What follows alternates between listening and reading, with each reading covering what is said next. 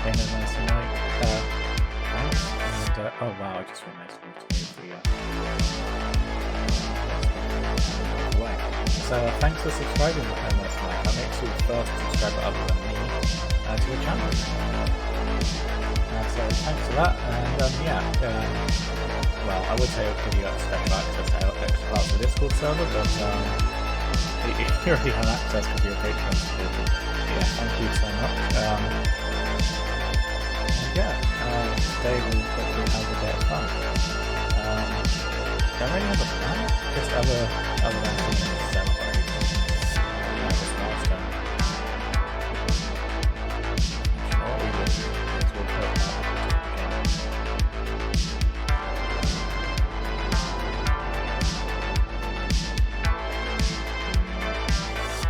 I've got to move that down instead. There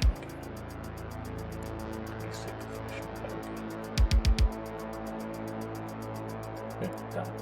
Right, that should look a bit nicer. So yeah, hopefully you're having a great day. And again, thanks for subscribing. Yeah, that's all we leave other people for.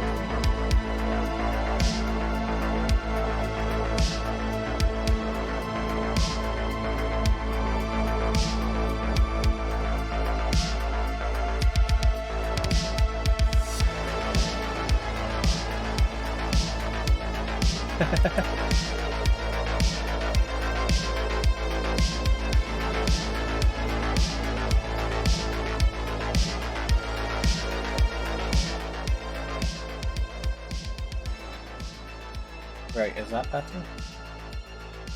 And that badge does look good next to your name there. And yeah, that is a very good reason.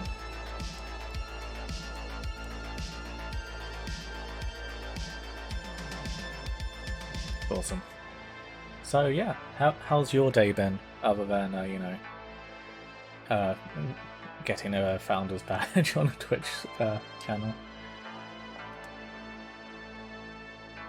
How do I cash in my Amazon sub then?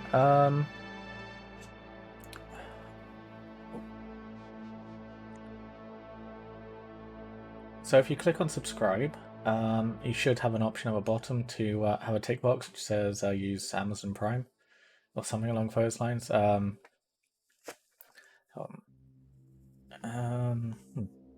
Need to find a channel on which I can do it on.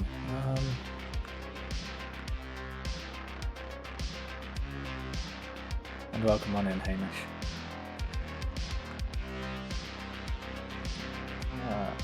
So yeah, if you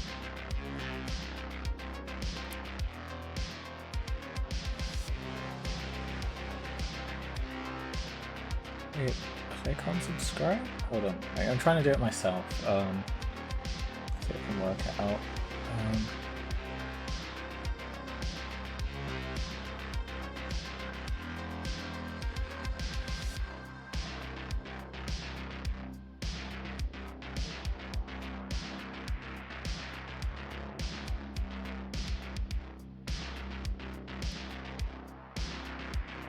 I don't think you need to be. I'm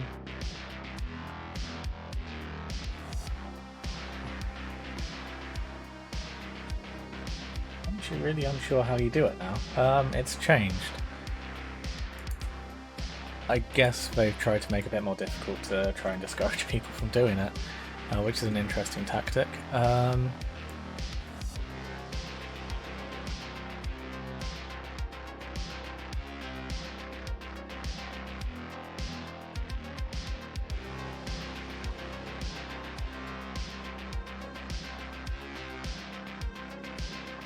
Day has been alright. Mondays are my long days at work, so while the rest of the week may not be any easier, at least the long days are over with this week. Yeah, and hopefully this evening will cheer you up and make you feel better. Yeah, so it does look like it's a desktop thing, Hamish. Yeah, there's a tick box on the subscription thing on the desktop. I can't find it on iOS.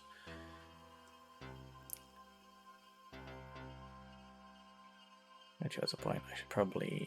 There we go. Yeah, there we go. Cool.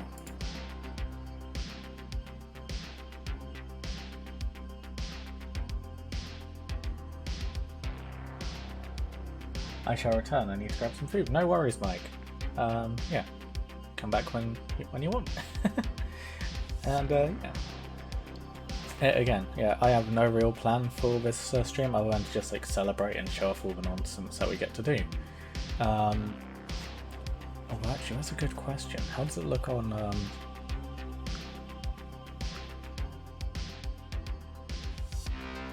I'll fire up the PC in a moment, and currently the cat thinks I'm a seat. Oh.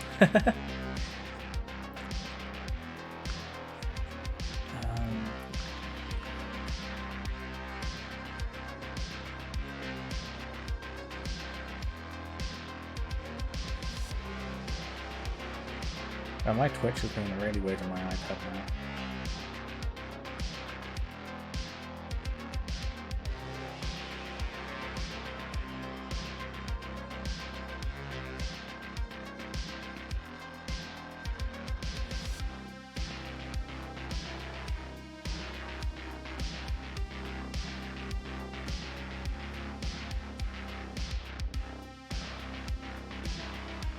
So yeah, on desktop version of Twitch, you will have access to a store in which you can exchange bits to make certain sound effects and things happen on the stream as well, like a quack sound or other sounds. There's a lot of sounds, like I'm trying to remember them, but yeah, including some songs as well. So yeah, I have that, as you can see here. People who have subscribed or followed or given some bits, or right down at the bottom there, donated through Twitch, now get their name showed off on screen properly. Ko-fi is still working as well. So yeah, a few extra things. Obviously, as I'm now on Twitch as well, if you're around for the beginning of the stream, I had Venga Bust playing during the intro cutscene. Yeah, we can mess around a lot more. We're a lot more free to do things than we are on YouTube, so yeah.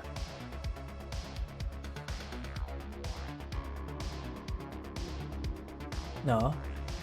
And hey Mick says, hey Tuppy, couldn't get into my old account, so I made a new one to watch and support your content. Thanks for that, and yeah, welcome on board. So I've tidied up and refreshed all the scenes and everything, so we have some fun cutscenes and all sorts of different stuff, so I'll run you through it, guys, because, you know, why not? So, as a stream starting, we have this lovely animation, say stream starting with a duck walking along. You know, this just looks a bit more suited to me. And then when we're gaming, you know, it's a bit more tidier, but still has stuff to show off your names and who's done what. Hobby desk is still basically the same, just, you know, the extra widget on the bottom. There's obviously this view as well, which is what we'll probably spend a lot of today in. Yesterday you guys ruined that background for me.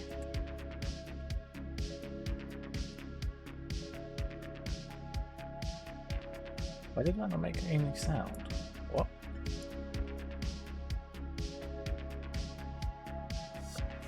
That's weird.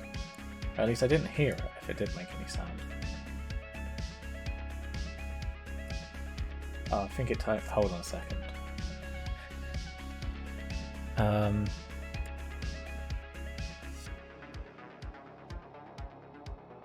I think you managed to time that perfectly with when I was on a page in which the sounds don't go off. One second.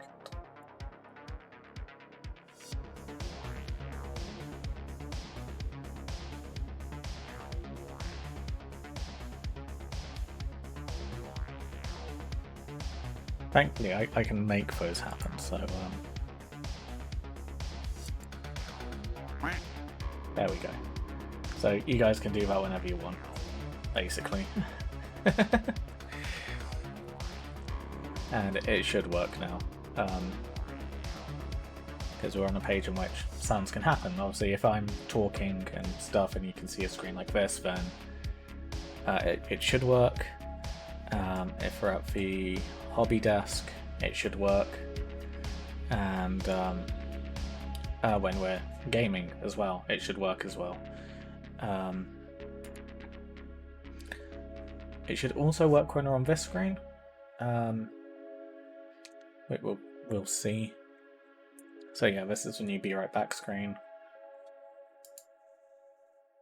Actually, no, I have no clue why it didn't work for you, to be honest.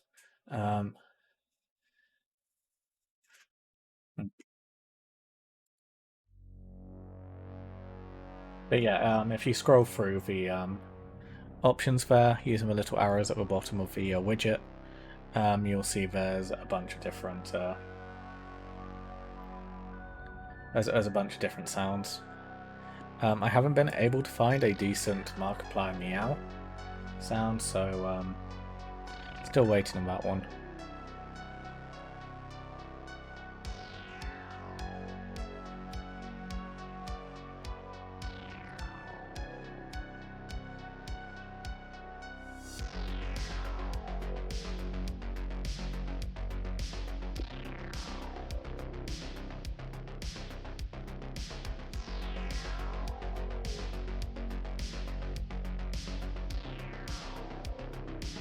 Just occurred to me we don't have anything to actually denote how many cat ear streams we're doing.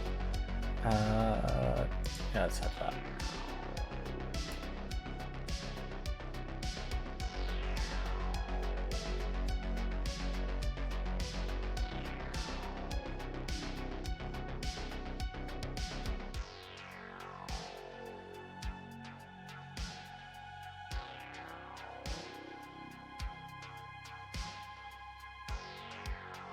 Blade!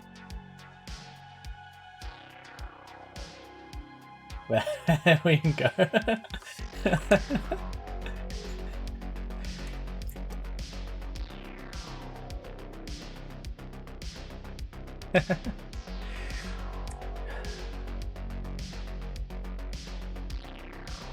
I sense we have channel points.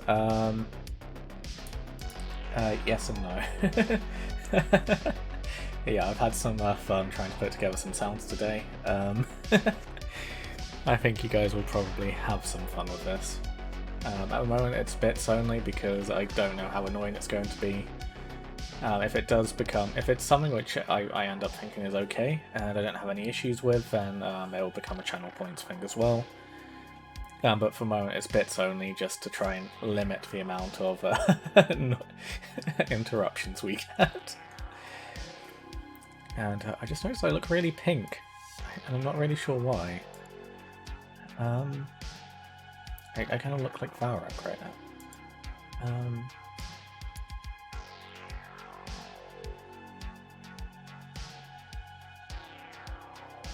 Okay, that works. Cool.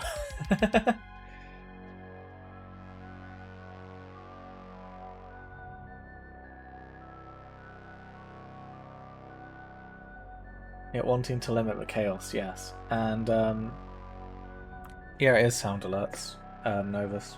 I have added a bunch of my own. It's a bit store at the moment instead of channel points. As yeah, again, I want to try and limit the chaos somewhat. Because if it does get ridiculously annoying, then yeah. Yeah, so because I'm new to all this monetization stuff, so I want to see if it does get obnoxiously annoying or not before I choose to commit to channel points. So yeah, and yeah, as always, Ko-fi is still a thing. If you do become a Twitch member or Twitch subscriber, sorry, then you will get access to the same channels as you would through Patreon as well.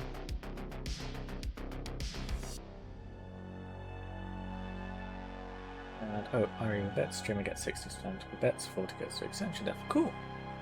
Now that's good to know, and yeah, nice. And yeah, it does mean you guys get to spam emotes as well. There are a couple, or should be, some of my own there now as well. And thanks for subscribing, Novus. Actually, where am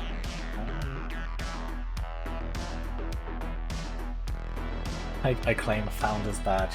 There you go. Have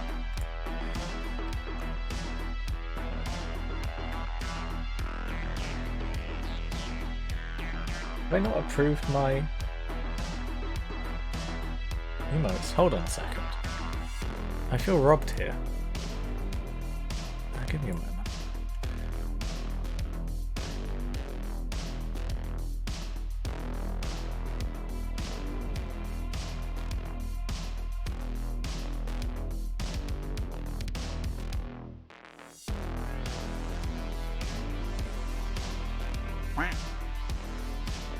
Yeah, it's still pending approval.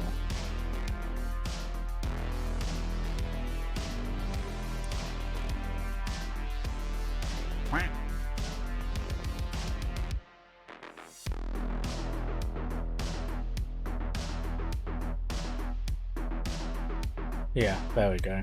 And yeah, it's manual approval. I'll look at you all becoming subscribers. Awesome. Oh my god, wow, yeah, we are on a hype train. Wow.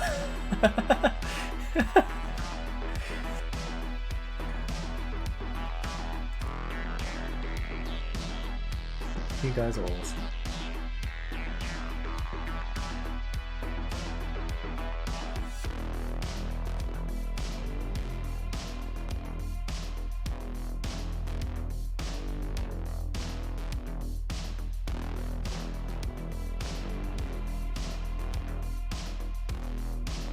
So yeah, we're waiting on my custom emotes to be approved, so just have to deal with that.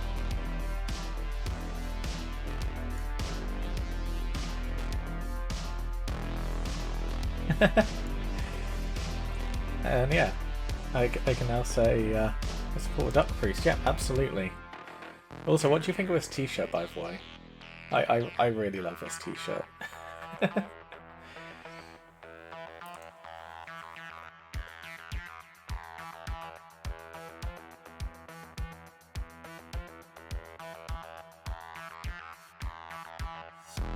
So yeah, other than sit around and testing the new toys and stuff, what do you guys want to do today? Because yeah, I don't really have anything planned other than to just mess around, and no worries, Novus. Have a good one, and yeah, we'll see you soon.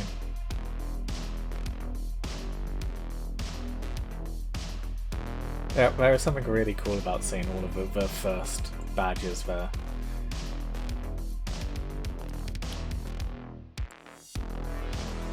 Also, I will remind everyone, it is September, which means you get a discount on subscriptions as well. I don't earn any less money, but it's cheaper for you to become subscribers. So yeah, if you are interested in becoming a subscriber on Twitch, now is the perfect time. Actually, how much are subscriptions at the moment? God, I'm so new to this. It feels so weird to be the person doing this. Rather than the person, you know, watching people do this.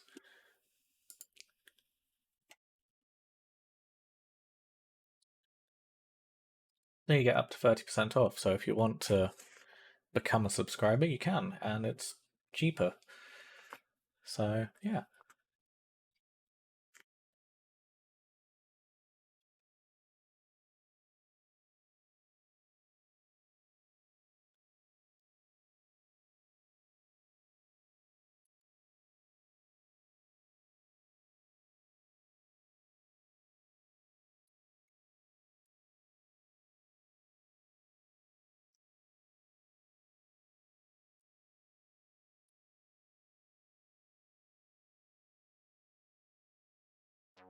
iOS said it was $4.99. Okay, so maybe it's not cheap. Oh, I suppose that's just iOS taking its tax, isn't it?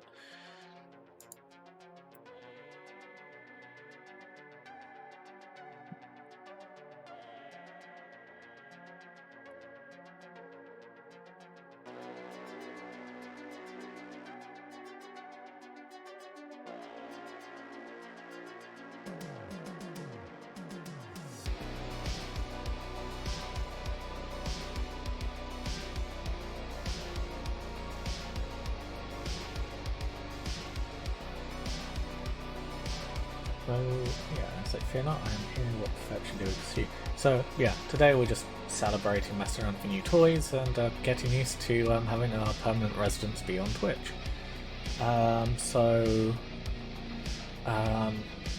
Not sure what games we're going to play, if we're going to play any games, or if we're going to do any hobbying. It's up to you guys. Prime Gaming. That's probably what they're calling it for Twitch stuff now.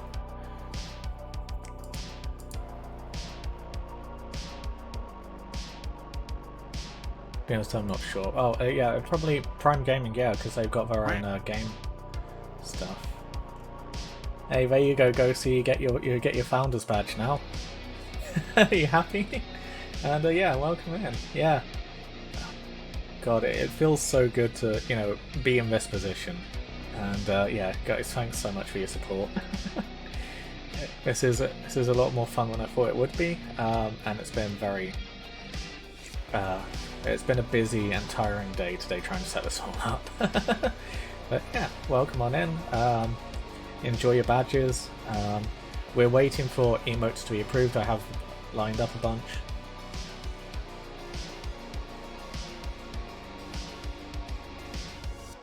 And yeah, remember, someone or multiple people got paid a decent amount of money to come up with that name, Hamish.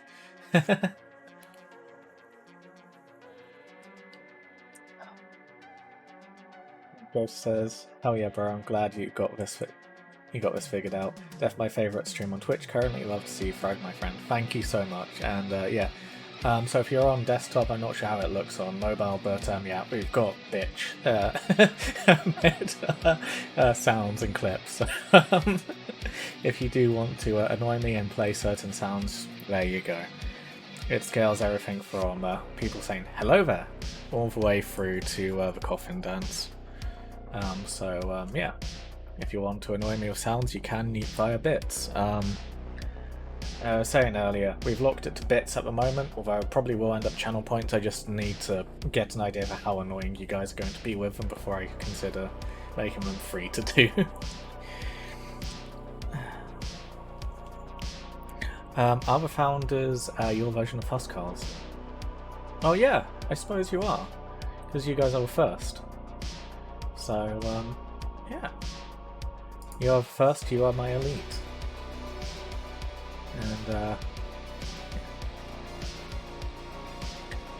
Yeah, Gosu, I probably will talk to you and Novus when he's back at some point about some questions, because I know both of you guys have done Twitch stuff before, so yeah, well, Novus still streams on Twitch, and you should definitely check him out. I'm going to show his channel again, because he's basically the reason why I'm doing this. And whilst he doesn't do too much hobbying content, a lot of his stuff is variety gaming. He still does like painting stuff as well, and he's just a really awesome guy. And let me just pull up his, because I need to sort out a shout out.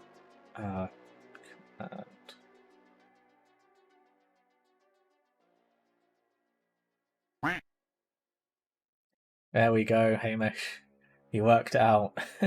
There you go. Actually, that does lead to an interesting question. Do Prime memberships get you a founder's badge?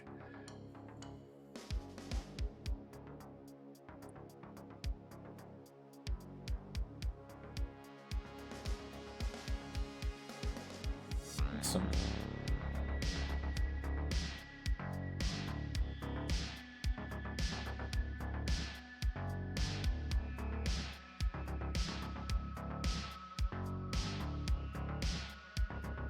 Because yeah, I would feel bad if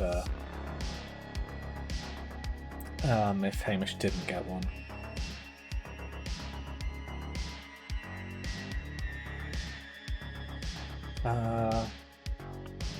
Why won't it let me share his channel? Oh, there we go.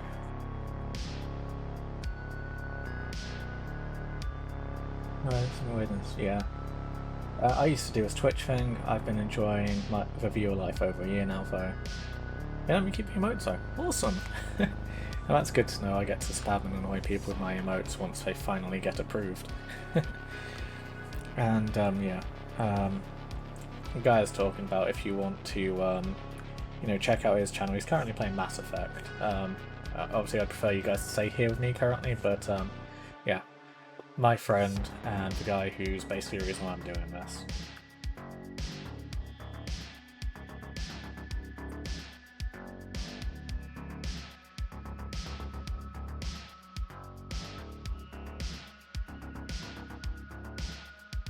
Yeah, I'm not sure what to do, guys.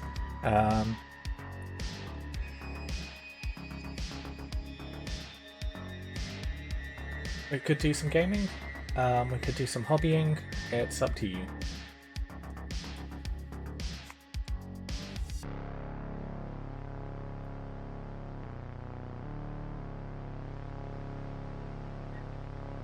I like a word bearer, we should all leave now.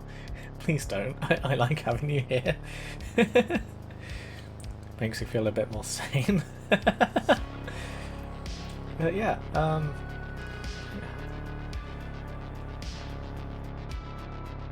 no, the Clio's actually going to arrive on Friday, I think, which is really annoying. I was tempted to actually venture into town today and try and find some more glue. Just have something to carry on working on the Forge World stuff. Oh yeah, it's quite annoying. Oh god, I've got really itchy nose. Do I get badges? I can't tell. Yeah, you have a First Founders badge, and you also have the Bits Leader badge as well. You have fancy badges. Yeah, you can actually see it on your message here. You can see the little icons on the far side of it.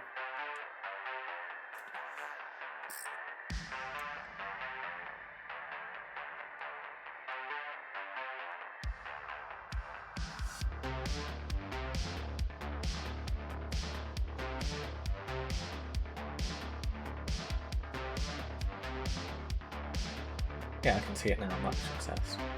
How are you able to take other Legion's units in Horus Heresy? I've heard people taking detachments. Was curious how that works, and sometimes tried to take some Death Shroud Termies from the Iron Warriors. So yeah, you have to take them as different detachments. So your primary detachment is your HQ and 2 troop choices. An allied detachment has to have at least a HQ and a troop choice. And it's basically half of the allocation you normally have. So in your allied detachment you can have 2 HQs, 4 troop choices, 2 elites, 1 fast attack and 1 heavy support. No Lords of War or Primarchs allowed in the allied detachment. And yeah, you basically have to satisfy that because otherwise it's a bit weird. So it's like with the Death Guard army that I'm working on for the Emperor's Children on the channel. You know, we've made our 2 characters. We have our troop choices, and I'm working on the heavy support at the moment.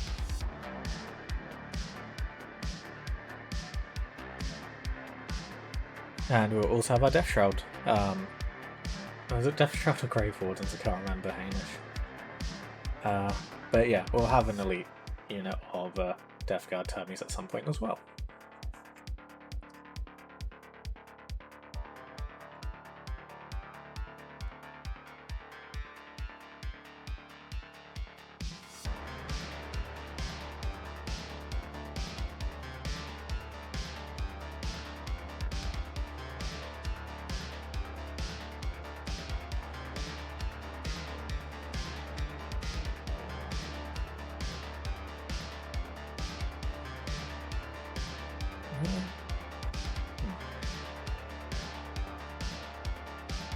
I'm really torn. Should we do some gaming or should we do some hobbying? I'll let you guys decide.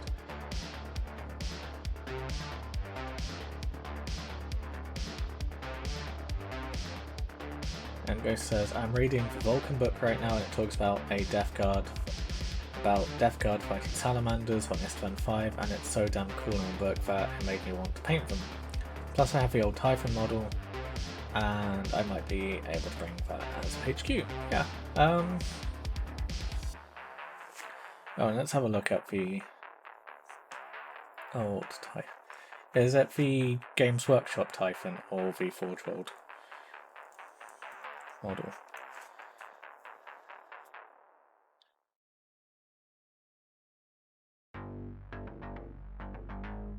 You putting Death Shroud has made me more interested in Elites and Allied attachments. Who else has decent models?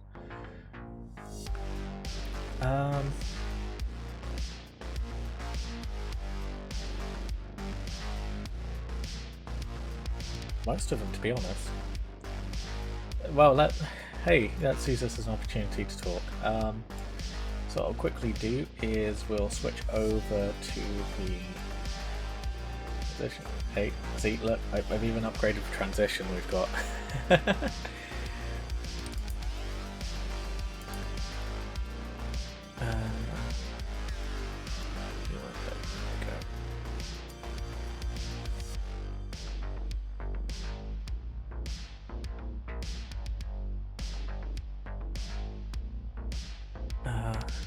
Oh god, that's really bright.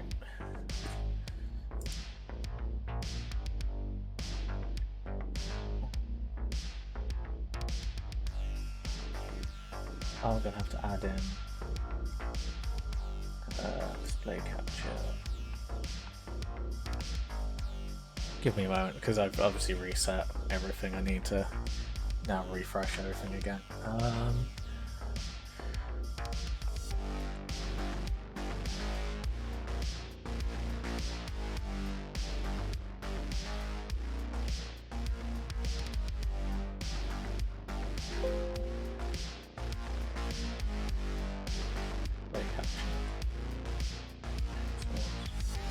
Cool.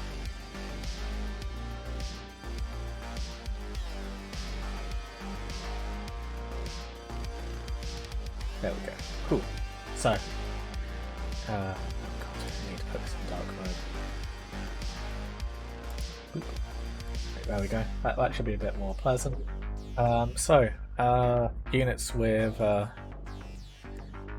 cool elite choices. So, spoilers, it's all going to be Forge World. But yeah, let us have a look. So Lernian Terminators look cool.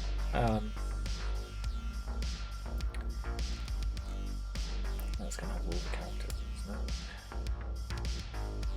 it? Let's be optimistic, go low to high.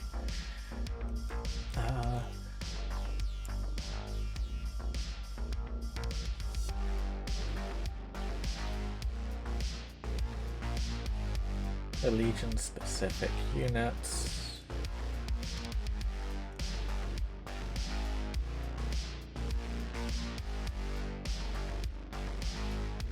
Okay, finally, we found one. The Rampagers. Oh, also, what we should do is, well, what I should do is update the stream. So it says we talk about Warhammer.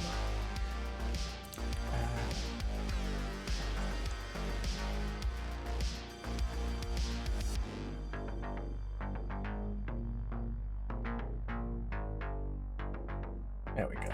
Update the category. Awesome. Look at me being a professional streamer. Cool. So, the Rampager Squad is an interesting unit.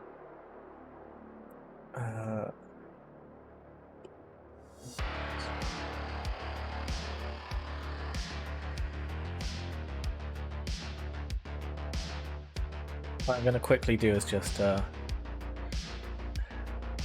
quickly open up all of the Legion specific units.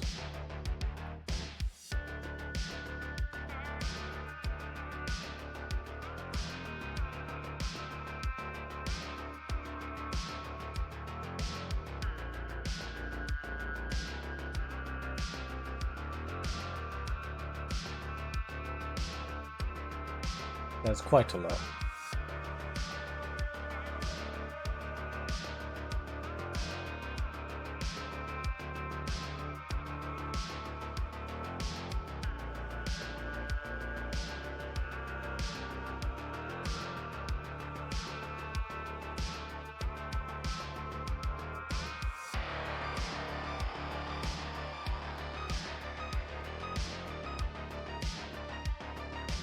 I still don't get how this is 80 quid's worth of resin. It's 6 models. I just find it ridiculous.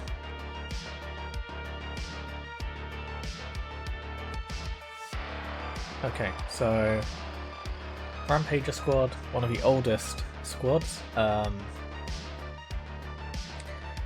feel like you can tell how old it is. But it's cool. The models don't look awful despite their age.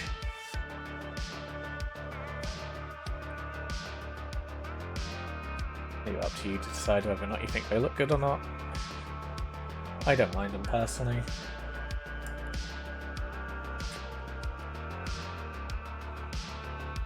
And yeah, Forge World prices are something.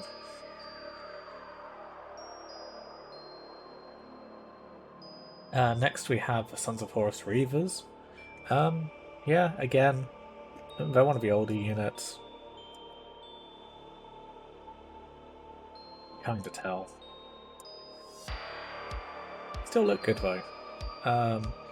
I think these are just one of those units which suffers the most from the Forge World painting team, as I like to put it. As you can tell, it's painted by a completely different department to the guys who paint the Games Workshop models.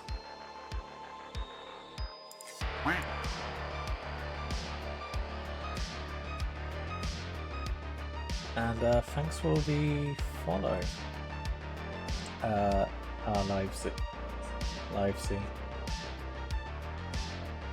And I just realised I need to change where the alert box is on this panel as well.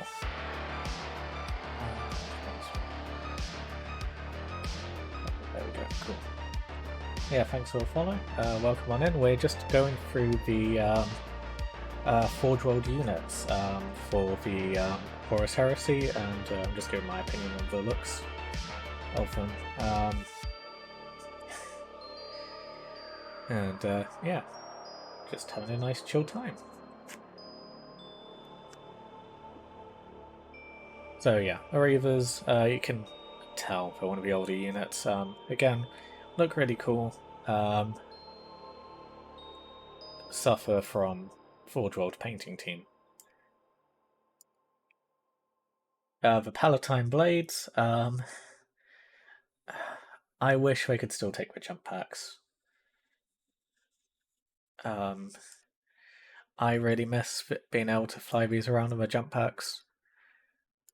But they are still excellent looking models. They still look incredible and I really adore them. Yeah. They're still very fun on the tabletop. If anything, they're better now. I just wish they had the jump packs. The Pyroclasts, again, they are a really cool looking unit. One of the older ones as well. But they still look excellent. There's so much detail on these guys. And if they were painted well, you're probably going to see a theme here. I think they would be some of the best looking models that you can get for a Horus Heresy.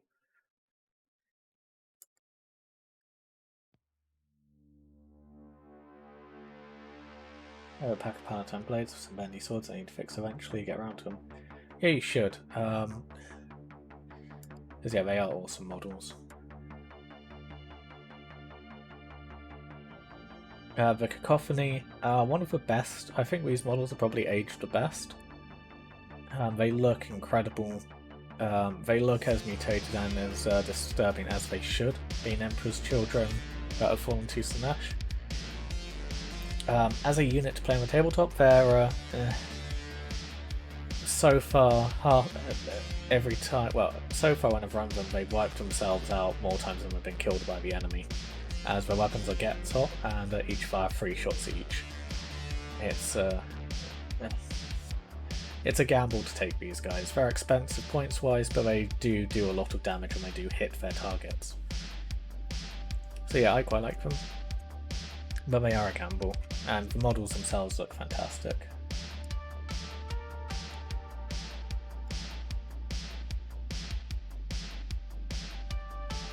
Next we have the Dark Angels Interemptor squads. So these have their special plasma guns.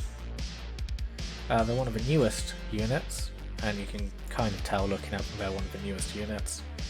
They also seem to be better proportioned as well. And from everything I've been hearing, these guys are one of the strongest units in the game. I haven't had a chance to play against any Dark Angel armies using these. And yeah, they look sick. I really like them. And yeah, they're cool. It is what I can really say. The more Dayfun Strike Squad for the Raven Guard. Just one of those units you never really see, but they do look really cool. I think they're one of the older squads. I can't really remember when they came out. They look pretty good though. I quite like them.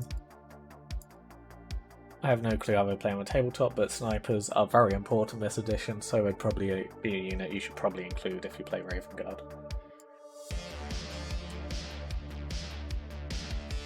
The Medicine Immortals.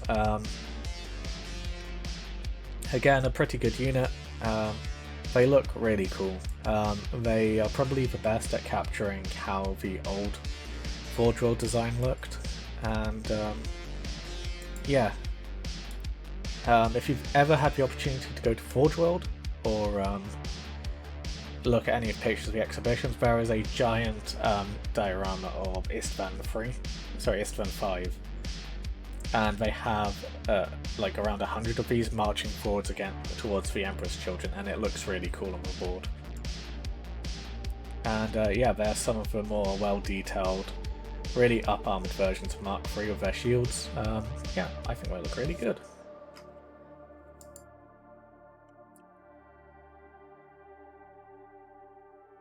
The Deathsworn, first of the Space Wolf units. Yeah, they look alright. You guys probably know by now I'm not exactly a huge fan of Space Wolves. These guys look okay. And my issue is, like, well, this pose. This one looks ridiculous to me.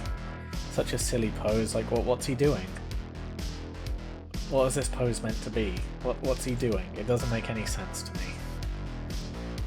And it's one of the first units for Horus Heresy for me which really seems to have lost its purpose. Like, people keep telling me the Space Wolves are in the Horus Heresy, the Velka Frenlika, right? You know, Vikings. Yeah, and Lively first time chat, and he says, oh sorry, they say stepping over a shrubbery. Yeah, that's about it. That's the only thing I can really suggest, because if this is meant to be him running forwards, why is he looking away from where he's running? That seems a bit silly to me. Also, this symbol on the shoulder pad, I am sorry, it just looks so stupid. It really looks dumb.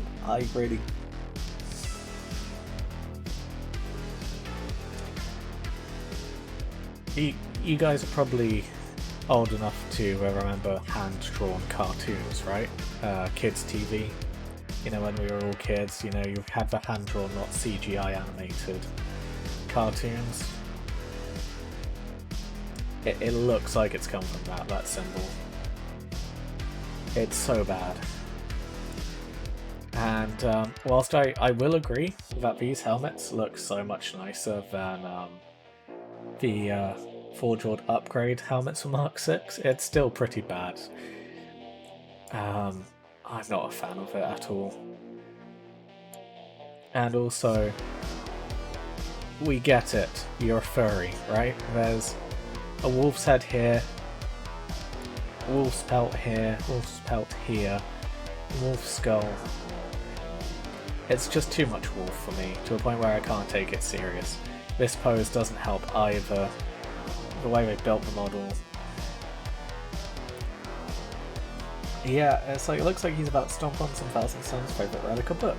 Yeah, well, staring at him because he's a childish bully. Yeah, I suppose. Oh, that's the best explanation we've had so far. Night Lord Terror, Night Lords, Night Raptors. These are really cool. I think, again, this is a unit which suffers really badly from Forge World Painters Team Syndrome. Because look how cool these models actually look.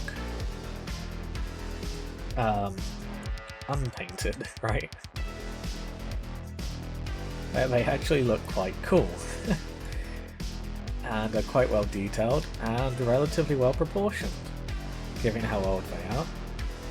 And then whatever they've done, like, they are technically capable painters. Like, look at the lightning on the legs. You know, they've done quite a good job there. But at the same time, it looks quite bad how they've painted them, which is a shame. So, yeah. They're cool. They cause fear. Fear is a very, very, very important thing in this edition. And they have those are some ballet feet as well, yeah. I was wondering either to go Night Lords or Iron Warriors, and I chose Iron Warriors. To be honest, a combination of Night Lords and Iron Warriors would probably be one of the most meta combinations you could, and strongest combinations you could probably have this edition. As the Night Lords cause fear, which reduces leadership checks, and Iron Warriors spam pinning checks. A pinning check is a leadership check where if you fail you can't do reactions and a bunch of other things, so combining those two together to lower the leadership checks and enforce pinning check is a really powerful method of trying to control battlefield right now, so Iron Warriors with a Night Lord's detachment would be really, really strong.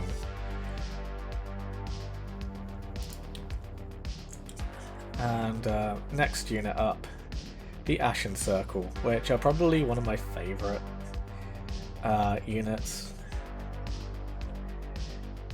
As I said, I painted an old 3rd edition metal Night Lord model and it came out so well and I love it, awesome. The Night Lords do look really cool. But yeah, this is probably one of my favourite looking units. Like, if I would probably play Word Bearers just to field these guys because they do look just so cool.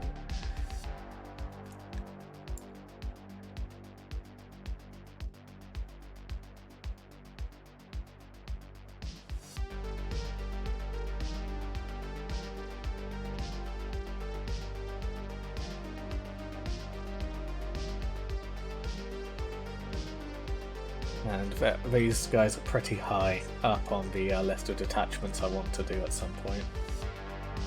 Because just look how cool they are. I can't fault them.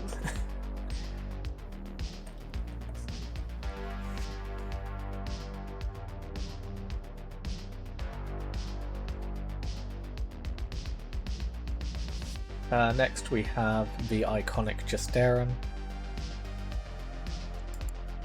They are just a really cool looking unit of Cataphracti. And yeah, as Ghosty says, I love the Word Bearers too. The Ashen Circle, Argyltal, Galvorback, all are dope. Yeah, absolutely. And yeah, the Justarin are just a cool looking unit. Stop meta chasing. What? I'm not one meta chasing. If anything, Ghosty's one meta chasing.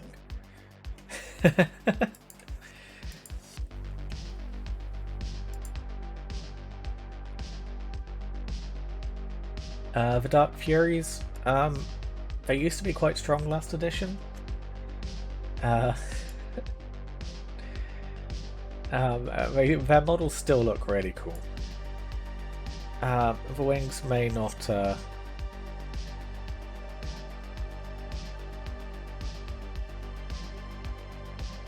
And Ghost says, I like what looks cool. F for matter. Yeah, exactly. That's the attitude you should have. And can you shout out the newer sculpts? Yeah, I will point out if they're newer sculpts or not. So yeah, these guys have been around for ages, but they still look fantastic. Yeah, I really like the Dark Furies.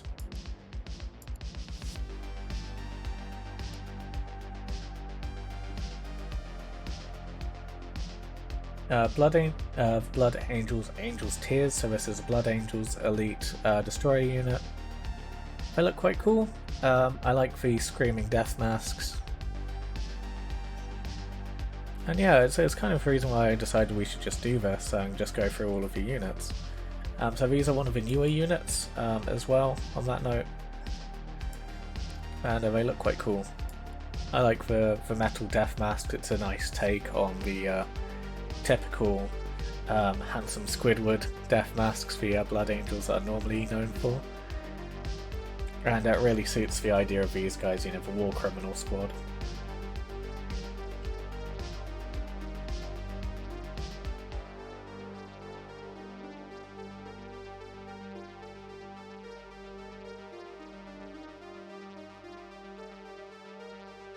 That's a cool way to do a 360 model.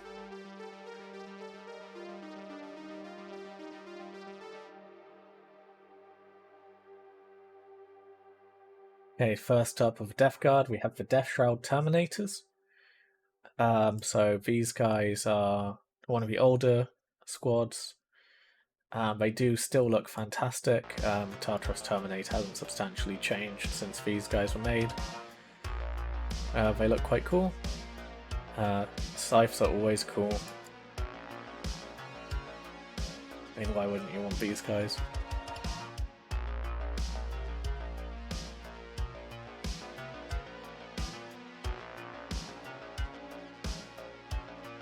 Oh yeah, even though they're an older unit, they still look good. I quite like them.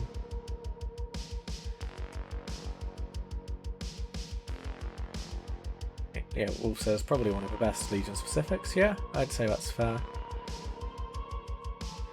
And Gosu says, oh, by the way, the Primarch book is supposed to be out at the end of the month, I think. Awesome.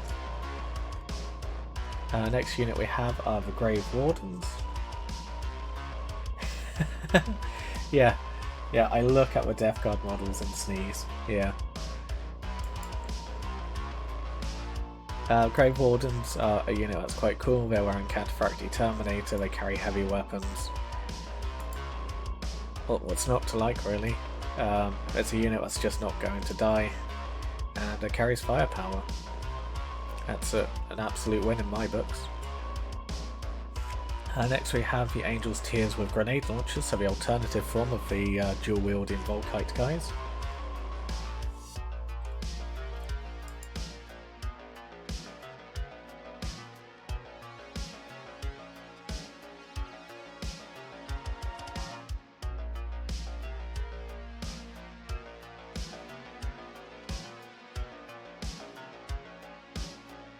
Who says Death Guard bros, best bros, yeah.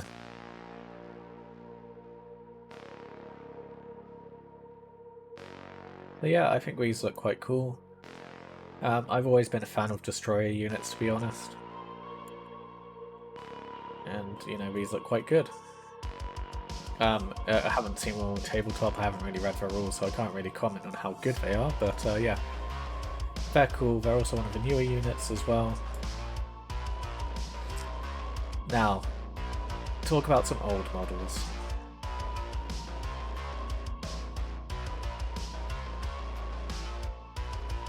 Paul says I might have to do Blood Angels first as an added attachment. And thanks for doing that, Hamish. So Hamish has gifted a subscription to a channel, and it's gone to Wolf. So Wolf, congratulations, you're now part of the subscribers club.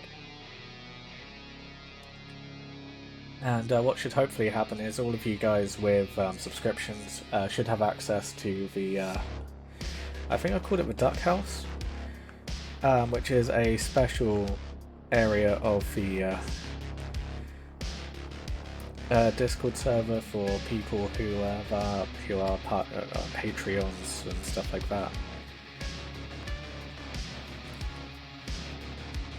So yeah, whether that's a gifted sub or a Prime sub, it will still give you access regardless.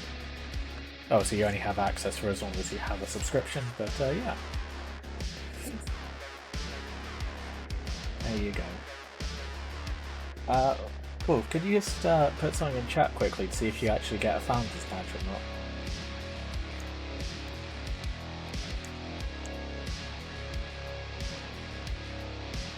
So I should probably move myself over, shouldn't I? No, not that. There we go.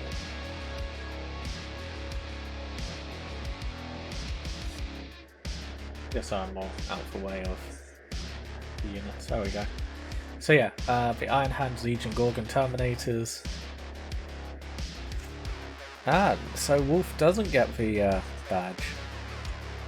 Okay.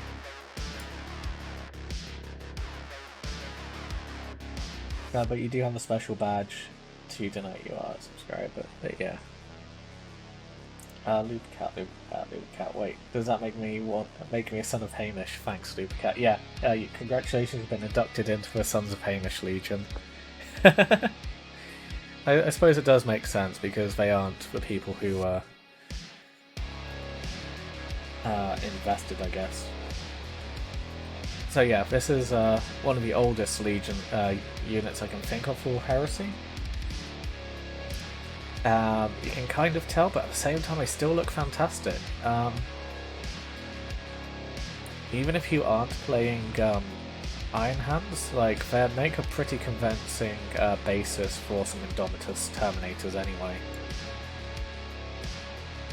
As that's what they are. They're Indomitus Terminators, but turned into full life support.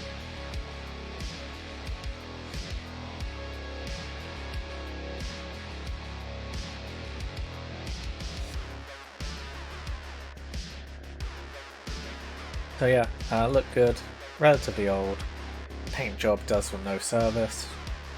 I do find it interesting that all the older Death Guard, sorry not Death Guard, Iron Hands units are painted in this weird camouflage pattern. It does seem a bit weird to me, but hey.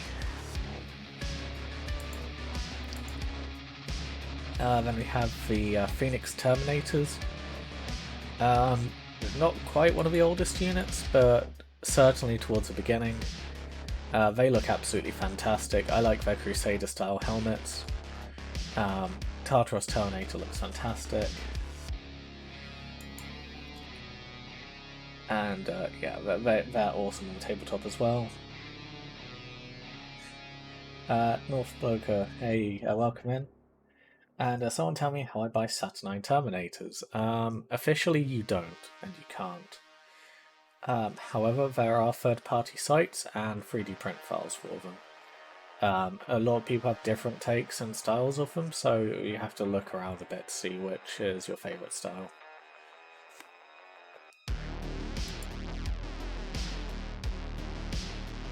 Yeah, the Phoenix Terminators, they look really good.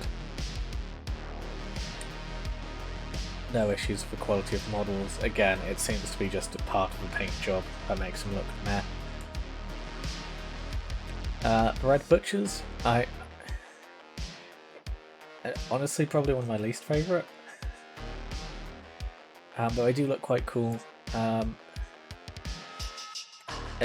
It's these guys here that I really don't like the look of.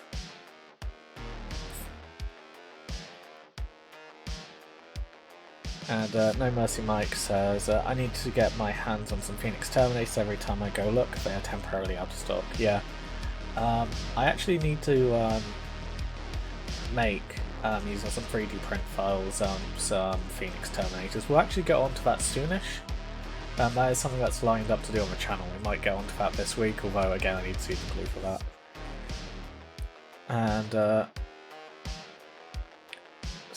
yeah, Wolf says Cypher on Discord has posted a couple of really good ones.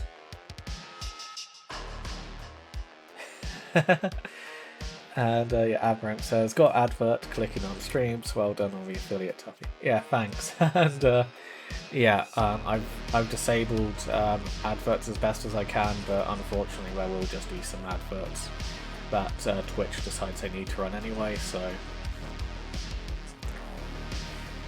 we just have to deal with it. To adjust the green screen a little, so I managed to make that worse. Okay. And yeah, no, I'm a professional streamer now who can actually make money from streaming. It's crazy, but also quite cool.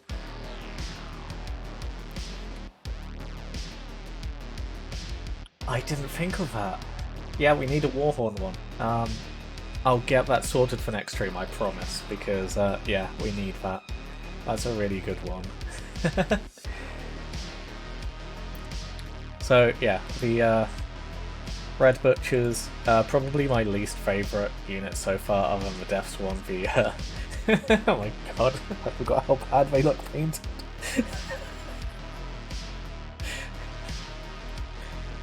Oh.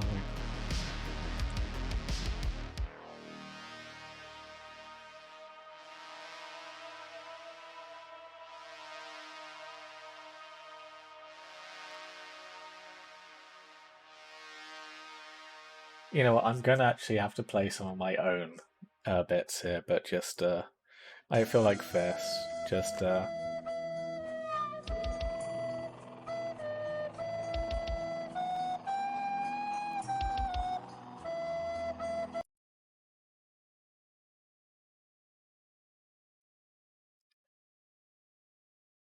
it turns out yeah, at least cover them in blood or gore of some kind.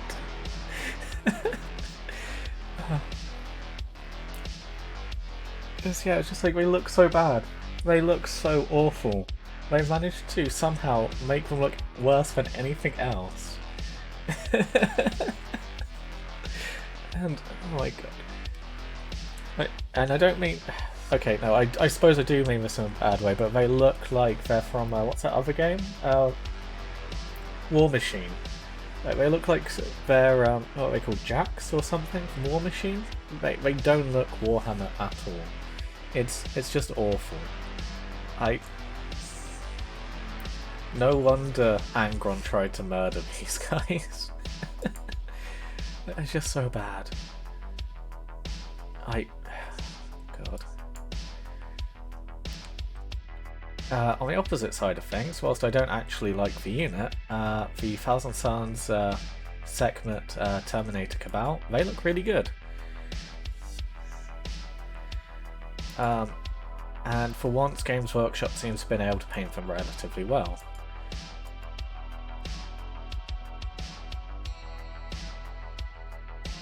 And yeah, I think they look quite good. Don't really have anything to say about them because I haven't played against Thousand Suns this edition yet. But yeah, fair thing. They look kind of cool. Yeah.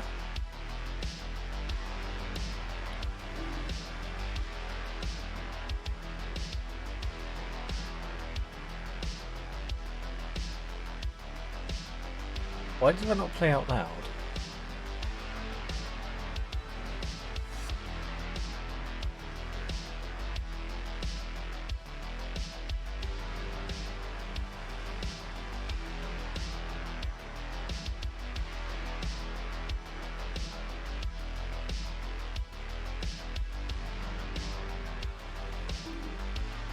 Oh, it's just really quiet. And there you go.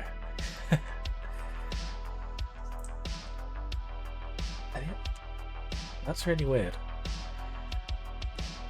I'll work out why that's not playing the sounds properly, but they're there, and I can force them to play, so... Oh, that's cool. So you get the plastic upgrade kit as well as the... Yeah, so you get the plastic and the Forge World stuff on top. That's a cool combo. So this was released 5 years ago, this kit. So not quite beginning, but not quite the end either. The level scams here is too damn high. There is no scamming here. Even if it's delayed, you still get it.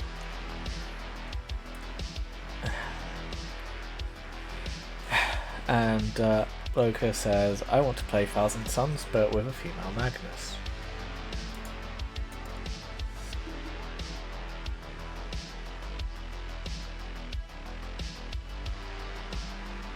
No. No horny.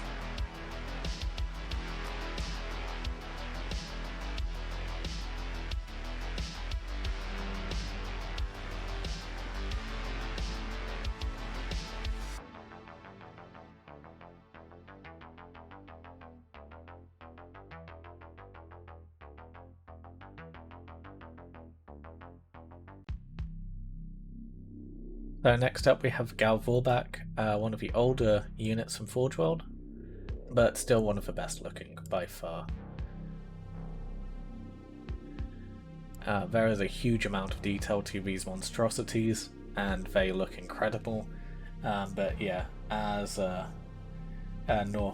Bloke has pointed out, they are the worst to paint. And yeah, although contrast paint now exists, so they're probably a bit easier to paint now because you can just use contrast.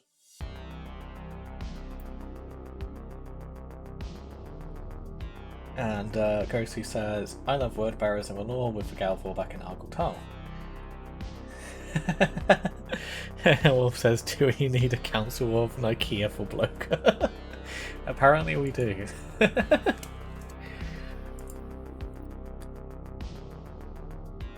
Yeah, it's just like, look how much detail on these guys. They do just simply look incredible. When I get around to building my Alpha Legion force back up again, I will be including a unit of these guys as my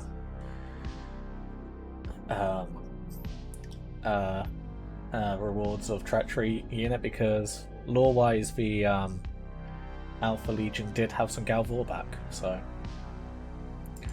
a nice way to tie in a different Legion's force. Next we have the Salamander's Legion's Fire Drakes.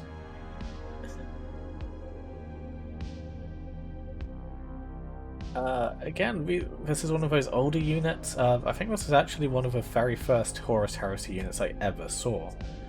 Back when there used to be a Games Workshop in Torquay, I used to go there, and a friend of mine brought his Salamander's Heresy army in, and these were one of the very first units I ever saw for the Horus Heresy.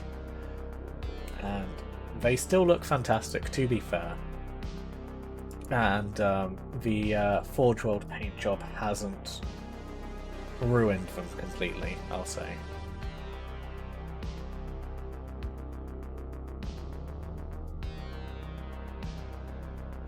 Yeah, the actual model design for these is really strong, and they do look quite good.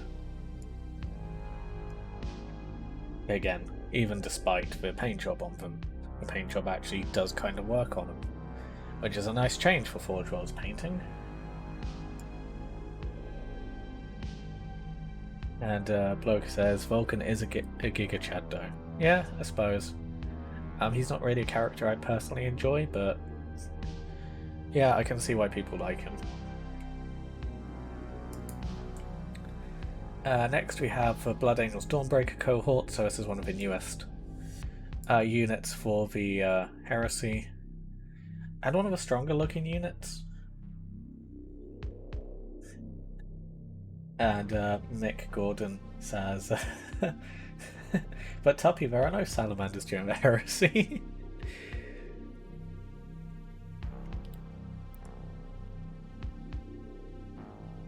And yeah, I think these guys look really cool. They managed to turn the Grey Knight aesthetic into a really cool looking Heresy unit. The power spears look fantastic. The posing on these guys looks really good. I really like the combo of grenade launcher and power spear on assault marines. Something I really like. So yeah, Dawnbreaker cohorts. I really like them. Painted really well, and you can tell it's one of the newest units from Forge World.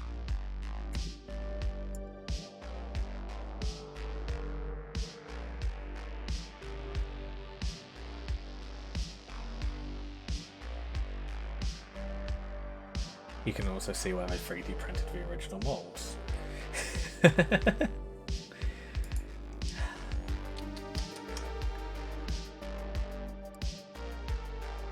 Oh, he's not meant to be here. There we go. Dark Angels Deathwing Companions. Yeah, they look alright. Again, they're, well, probably the newest Legion specific units. Released only 2 years ago. Yeah, they look really good. If you like the Dark Angels aesthetic, then you'll like these guys.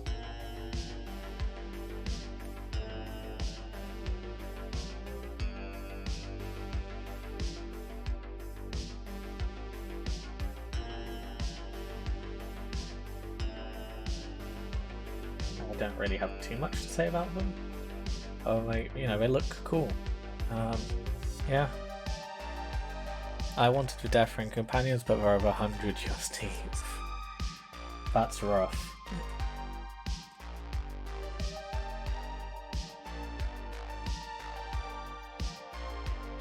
I need to refresh my chat at the moment. That's weird.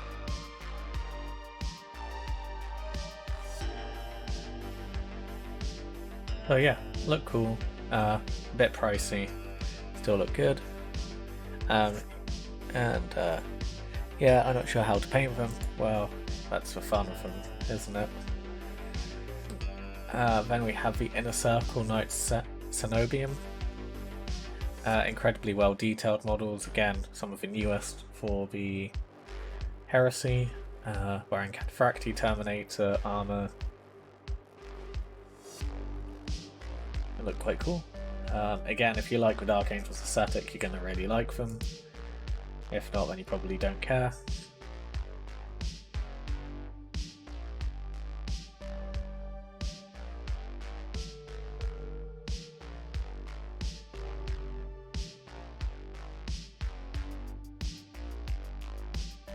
And now for one of my favourite units, the Ebon Keshig.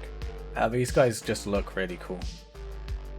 It's relatively simple and quite straightforward, but still distinctly White Scar, and just look really, really cool. Yeah, I don't really have anything to say about them other than they just look really good. Yeah, really nice detailing on them. Will probably be an absolute joy to paint as well, really. Yeah, if I did a White Scar army, I'd have a lot of the Ebon Keshig in them. Oh god. I forgot these existed.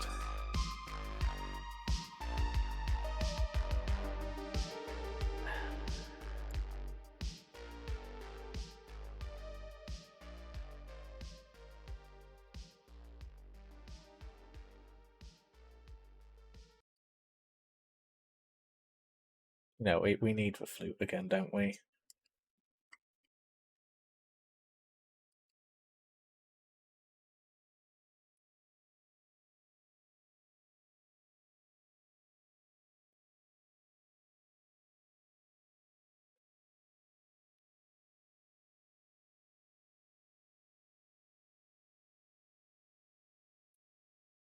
They're just so bad. Like, what is this face? What is this? Is this meant to be fur? I don't even know. It's just so bad. Also, the wolf is facing the wrong way.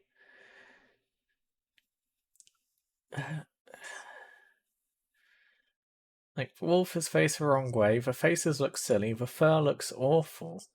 It's just so bad.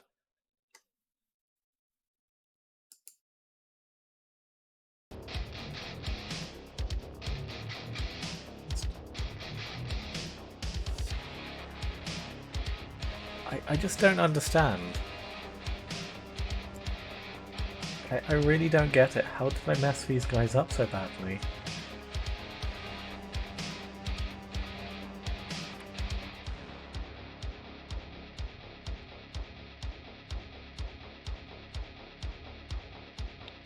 Oh, moving on.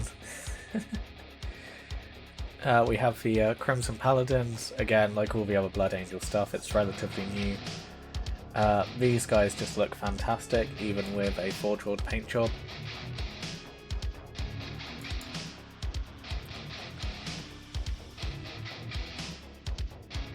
And Nick Gordon says, because Space Wolves are stinky bullies. Yeah. Yeah, I think Forge World has a clear bias considering how fantastic the Thousand Suns stuff looks compared to the Space Wolf stuff.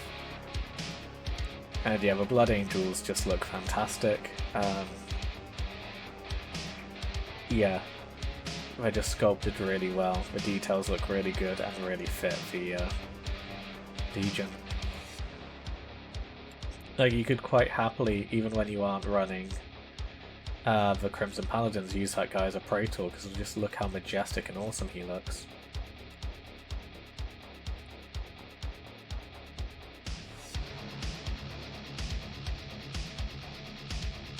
So this is a new Night Lord unit, the Kontakar Terminators. And yeah, you can tell they're newer. And they do look really good. And gross. And terrifying. As they should.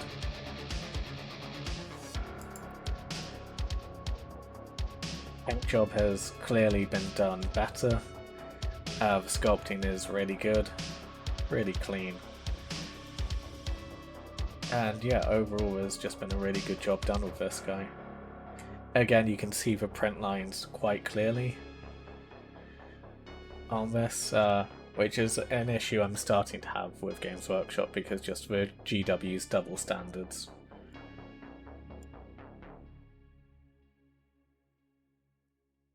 But yeah, overall they look really, really good. If you had a Night Lord army, there's something I'd definitely consider throwing in because of how good they look. Speaking of which, the Lernian Terminators. I don't know why the front page model, the cover unit for these guys looks so absolutely awful, because these units look simply incredible. The scales on these guys look fantastic, the detailing on these guys, the chains and the hydras and all of that stuff looks really good on them. I don't know who painted the unit for the front page, but they did an awful job, because these guys look incredible. And yeah, I really, really like them.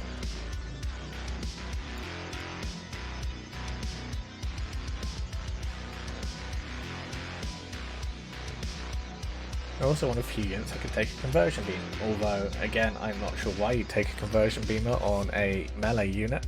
We've talked about enough with the Contemptors. It's even more so confusing for me on a unit like Terminators.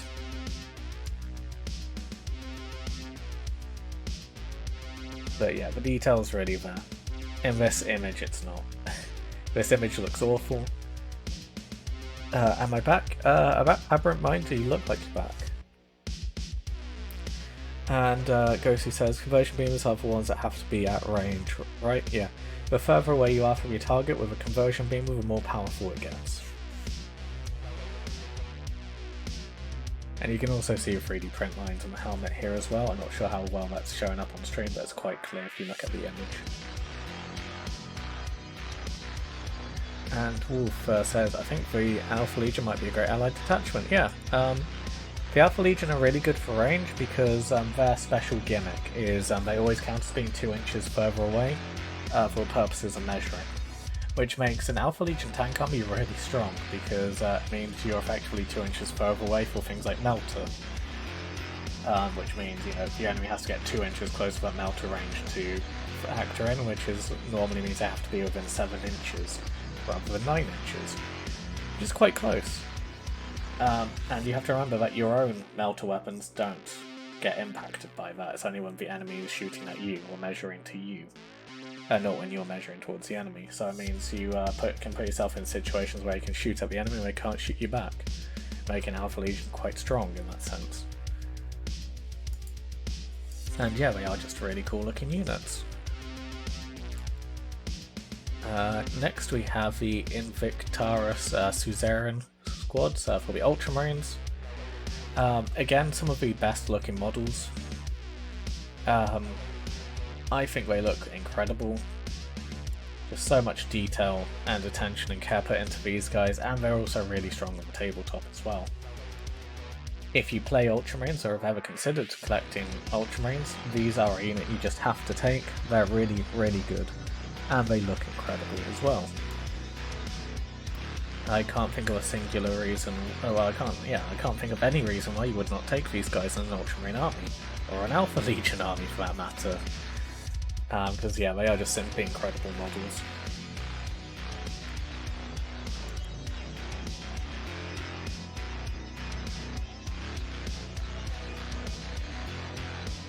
And yeah, the Ultramarines do have one of the best aesthetics, especially during the Heresy as well, where it's dialed up a bit more. Abramine, so what have I missed this stream? We've been just going through the elite units for the various legions, and just giving my opinion on them, really. What I think of them, what I know about them on tabletop, and yeah. Also, even if you don't want to run them as the Suzerain squad, just buying a squad of these guys just to like sprinkle parts out throughout your Ultramarines army is probably a good idea as well.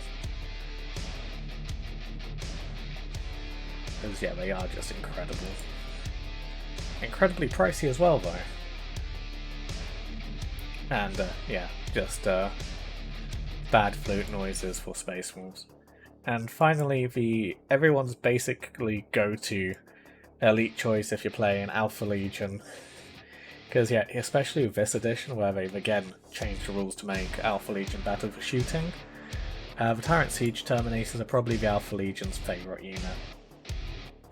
And are very good in an Iron Warriors army as well, for obvious reasons.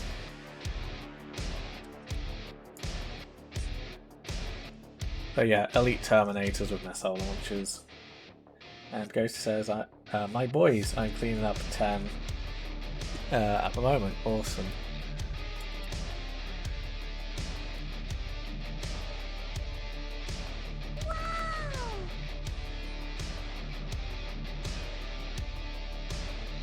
And yeah, they even have tactical rocks, some of them.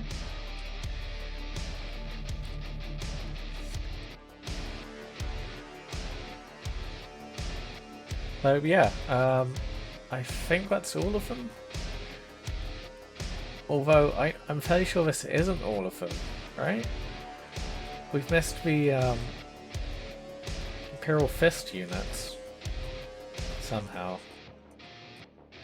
I can't see them anywhere here.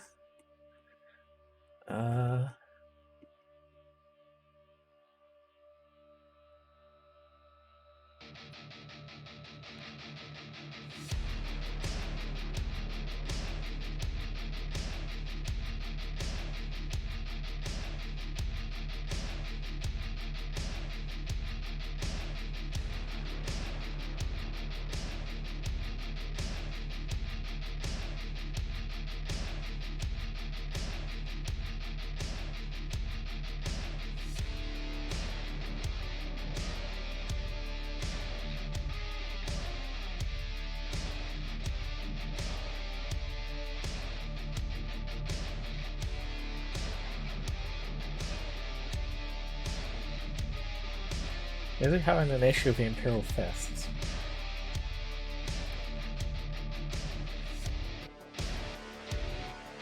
Come on.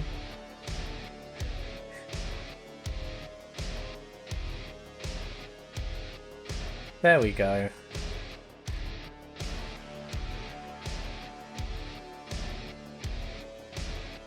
I've never heard of these Imperial Fisters. So,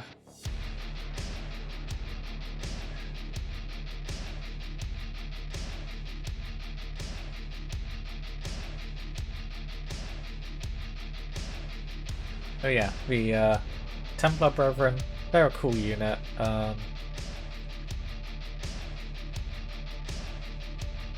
Yeah, they're cool. Rules-wise, they're interesting. As, yeah, they have a 2+ armor save, and I have an invuln save. The power swords, they're alright. No real complaints about them. Meanwhile, Phalanx Warders. These guys are very strong. If you're playing Imperial Fists, you're probably going to be running lots of these as they're just ridiculously strong. As they have a free up invuln save if they are in base-to-base contact with each other, as well as advantages for attacking whilst in base-to-base contact with each other. All you really need to do is spam a unit of these, spam units of these guys, and you're probably going to win. And the worst thing about them is those extra attacks and the better invuln save they get for being in base-to-base contact spreads to any infantry, well, any characters that join the unit. including characters like Sigismund or Fafnir Ran, or Alexis Pollux if you're one of the 3 people in the world who would ever consider running him. Meaning that these guys are ridiculously strong.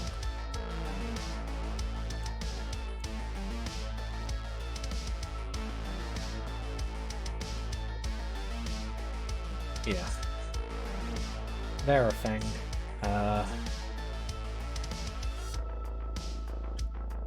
Very strong thing, but yeah.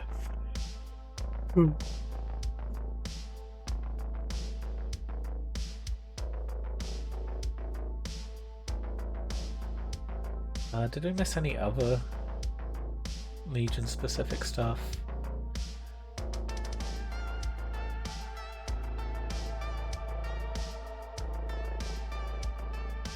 Are they strong on Mars? We wouldn't know because they didn't even deploy.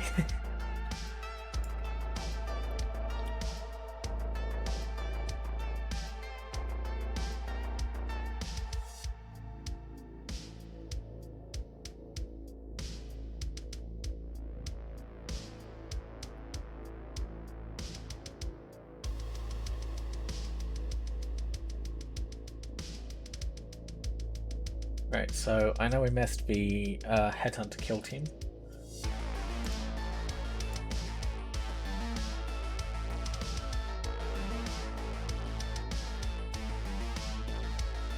These guys are quite cool. They come as a upgrade kit for your Mark IV tactical marines, and yeah, they're quite cool. I quite like them.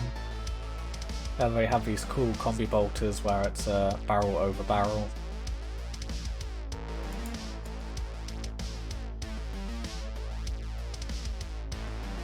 Yeah, they look quite good.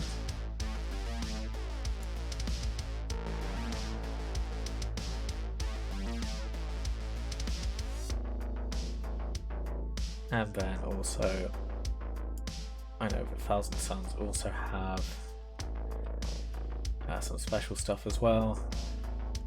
Whilst I'm not a fan of it, they have their own special psychic automata with a warp fire thrower. It does look really cool. I have to give them that. The model does look fantastic. I just don't really like the whole idea of psychic automata. And Hamish says, I made the mistake of clicking on the Discover button on Twitch. There certainly is some interesting content. Yeah, yeah, so with the advantage of Twitch being a lot more free and, you know, expressive, you know, like you can do all this silly stuff with the soundboard and playing copyrighted music and swearing. I can say whatever the fuck I want. Does also mean that, yeah, well, hot tub girls are a thing that can happen. And hey, if you enjoy being a simp, then cool. That's not to say that YouTube is much better. There is some pretty disturbing stuff you can find on YouTube. So, yeah. I'll stick to Twitch for now, I think. As at least I can have fun and, you know, enjoy doing the stuff I enjoy doing more over here. Even if it does mean I'm associated with weird stuff that's on the front page. I'll just stick to my own categories like Warhammer. So yeah, there's the automata.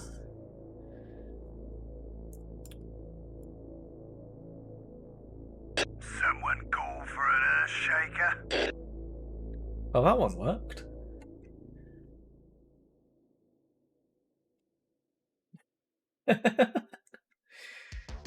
Why did that one work and the bonk didn't? That's weird.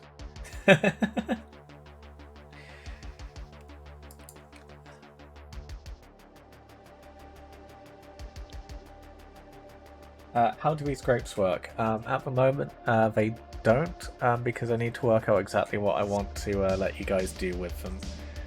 Eventually, I'll probably be putting the a bunch of the soundboard things you can do for bits on the points redemption stuff. I just need to see how annoying they get with people using them. But yeah, at the moment, you're just collecting the grapes. So channel points basically. For the longer you watch on Twitch, the more points you get. I'm calling them grapes because it's a reference to a very annoying duck-related song. And yeah. And Wolf asks, "You think we'll see Automata in plastic?" I'd hope so. Would be nice. But I've got a feeling probably not, as yeah, it depends. If the Horus Heresy starts to sell just as well as 40k does, then probably. If not, then not. At the moment, they're focusing on making the Space Marine stuff available because they know Space Marine players are the most likely people to play the game. If enough Space Marine players play and enough Space Marine stuff sells, then they'll think about doing the non-Space Marine stuff in plastic. That's basically how I do it. So, Tuppy, do you like lemonade? I don't know, do I like lemonade?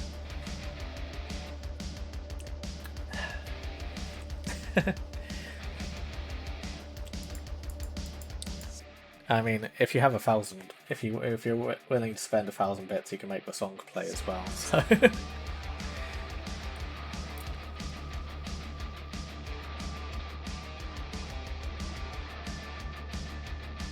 But I try and make that one a bit more difficult to get so people don't spam it.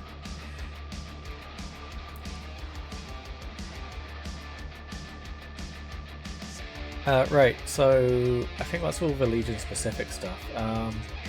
So it's Dreadnoughts you guys wanted to have a look over. Oh, helps if I spell it. Games Workshop spells it.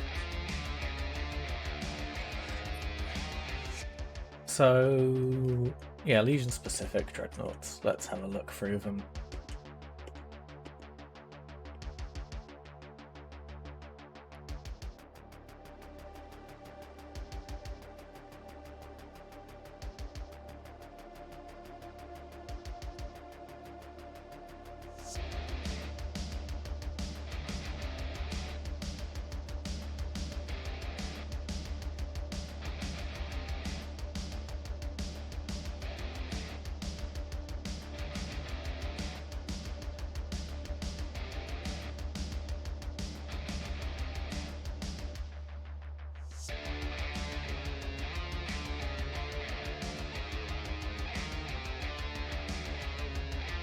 Okay, so first one we have is the Salamander Contemptor Dreadnought.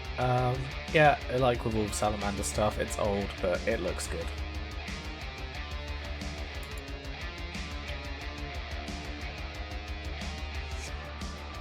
I don't personally have any real issues with it. Does the job. It looks like a Salamander Dreadnought.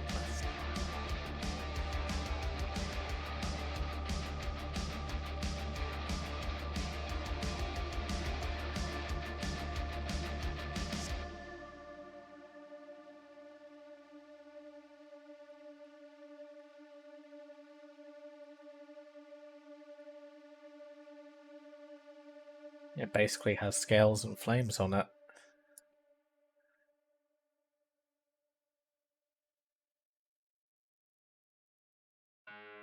And Aberrant says, sadly I walked through rain today to my hobby store to pick up super glue and they were sold out. Did pick up the Lupus Pink though. Awesome. I look forward to seeing what you do with it.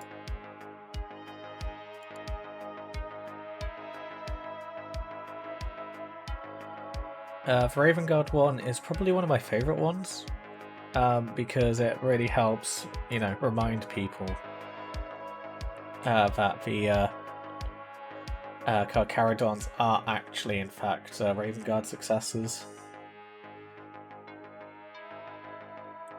Because it has the nice tribal patternings on it.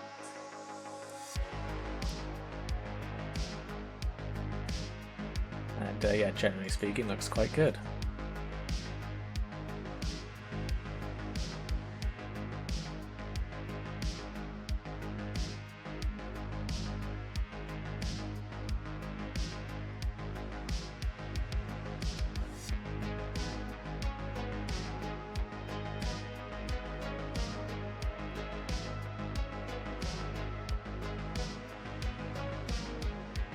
The regular Forge World Contemptor Dreadnought looks quite good.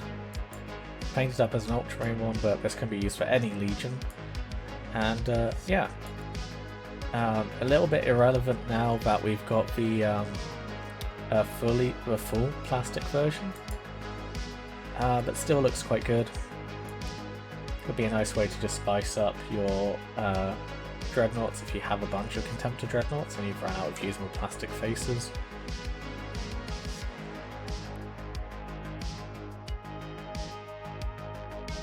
The Word Bearer one looks really good. I really like it. It's covered in all the scratchings of all the markings and runes and stuff. And yeah, generally speaking, just looks really good. I'm surprised there isn't a painted version.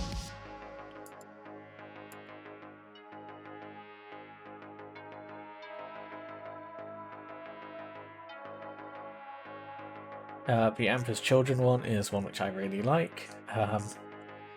It looks fantastic, really well detailed, and just looks incredible. I mean, as you guys know... Oh, let's grab the hair off. I have one. And, yeah, I love it. And yeah, Aberrant. People do think that they're secretly a Night Lord successor, although it's quite clear that they are the Terran-born Night Lords who were exiled by the Corvus, as their story lines up perfectly with Carcharodon's.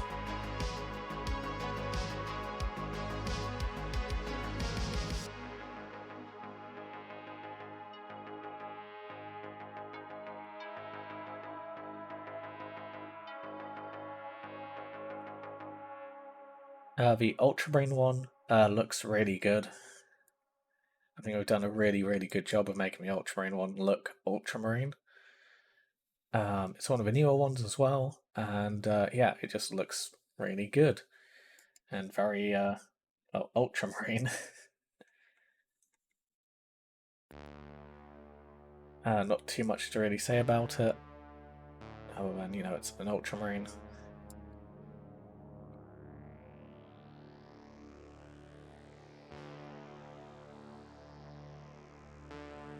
The Imperial Fist one, it looks okay. I think it's one of the more boring ones. It doesn't really add too much to the base Dreadnought. It's got a fist. It's got the number 7 written on it. It has the eagle and a Maltese cross. That's about it. That's all it really adds, which is special to the Imperial Fists, but at the same time, it's the Imperial Fist, so not exactly the most interesting Legion to begin with.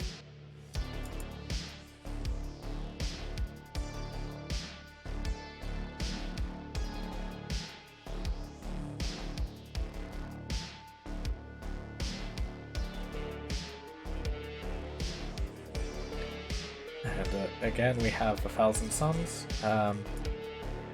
and again, for no real explicable reason, they have just a really good looking Dreadnought that looks just absolutely incredible, like everything else for Thousand Suns. It's quite unique to them, looks quite good, and yeah, is also painted really well, despite being one of the older units.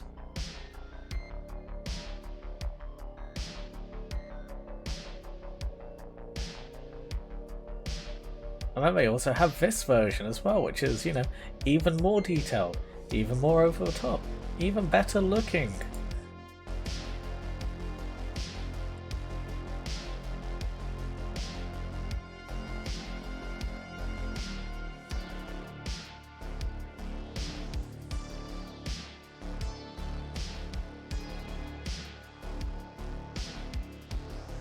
So yeah, but the Thousand Suns getting special treatment even more.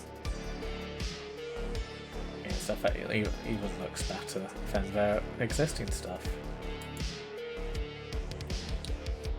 And now we have the Iron Hands Dreadnought. It you can tell it's one of the older dreadnoughts. Ignoring the weird camouflage color scheme. Yeah, it's a thing. It looks okay. I'm not a fan of it.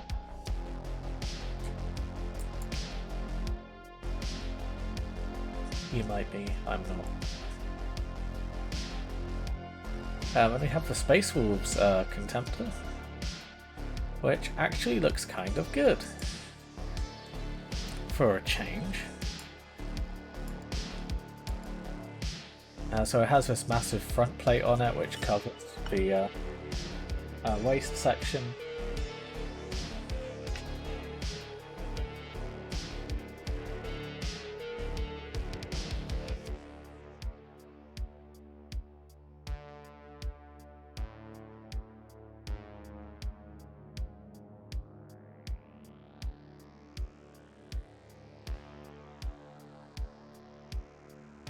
Yeah, looks alright. Far less wolfy than the other Space Wolf stuff. I've actually remembered to put the Space Wolf symbol looking the correct way on this one. The wolf pelt actually looks kind of nice and looks like it belongs there. The runes on this look okay. Yeah, just one of the better looking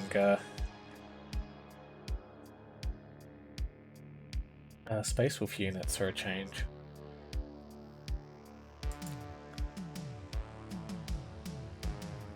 Next up we have one of the Blood Angel Dreadnoughts. Looks alright. And this one has a jump pack. Because, of course, even a Blood Angel Dreadnought has to be able to fly.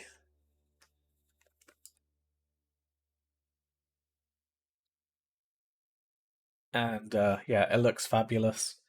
You can tell it's one of the newer models. yeah, go see exactly. What the fuck? Yeah.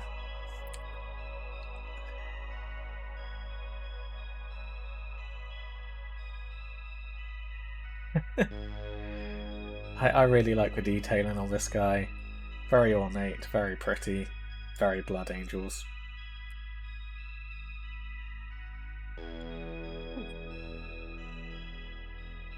But they also have a regular Dreadnought as well. And yeah, exactly, Aberrant Mind. But the Palatine Blades can't have jump packs. No! Why would a melee infantry unit ever want jump packs? That's just a bizarre. But you know, it is perfectly natural and normal for a Contemptor Dreadnought to have a jump pack.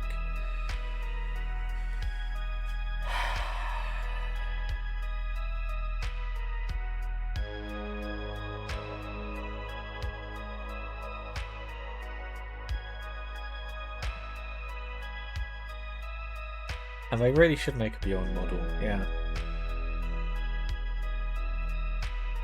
And yeah, so the regular Contemptor that doesn't have a jump pack looks quite good as well. It's very beautiful, very well detailed. It just looks good. The Night Lords are the first guys to have a Leviathan Dreadnought in this list.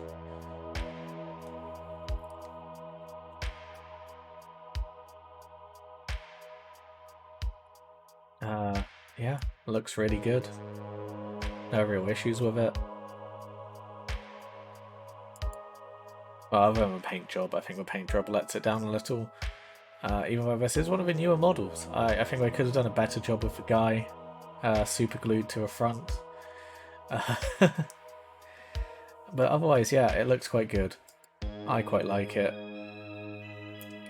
Yeah.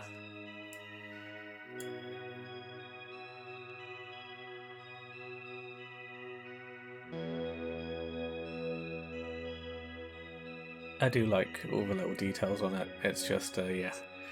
It seems to be quite let down by the paint.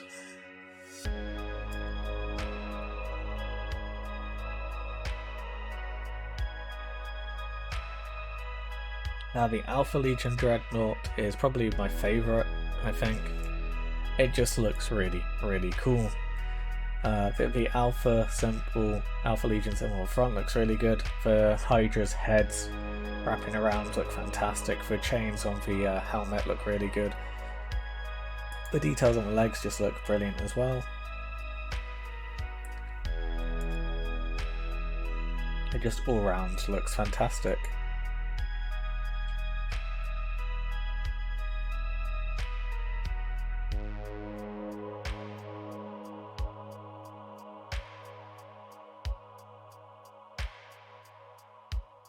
And yeah, I think with the Alpha Legion as well, they would be one of the few legions which I'd consider doing the dual conversion beamer dreadnoughts with, as it would just suit their legion rules and the war gear available to the dreadnought.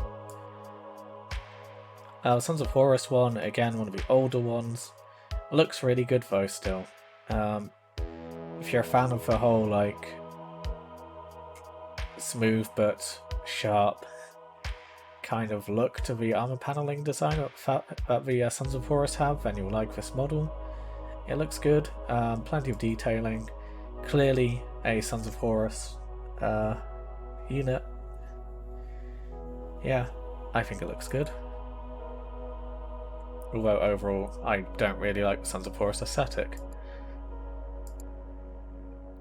The Dark Angels have a Leviathan Dreadnought as well. Looks quite good. Has cat ears, which I think Hamish will approve of. Yeah, looks good. Plenty of detail. Again, if you like the Dark Angel aesthetic, you'll really like this. If not, you may probably not find it too interesting. Yeah, I think it looks good.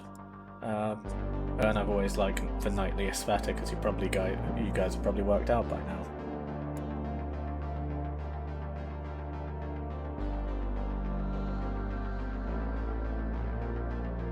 The Blood Angels also have a Leviathan Dreadnought as well, meaning they have 3 unique Dreadnoughts.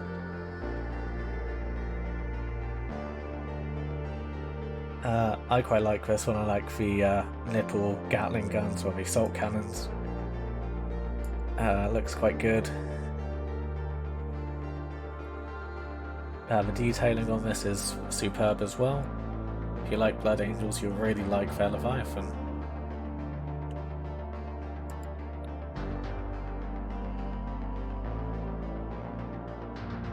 Tuppy the Dark Angels Leviathan Siege Dreadnought. And thanks for following, Monty. Welcome over to Twitch.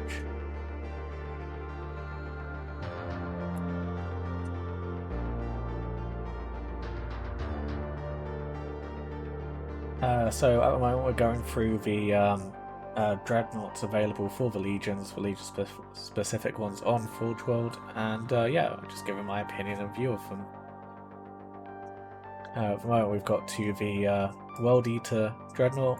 I think it looks quite good. It's quite simple, nothing too special, but still clearly a World Eater one and looks quite good.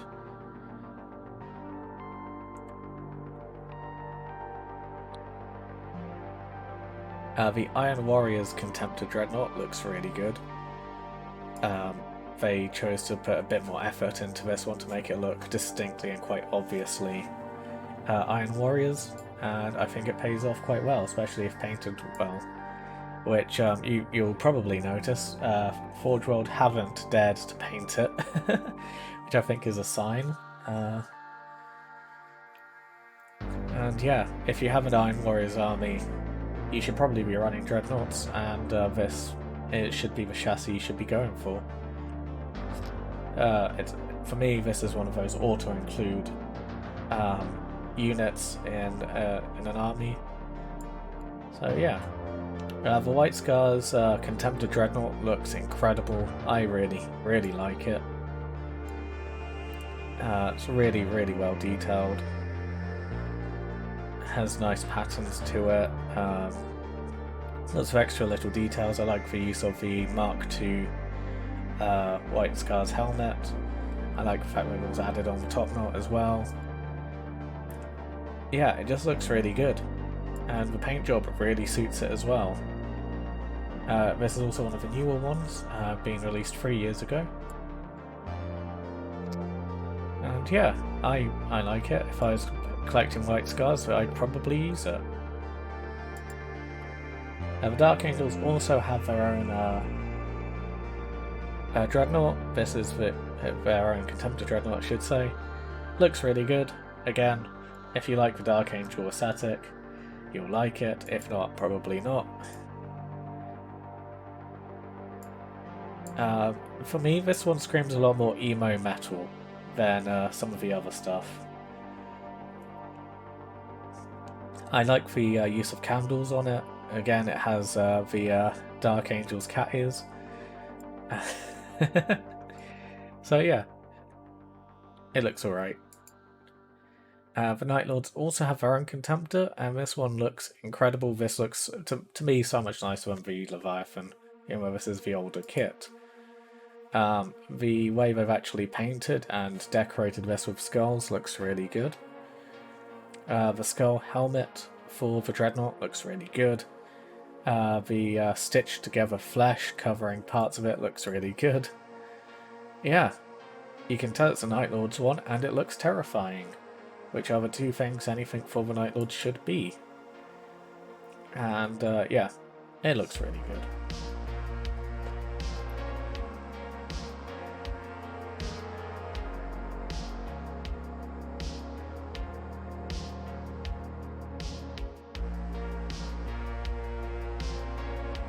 I'm including the Salamander's Venom Dreadnought Braearth Ashmantle in here.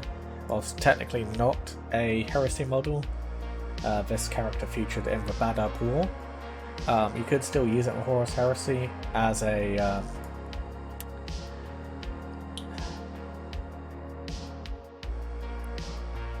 what are they called?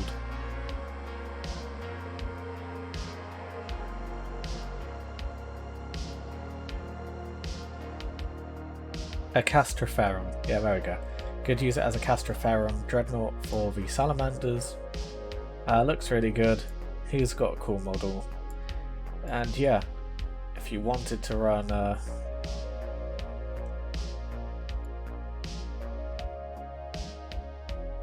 Dreadnoughts, yeah, it would be a good way to do it.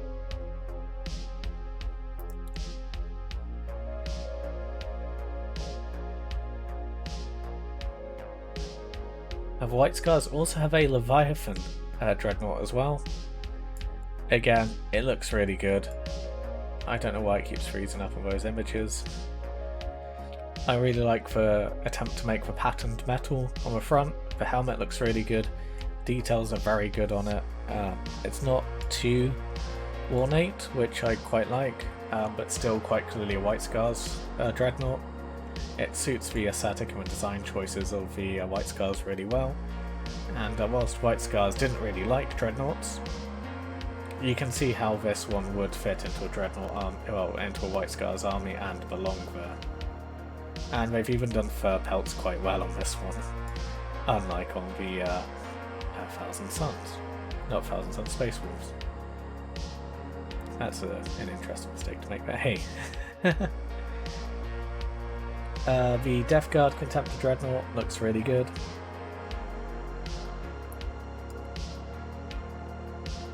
Very, very simple. It's basically just extra piping, some riveting, the Legion number. As we've discussed many times on this channel, because of the Death Guard I'm working on, the Death Guard stuff always tends to be quite plain and barren, as their design, well, their philosophy is why spend time on aesthetics? It doesn't help you win a war, and the Dreadnought really does capture that quite well. And I quite like how dusty, how dirty and grimy it all is.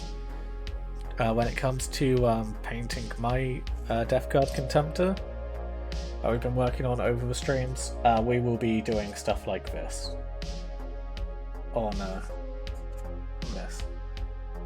So hope you guys are looking forward to that. We'll have some fun with it.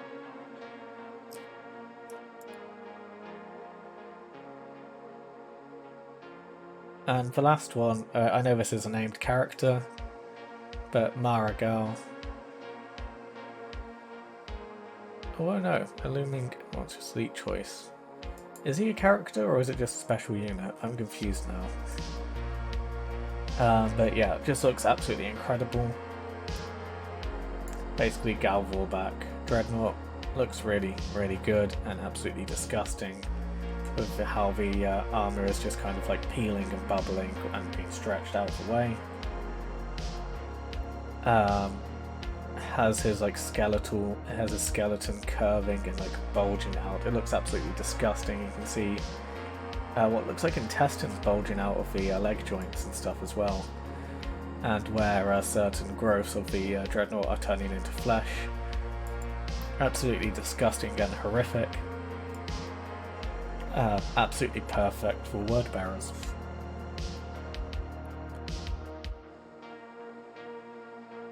And so Garrow has the true unpainted armor of Death Guard. Yeah, basically. Actually, let's have a quick tangent because we're at the end of the list now. Yeah. Strictly speaking, Garrow is still wearing Death Guard armor, even though he's wearing the Knights Errant armor now. Would I recommend his model whilst we're here? Probably not. He's so expensive for what he is.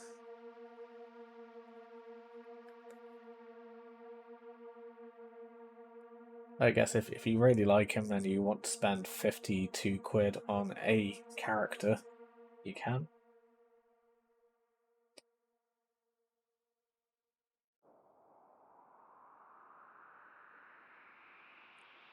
Mick Gordon says, I find it strange that World Eaters don't employ Leviathan Dreadnought, seeing as it would be a short time trapped in it. Wait, why wouldn't they? I don't recall it being said anywhere that they don't use them. We just don't have a special one. Ooh, you can see your 3D print lines there. He can't be run in Death Guard though. I suppose you could run him as part of a Loyalist Death Guard army. There's nothing stopping you from doing that. He just has his own separate rules and can be taken as part of any Loyalist army. So if you wanted to do a Loyalist Death Guard army, you could probably include him as your HQ choice. He is in the PDF.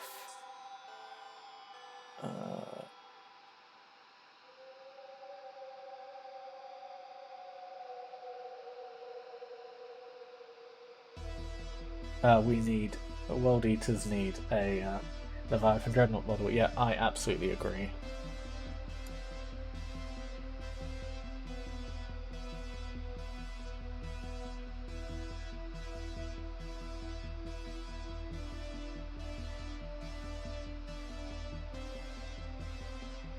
I'm assuming it means that. Right. No, that's not exactly what I call a crosswalk, but hey, we'll roll with it. And yeah, so Nathaniel Garrow does have unique rules. They are part of the Legacies of the Age of Darkness PDF.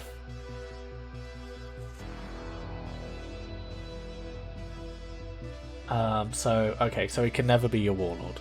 So you'd still have to take a Death Guard Praetor, and you'd have to run it as a Loyalist force.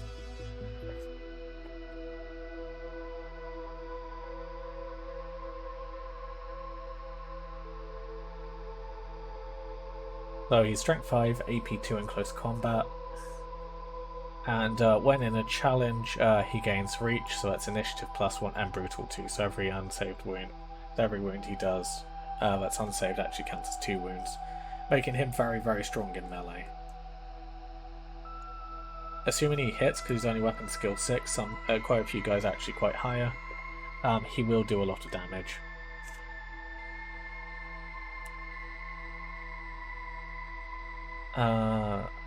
The Aquila Imperator, his armor gives him a 2+ armor save, 4-up invuln save, which is increased to a 3+ invuln save when he's in a challenge. And he also has a special called the Emperor Protects. First time in any battle, Nathaniel Garrow loses his last wound, or is otherwise removed from play as a casualty, the controlling player must roll a d6. On a 4+, he comes back with a single line. Hey Barrock, how are you doing? Welcome over to Twitch. Yeah. we are currently having a look through the elite units and the special stuff certain units for Horus Heresy get, and we're going on a quick tangent to talk about Nathaniel Garrow's rules, as they're freely available in the Legacies of the Age of Darkness PDF. So, yeah, when Garrow dies on a 4+, he comes back with a single wound. And he also has a Paragon Bolter, which is Strength 5, meaning he wounds on a 3. It's AP 4, so Spaceman still get an armor save. But has 2 shots even at full range, and it has Tread, meaning he gets to reroll wounds. Making it quite good. Yeah, I'd say it's quite a good weapon. Tylos Rubio also has some rules in here as well. Do I need to go over rules for Rubio? Does he even have a model still?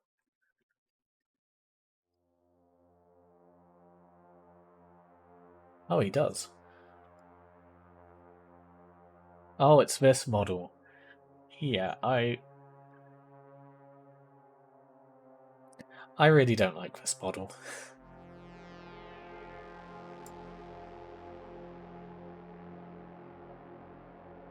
So, Marek says, great thanks, hope you're well yourself. Any idea how good a Mechanicum are a Horus Heresy? Not good. You could win games with them, but you're probably not going to on average. One of the things I'm planning to do, because I do have a small Mechanicum force, is build it up to be an army and just try and play games with it over time. It's not an army I'm in a rush to collect.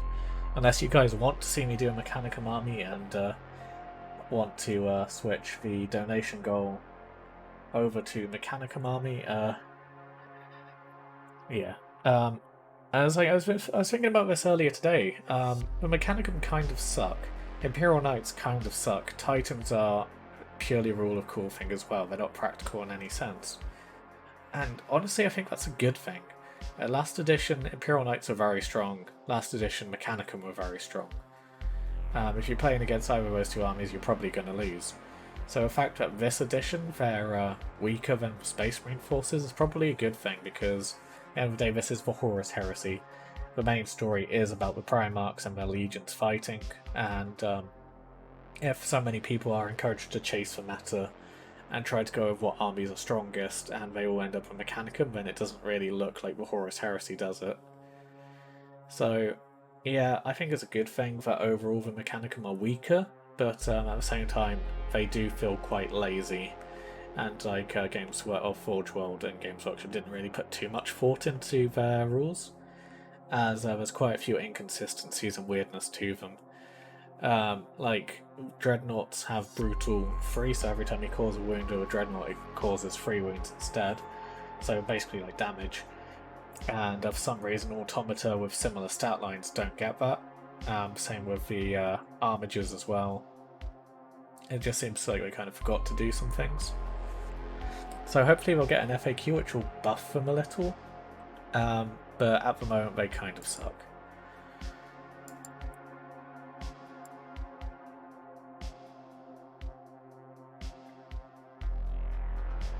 Marek says, I love the look of the quirky models and figured could use them as proxy in 40k too.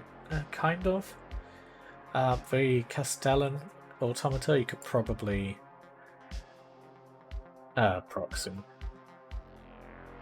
No, I didn't want Titan Legions. Oh, for God's sake.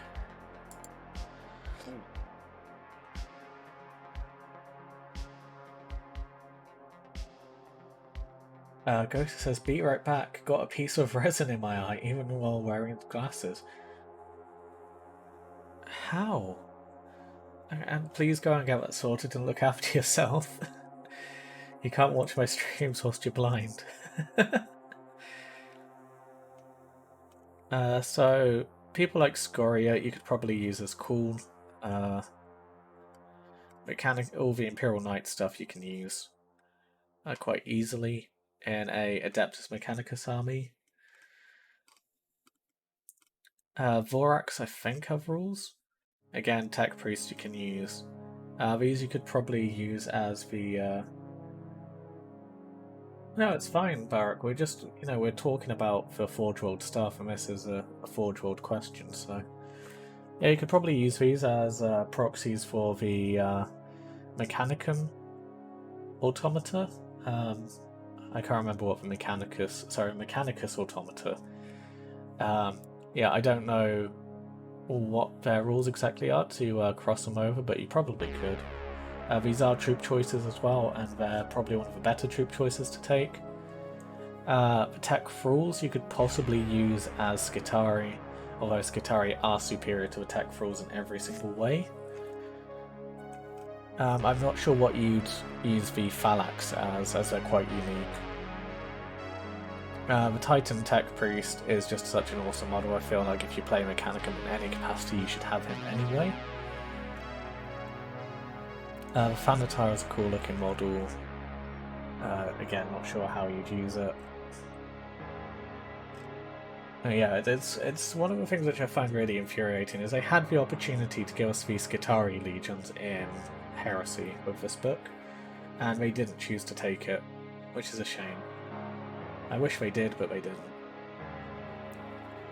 And right, I need to go and grab a drink a second, because I'm all out and been talking quite a bit, so I'll leave you with the new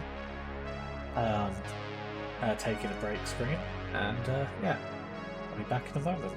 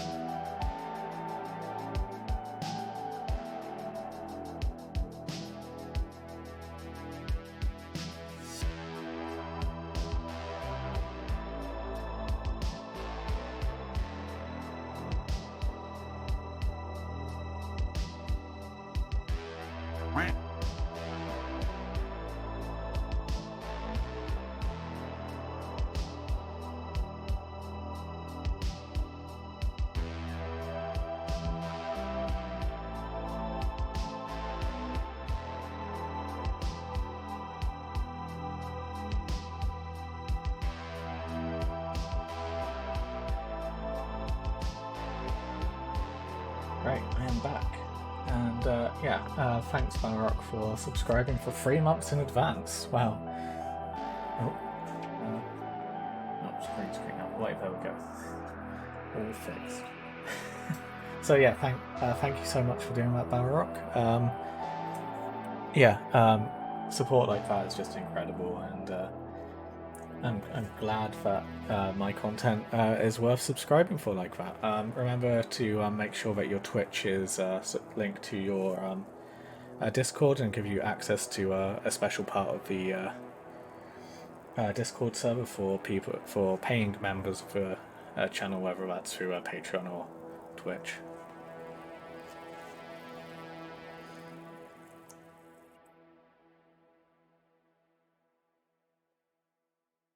Righty. I think before I went to grab a drink, we covered basically everything for the Mechanicum and what you could really use. Oh, I suppose you could also use Dravak. It's actually Archmagos model in 40k as well. I'm not sure what else you guys really want me to talk about. Have any questions? Go for them.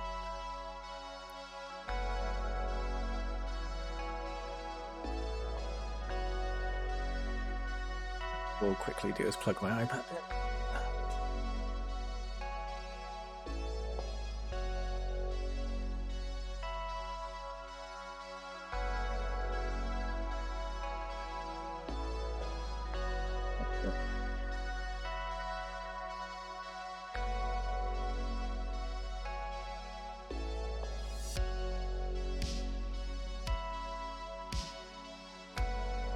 And that looks like a crazy model. Which model? The Dravak model, or?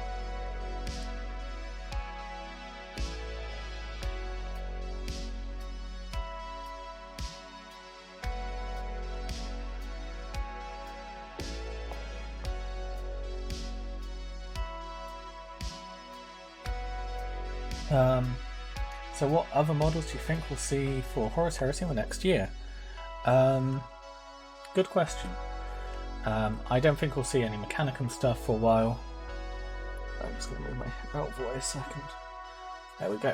And move myself over. So what we'll do is we'll have a quick look at the Archmagos Dravak model, because he has special rules for Heresy.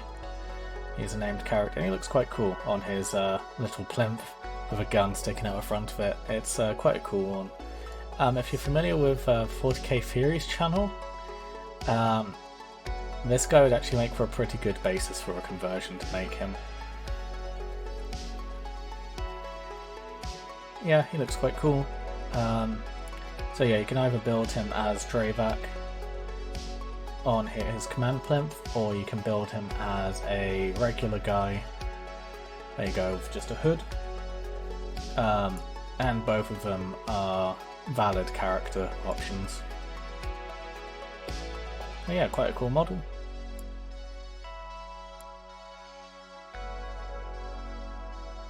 What units would I expect to see in the Heresy? Maybe that'd be wishful. So, one of the big things I'm wishing for is the Deredio Dreadnought. It's one of my favourite Dreadnoughts. I just think it's so goofy and silly. What it is a Contemptor Dreadnought with 2 heavy bolters strapped to the front of it, additional armour plating, and then massive guns.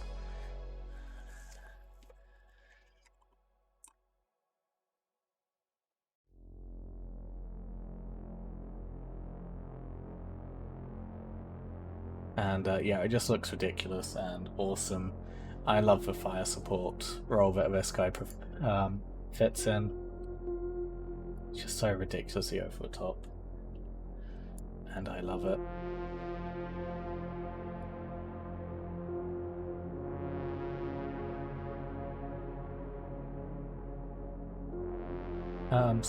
I think we'll probably see a plastic version of that, as we've seen plastic versions of the Leviathan and the Contemptor. And I think what we'll probably see over next year is just them trying to push out all of the Space Marine stuff.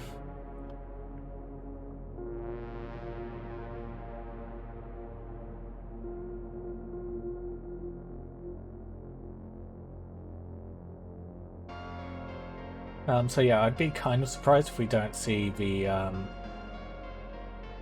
Fellblade, the chassis that this tank is built on, turned into a plastic model. So, you know, not the giant gun on top, but the lower half of it, I think we'll probably see get turned into plastic.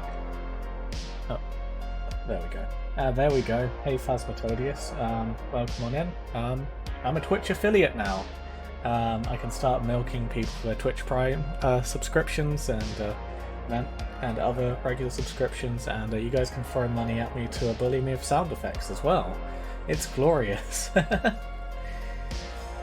And yeah, today we're just you know, celebrating, talking, and yeah, just having fun.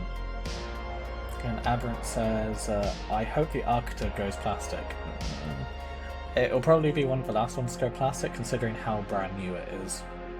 But yeah, I'd be really shocked if the Legion Glaive, this model here, well, more this version of it, the one for Massive Cannon, the Fellblade, doesn't go plastic. I feel like this is just an obvious candidate for a plastic model. And yeah, I'll be really surprised if it doesn't go plastic at some point.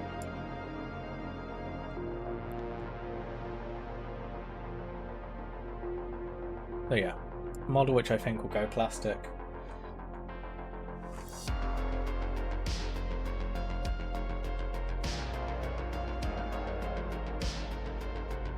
And we'll try and do this a bit more efficiently.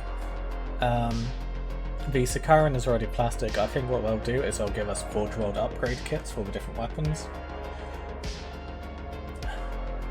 And Fastoli says, I am drenched in mud. I went on an event, got hit by thunderstorms. The guests got evacuated, but I slept there guarding the booth. My clothes got wet, so I slept in armour.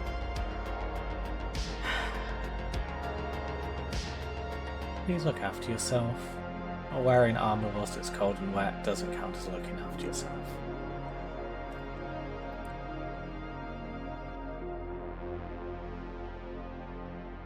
Anyway, I think we'll see. And I drove home 11 hours. Why did it take you 11 hours? How far did you drive? Where did you? What? And yeah, it'll be interesting to see what we get in Plastic They don't tell us. Well, the thing is, they've got all these models currently, and they all look really good. So there's no reason not. Well, if they suggested, oh, you know, that we'll be turning these into plastic soon, no one would buy them, and no one would want them. And even in resin, they're still excellent models. So, you know, it's like they don't tell you now that the iPhone 14's coming along. We know it's coming along because they release a phone every year. Every phone manufacturer releases a phone every year. But if they told you, oh yeah, right now the iPhone 14's coming out, it's going to be even better, it's not going to have a notch, and they tell you everything about it, then you wouldn't buy an iPhone 13, even though that's a week old. You can't even buy one yet. So, sorry, an iPhone 15 and 14. You get the point, right? They're not going to tell us because there's a current model, it's perfectly good enough, it does the job exactly as it's needed to. So when you get a new model, it's like, cool, nice new model. But as for now, there is a model, it's there, it looks fantastic, why not buy it? So yeah, the Deimos chassis tanks will probably get, so this one is actually based off a Mars pattern Rhino, as you can see, based off the chassis, which I find quite amusing.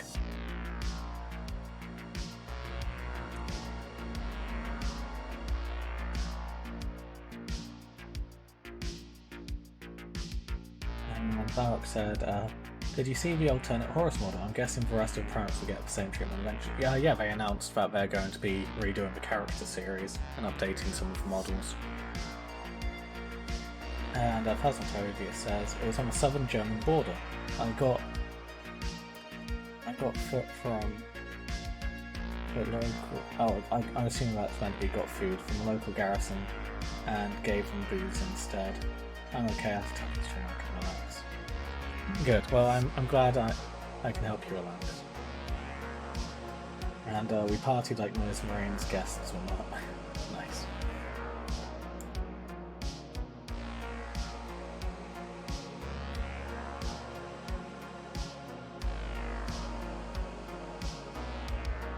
So yeah, I think we'll probably get a plastic version of this, like a Vindicator laser destroyer variant eventually.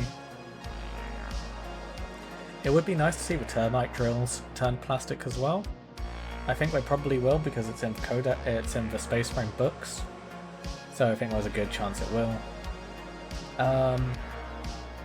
I think, and I'd like to say the Fire Raptor and Storm Eagle will go plastic eventually as well. It kind of makes sense because it's, you know, it's the version of what's it, Stormbird, whatever it's called in Games Workshop.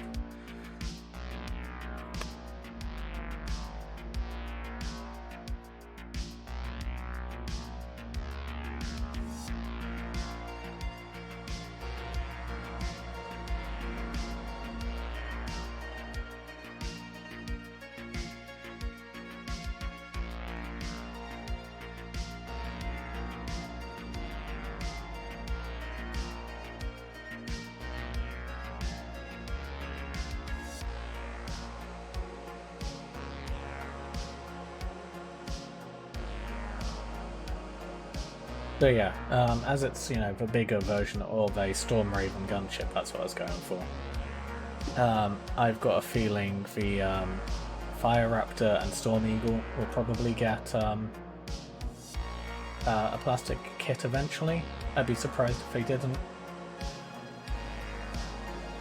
The Rapier battery squads, probably. I mean, basically, the answer for me is if it's a model which features as part of more than one unit, so there's like two different configurations, like the Storm Eagle and Storm Raptor, and it's available to be used by every Legion, and it's probably going to get a plastic kit. That's where I put my money.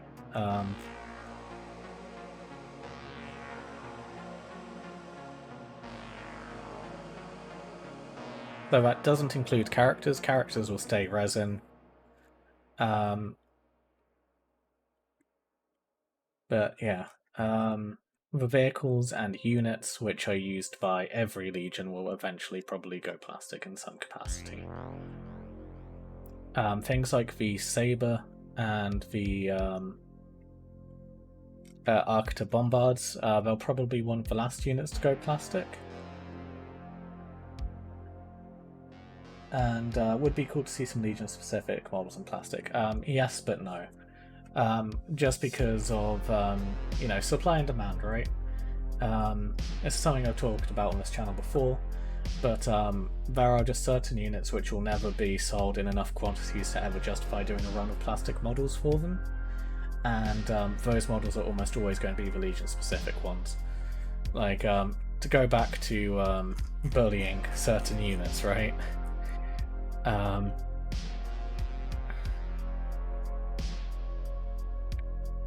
Like in a sane person's mind, how many people would actually pick up a squad of these guys, right? How many people would genuinely, of their own free will, choose to buy units that look like these, right? Like, no one wants these models, but they are a current model which there isn't an army list. And yeah, there are not enough people in the world to justify making a plastic range of these models. So I don't think we'll ever see Legion-specific stuff go plastic, and if we do, it'll be once in a blue moon special characters for other events. Like, I think I have to head over to the Black Library section a second. Oh, I suppose it'll be Heresy now? Let's just look for them. So, I think guys like Fafnir Ran are very much the exception to the rule. As you know, he's a Black Library event model, and that happens to be one that's continued to be produced because they figured there are enough people who read the Black Library books who are very interested in this character, who like him enough. He's also one of the main characters, one of the most popular legions, so to celebrate Black Library you know, doing well and him being a prominent character people like, they decided, you know, we'll make him as a plastic model. Just because they have made him and Dominion Zephon as plastic models doesn't mean the rest will go plastic.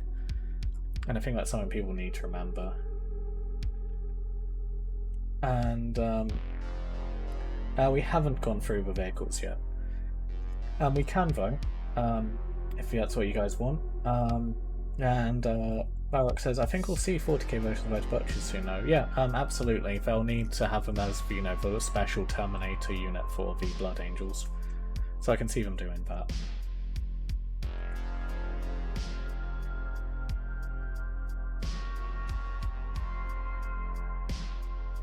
But I think they'll probably be a bit too corrupted.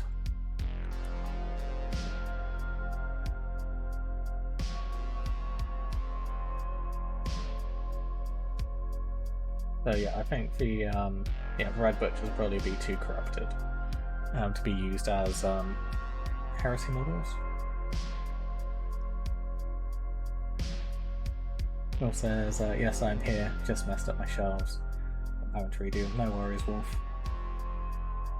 And did you review 30k vehicles yet? No. Right, let's go through the vehicles.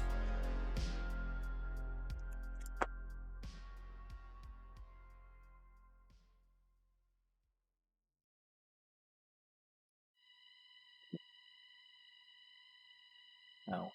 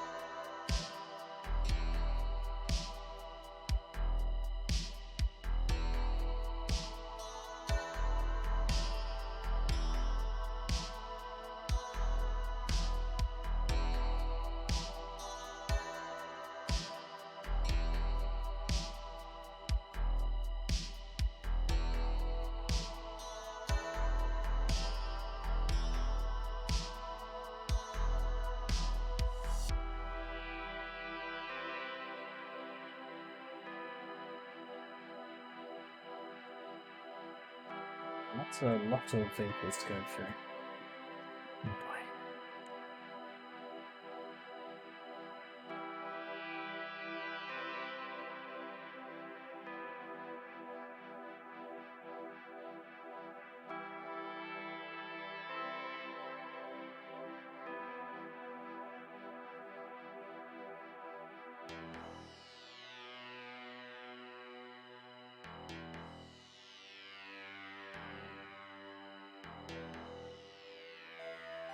Okay, right, so let's start things off with the Falchion.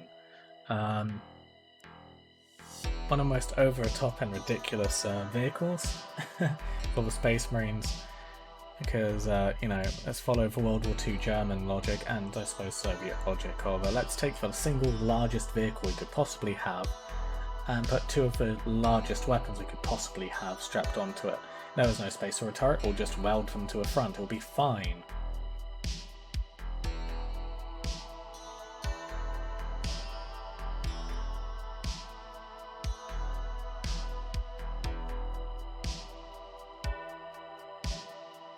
I feel like sometimes I'm just allergic to stupidity. But yeah, it's a cool looking model. Looks like it would be a lot of fun on tabletop as well. Yeah, you could have fun with it. The next thing up is the Sikaran Omega Tank Destroyer. So this is one with the giant, I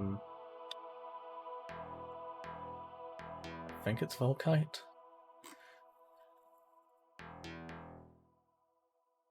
Oh, plasma. So yeah, giant plasma guns. Looks quite good. Yeah.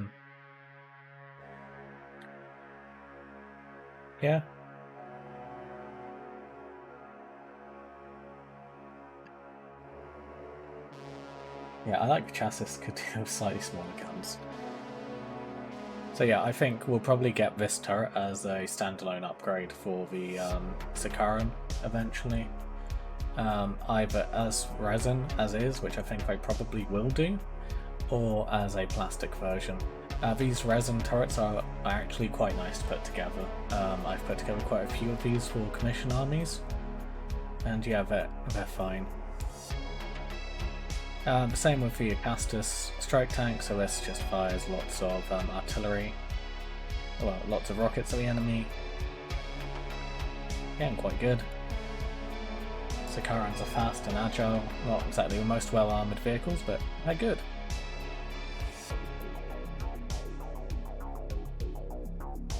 The Laser Destroyer makes it a very good anti-tank vehicle. Again, it's still a Rhino chassis, so it's still quite fragile, but does the job quite well. This, yeah, I'd be really surprised if we don't get a plastic version of this sooner or later to go alongside the Vindicator, because, well, this is just the tank destroyer version of the Vindicator. The Drill, again, probably will get a plastic version sooner rather than later, I think, because it's quite unique and iconic to the Heresy, so that draw a lot of people in, and is something that every Legion uses, or has the capacity to use, and would be relatively easy for them to make.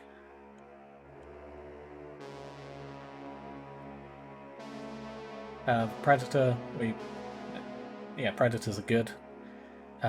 The Deimos pattern ones are my preferred variant of it. I like the rear-mounted domed turret design.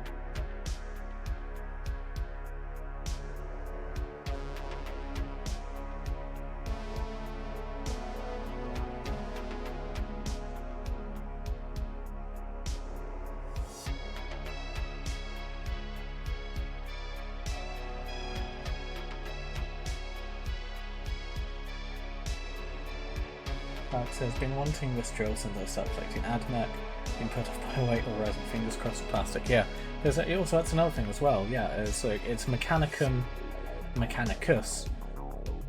Legione Astartes, and also, well, the Sisters of Silence have their own special version of it, but, you know, there's still 3 armies there.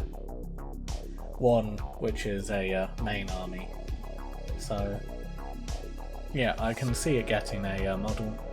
The Predator getting its model was really good. Yeah, they're fun, good fire support weapons. One of the vehicles in which I would recommend putting the conversion beam on, and just keeping at the back of the field. Storm Eagles are very good. Great transport, good fire support. It's an aircraft, it's going to be difficult to shoot down. And yeah, it's a very big vehicle. Really does dominate and, you know, take control of the area. I'd really like to have one in my armies, especially for my Emperor's Children. Yeah, I'm not in a rush to buy one, unless you guys absolutely want to see me suffer building this in resin, and you buy it for me. I'll be waiting for a plastic one, I think. And yeah, the same with the Fire Raptor. So Fire Raptor is the yeah, like an A-10 Avenger, A-10 Warthog. It's a ground attack aircraft, so it sacrifices troop capacity for firepower, and it's very good at shooting. One of these in an Imperial Fist army is probably the single worst nightmare of an Adeptus Mechanicum player.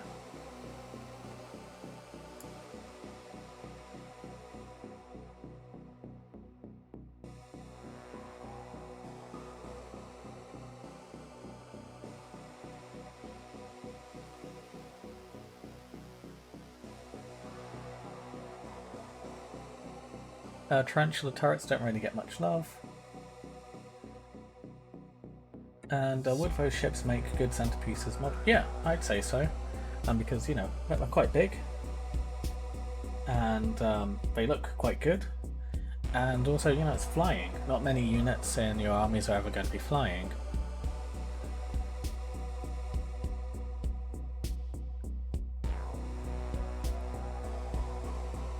But yeah, it's quite high up on my list, and personally and historically speaking, I've always been a fan of aircraft. As I mentioned before in a previous stream, I used to be one of the best pilots in War Thunder with P-39 Aerocobra. I really like my aircraft, and I do actually have a full flight sim setup, and computer permitting, I might do some more flight simulator related content at some point, maybe even War Thunder. We'll see, but yeah, I really like aircraft, and Stormbird and Fire Raptor are just really cool models. And yeah, I'd love to see it in plastic. I mean, it'd still be around 130 quid anyway. I wonder what looks better, a flyer or a knight as a centerpiece? Well, it depends. Do you want to keep it all Space Marine, or do you want to venture outside of Space Marines? As well, I think you guys know, based on the fact I have an Imperial Knight army, I think I personally prefer to lean towards more Imperial Knights, but yeah, if you want to keep it purely Space Marines, then a Fire Raptor is probably a good showpiece model. That isn't a Primarch, of course.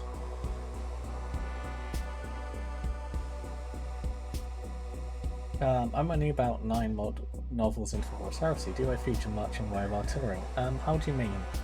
Then, like, do the legions use artillery, or do the books, or do the next 50 books have artillery in them?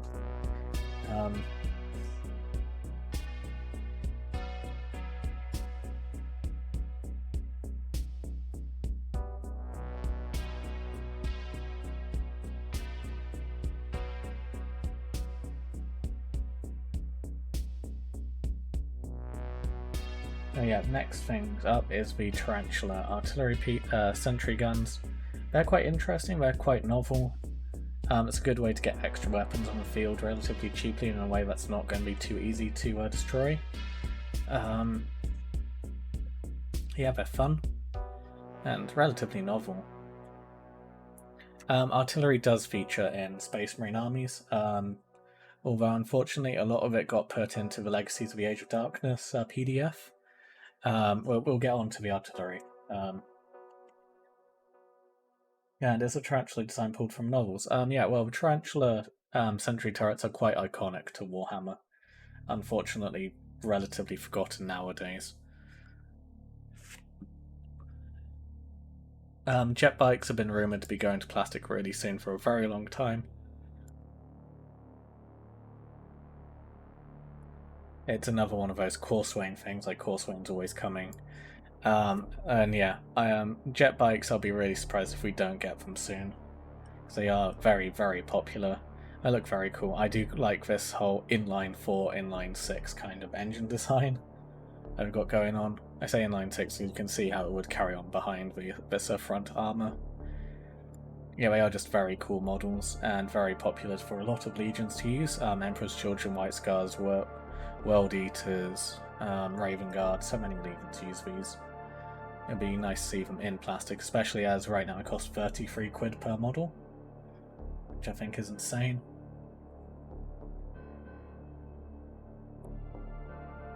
The Doredio Dreadnought, again, we've already talked about this one when we were talking about Dreadnoughts. I really like it, it's really cool. I love the ridiculous, excessive firepower with the massive guns, massive rocket pods, and even the nipple heavy bolters. It just looks really fun and really cool. And yeah, I really like it. Right, I'm back. Gonna head to a store real quick to get something to... Yeah, look after yourself, Gosu, and don't feel like you have to come back. Remember, even though now I am a Twitch affiliate, the day after tomorrow, all of this video will be up, so yeah, don't worry about missing anything. And also you can watch back on Twitch as well.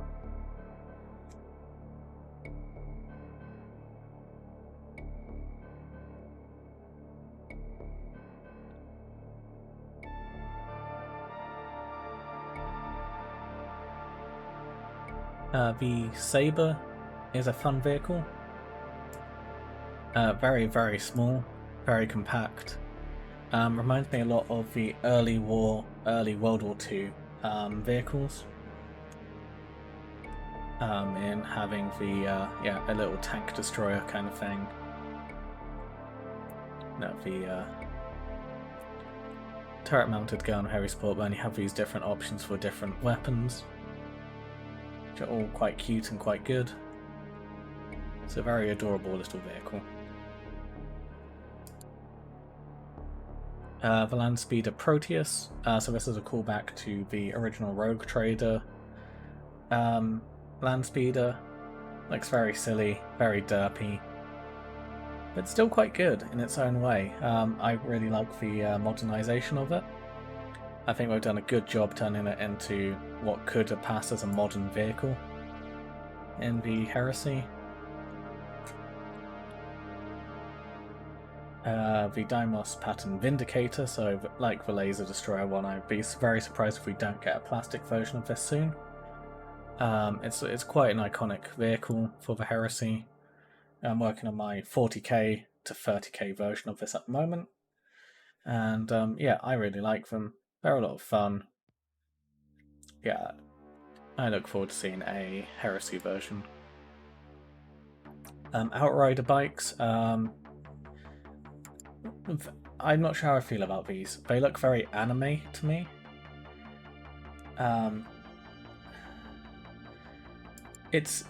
They're cool looking models. But at the same time, you are able to use the plastic ones from Games Workshop, the regular attack bike squadrons. What you need to do is, adjust the Space Marines sat on them to be wearing more Heresy armor, and you're fine. So yeah, I feel like this is a bit of a redundant model, which I can only see really ever being useful once they turn it into a plastic model. Because otherwise these models are entirely redundant because you just use the 40k ones.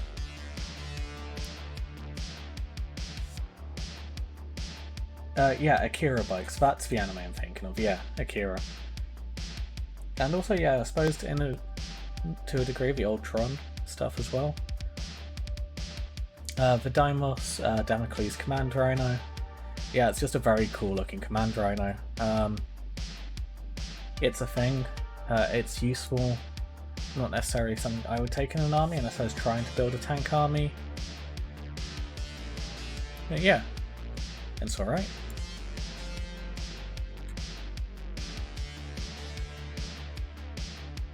There's the other version of the Deimos Predator with the flamers. Very good vehicle.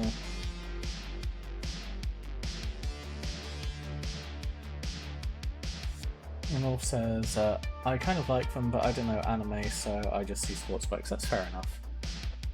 Okay, the Whirlwind Scorpius. Technically speaking, this is not the same as a Whirlwind in the 40k version. The 40k version and this are two different vehicles apparently now. I don't see why. I would personally, unless you really like the look of this, buy the 40k version and use it as this, even though the 40k one does actually have a different set of rules as part of the PDF here. I'd choose to ignore this profile and just run a regular 40k Scorpius as one of these. They're cool, they look good, but for 66 quid, I think you're better off just buying a regular Whirlwind from Games Workshop.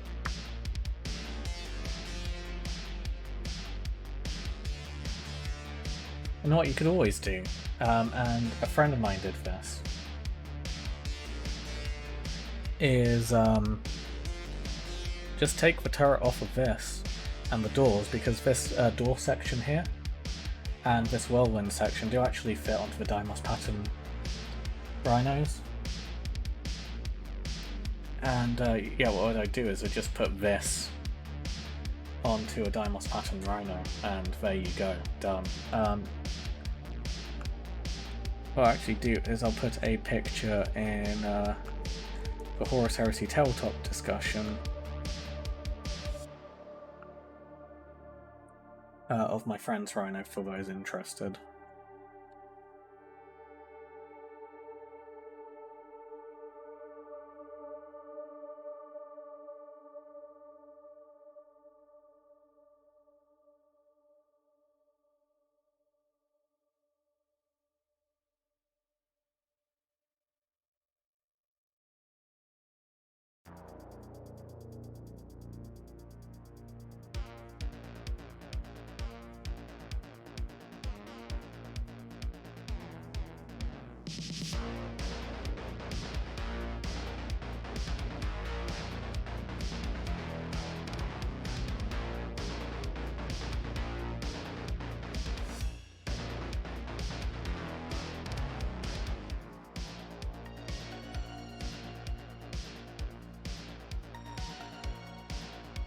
Move this by kit to get the top of this Karen, I guess.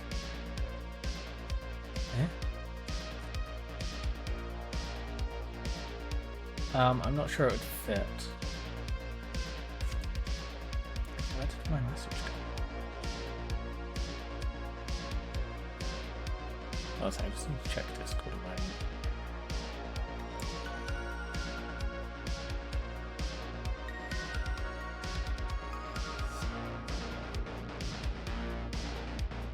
Yeah, apparently Discord is just not working on my iPad, that's interesting.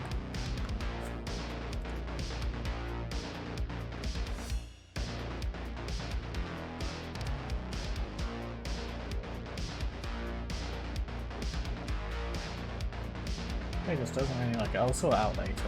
It's fine. So the other type of land speeder in the Horus Heresy is the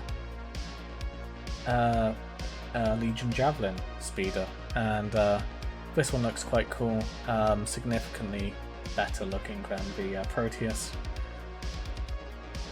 Better armoured, more powerful in basically every way.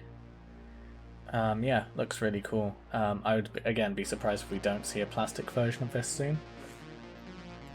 And also in regards to the weird silly one we saw before, the Proteus. Again, like with the land speeder, you can use the 40k version.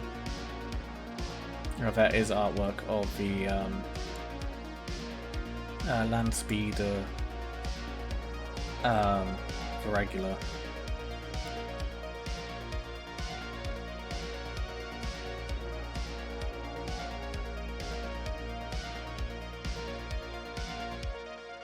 There is artwork of the regular land speeder being used in the Horus Heresy, so this is what you could use instead of the Proteus, the weird one with two guys sat at the front behind with the engine behind them. You can see how the Proteus and this actually share design, because got the engines in the back.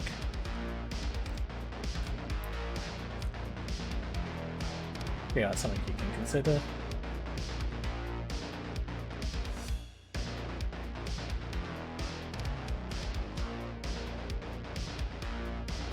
But this has no alternative model. It's quite expensive, especially for 72 quid for this one model. If you're thinking of getting one of these, I'd highly recommend waiting for a plastic one or finding it elsewhere. The Legion Medusa, so this is one of those artillery pieces. So this is found in the Legacies of the Age of Darkness PDF. So it's an optional vehicle, and yeah, it's quite good. It's not as powerful as it used to be. It used to be quite overpowered in previous editions. It's still quite a cool artillery vehicle. Looks really good. Although, strictly speaking, you could actually use the Imperial Guard vehicle.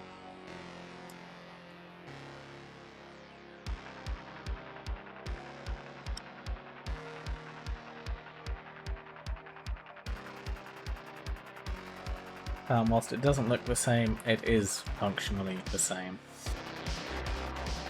All you need to do is put some Space Marines to them back, and it would work. The Medusa technically has a different gun, this is a wider gun, but yeah.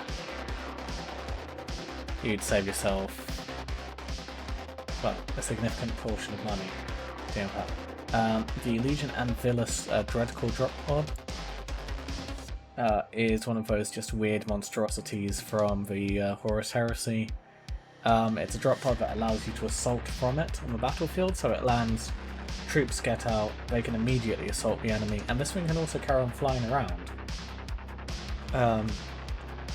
It's not just a stationary thing once it lands. It's quite cool. There is no suitable alternative to this model. And yeah, it just looks excellent. The Legion Dreadnought drop pod, so this is a drop pod you use for your dreadnoughts. It's a very good model. This is actually designed with magnets in mind, so you can actually magnetize the doors if you want them to open and close, which is really cool. And yeah, very handy if you want to deep strike your dreadnoughts. And yeah, here's the Legion Basilisk. So it costs 81 quid 50. I don't really see it ever being worth that money, especially when the regular one costs 35 quid. The only difference is this one is on a Chimera chassis, whereas the Legion Rhino is, sorry, the Legion Basilisk is on what looks to be a Rhino chassis.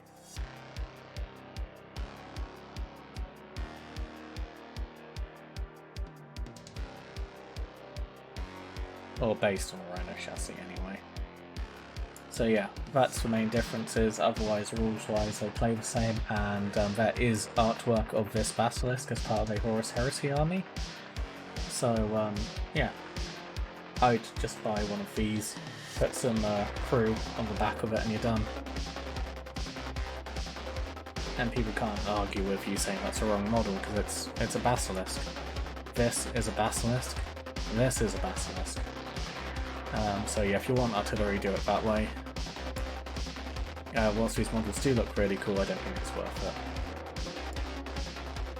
And yeah, here's a squadron of the bikes. So you save 9 quid by buying 3 together, so a unit 3 is only 90 quid.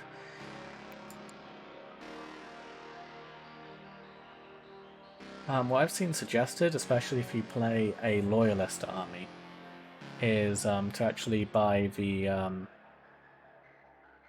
Oh, I won't head over to 40k again. Armies of the Imperium Custodes. And if you play a army which does have the whole Eagle Wings thing going on, is buy a box of these guys. The Virtus Praetors, they cost 36 quid for free. Buy these and put some Space Marine bikers on these instead, and use these as your jet bikes. So for my Emperor's Children, I'd probably do this. Saved me a lot of money, and would actually look quite good, I think. And I'd have plenty of custodian parts to use as corpses on my bases, which I see as a win-win. Because yeah, the bikes themselves don't actually need the rider to be on them.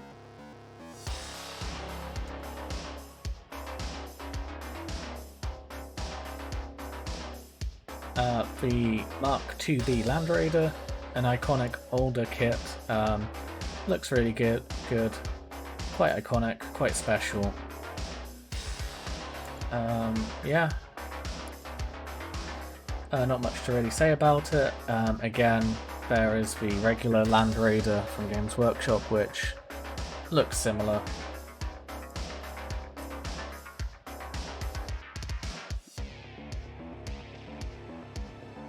You could almost buy 2 of these for the same cost as the Forge World one, but they don't look the same, so you're buying this purely for nostalgic purposes, basically.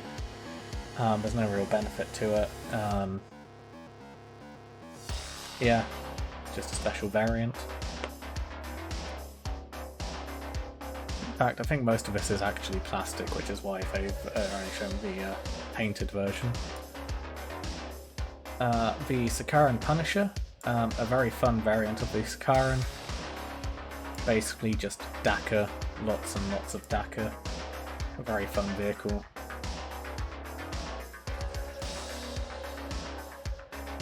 And again, I think they will just eventually sell these turrets separately.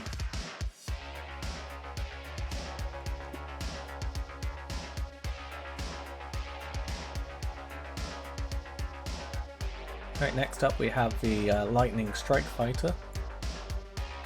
Yeah, a very fun little aircraft. So this is designed more for air-to-air combat, so dealing with other aircraft.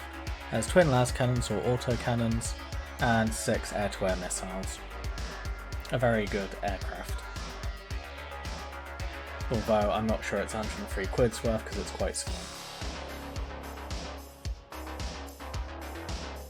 The Xiphon is again another fighter. This one has 4 las cannons or 4 autocannons, and is significantly more agile and faster. Again, looks really beautiful. Costs 103 quid though, despite being quite a small aircraft, so I'm a bit eh. And if I'd ever buy one, maybe one of the plastic.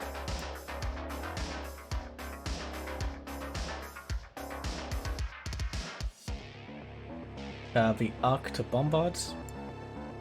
Very fun vehicles, very cute. Also very, very new. This only came out 2 years ago, so I can't see it being replaced with a plastic version anytime soon. But a very good little vehicle to have in your army. The Land Raider Armoured Proteus. So this vehicle, there's no point buying because the plastic one is almost available.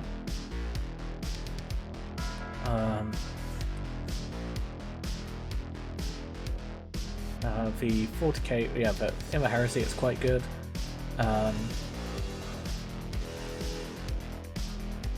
It's a tank. It's good.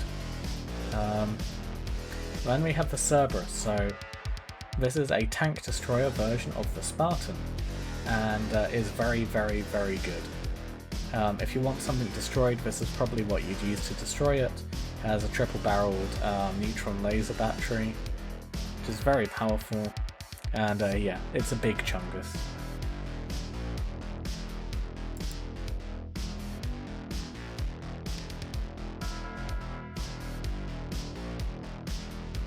Yeah, I quite like it. Very big. A lot of people are speculating I'll probably get a plastic upgrade kit for this for the Spartan soon. I agree with them. It'll be interesting to see, and I look forward to it either way. The Typhon is basically just a huge massive cannon wedged into the front of the Spartan, so basically the same effect. Yeah, looks really good. Again, yeah, massive cannon on a Spartan, what's not to like, right? And again, probably will get a plastic version sooner than later. And yeah, looks great.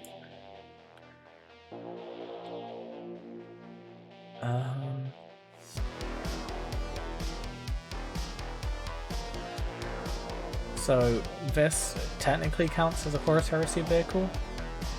This is the Akurian Pattern Stormblade. So this is a Baneblade chassis with a giant plasma cannon. Very good. It's from the this PDF again, so it's an optional vehicle. But yeah, looks quite cool.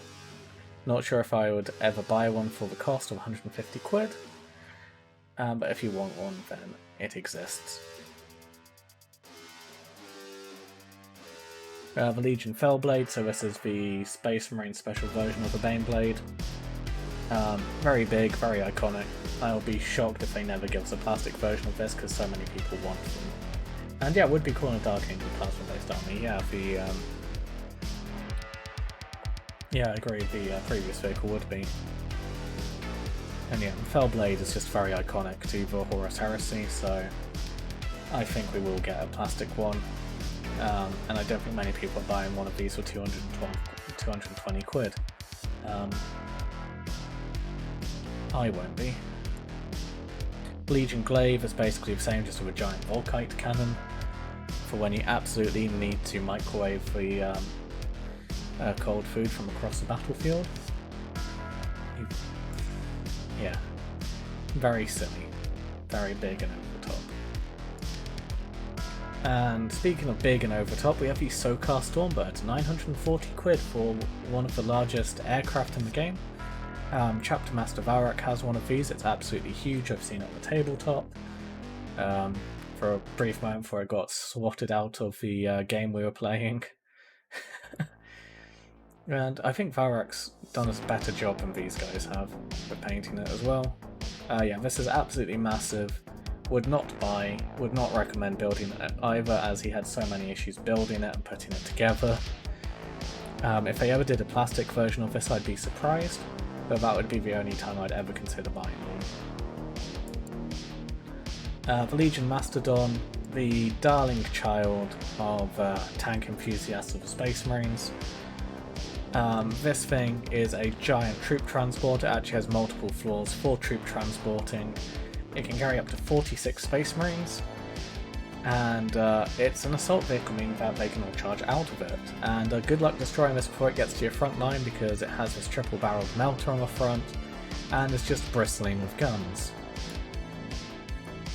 And it has a fully detailed interior as well, which is ridiculous. And yeah, it's just bristling with guns. Anti-aircraft guns, anti-infantry guns, anti-tank guns, anti-everything guns. You know, it's a beautiful monstrosity. And 377 quid is very expensive, but it's a massive chungus that, going off the logic of value for money, as close as you can ever get to that with Horus Heresy stuff, this is good value for money. And yeah, if you absolutely feel like you need to spend 400 quid on a lump of resin and you collect Space Marines, it's probably a good thing to buy. Putting like an army of what they called Templar Brethren from the Imperial Fist into one of these and just launching out at the enemy is probably one of the best ways to actually use this vehicle. And there's a Proteus Land Speeder again, so we'll just briefly go back to looking at the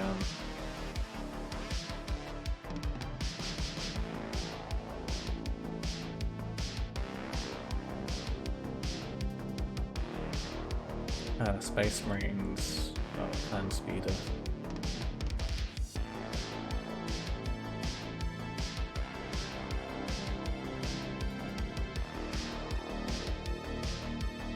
Oh yeah, you can see looking at the Land Speeder from Games Workshop, which costs 24 quid by the way, that you could quite easily use it as a substitute for this. And you should, and you can. As you can buy, well, almost free of these, especially if you buy from a third-party store. You could buy 3 of these for a price of 1 of these. They're basically the same, have the exact same weapon options. Why wouldn't you? Unless you really like this model. Unless you really like the nostalgic value of this model, being, you know, a refresh of the original Land Speeder from Rogue Trader days, I would just recommend buying a regular Land Speeder. And using this instead, just change the bodies. You should have plenty of torsos by now, and head options. You know, it wouldn't be difficult to turn this into a heresy appropriate model.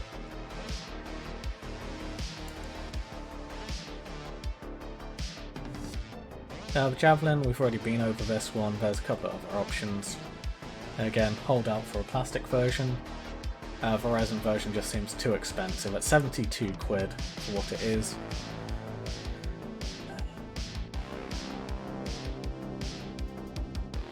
The Arbiter Bombard, again, fun little vehicle, pretty unique. Don't hold your breath waiting for a plastic version of one of these. If you really want one, you're going to be shelling out 110 quid, so they won't be making a plastic one in years. I'll be surprised if we get a plastic version of this before 2025. I'd like to be proven wrong, but yeah, I can't see them making a plastic version of this anytime soon. You'll be waiting years for a plastic version of this, so again, you're shelling out 110 quid if you want one of these in your army. But it's a very cool looking model. A very fun model rules wise as well, and it is worth taking in your army if you can afford it. And there's the artillery version, which most people are familiar with. What people have been suggesting is you use the Plague Burst Crawler from 40k if you're running a Death Guard army. As you'll see, looking at this model, that it does look like it's an evolution of it.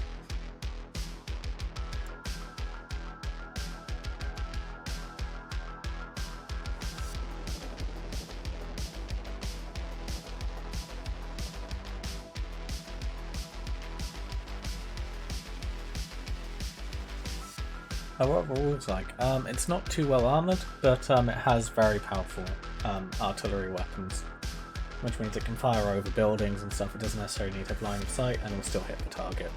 It's quite good. I haven't used one in the game yet, and I haven't seen other people use them in the game yet, so I can't really say too much about its effectiveness, but yeah, I'd say they're quite good. They're just a bit pricey for what they are. The Charybdis Assault Claw. So this has a lot more fire support stuff. And yeah, the Nurgle tank just needs a hose down. So yeah, this is a big boy. Again, has the assault vehicle special ruled as well, meaning that you can jump out of it. And yeah, 203 quid though. I'm not sure I'd build an army based around these, because you would need lots of these to make the strategy viable. And just by buying 5 different units, you've already spent £1,000 on models, where you even bought the actual army. So really cool, really fun way to get a very powerful unit into combat very quickly. But other than that, not necessarily something I'd recommend. And yeah, finally we have the Thunderhawk. So the iconic vehicle.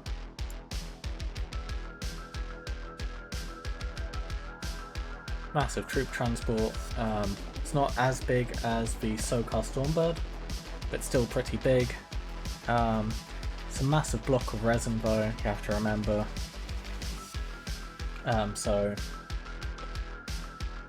All of this stuff is resin. Oh yeah, massive block of resin. From what I've heard, it's not the best to work with. Apparently people have had lots of warping issues and stuff with it. So yeah, unless you're absolutely hellbent on getting a Thunderhawk, I'd probably avoid getting this. People keep jokingly saying about there being a plastic version of this coming soon. Whilst I would say it's about as likely as us getting squats, we still got squats in some capacity, so maybe we'll get a plastic version. I wouldn't put too much money on it, yeah, it's a very, very big model. And yes, I know the Aeronautica plastic version exists, Hamish, but that's not exactly a proper model.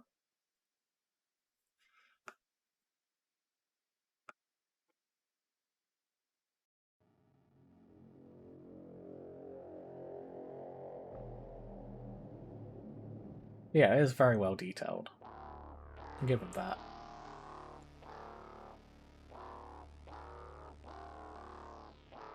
Yeah, it's just one of those things that's difficult to justify, really.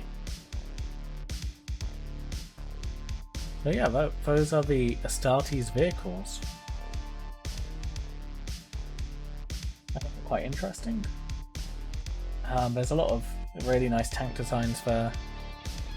It should also be noted that, and yeah, there is a metal one out there as well. You can also use the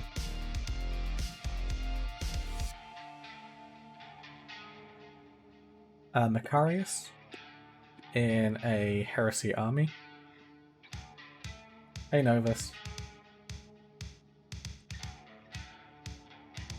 So you could bring one of these tanks along, even though lore-wise they didn't exist for another 9,000 years. Apparently you can take them now. This is one of my favourite looking tanks. I absolutely adore this tank, and yeah, I think I will probably buy one of these in some capacity eventually. Because yeah, they are big, they are chunky, they are beautiful, and I really love them.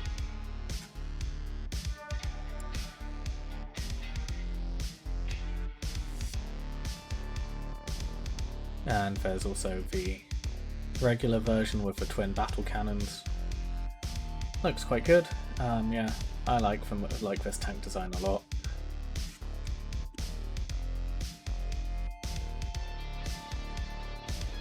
And then there's an anti-tank version as well, with twin-barreled anti-tank cannons.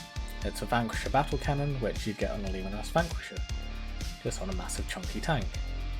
That looks beautiful. I mean, just look how iconic and beautiful that tank looks.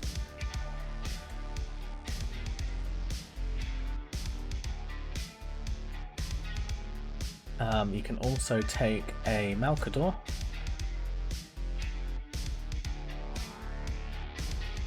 which is based off a Mark 7 World War I British tank, and yeah, again, it's one of those derpy tanks which I really like, but at the same time, it's yeah, I'm not sure why you'd have one in a Space Marine army, but you can. If you really want one, you can have one in a Space Marine army.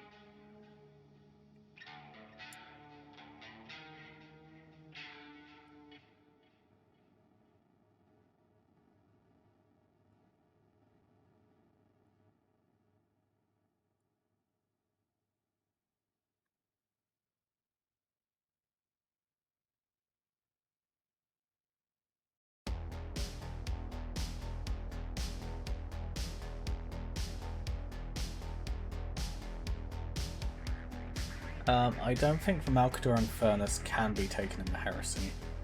Let's have a quick look.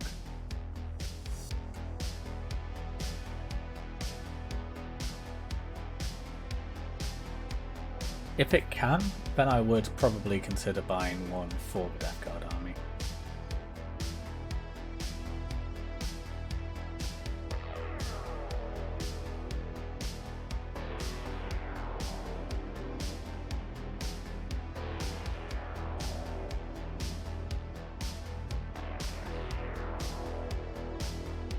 Yeah, you can't take the Infernus.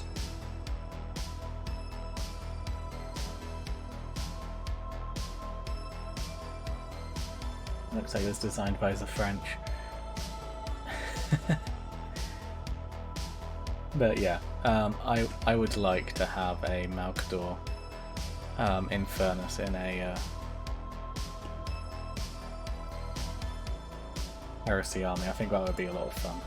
You can take one as part of the Solar Auxilia, so that would be an option. So if you run it as part of the Solar Auxilia detachment alongside your Death Guard, you could, I guess, or Imperial Militia.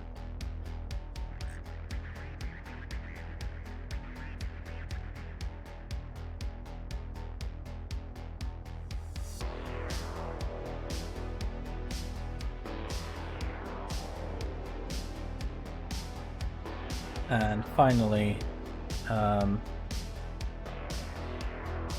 there any variants of Baneblade on Forge World Store?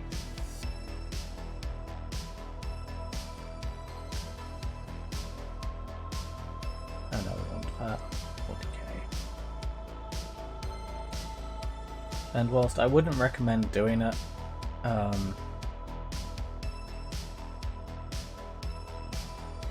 you can take these as well as part of a Heresy army.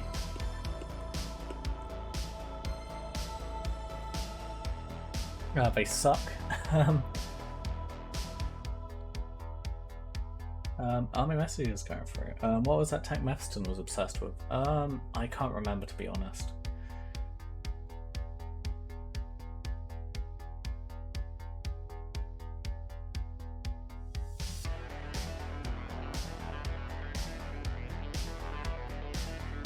So, Novus, from you I've seen Shadow Sword existed, Mephiston, what was that? Oh, the Fellblade. Oh yeah, we've already been through the Fellblade and those vehicles.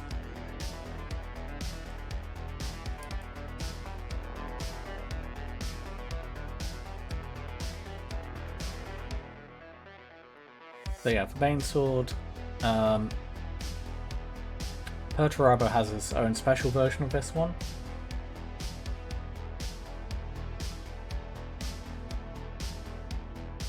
Big blob of plastic. It's a fun vehicle.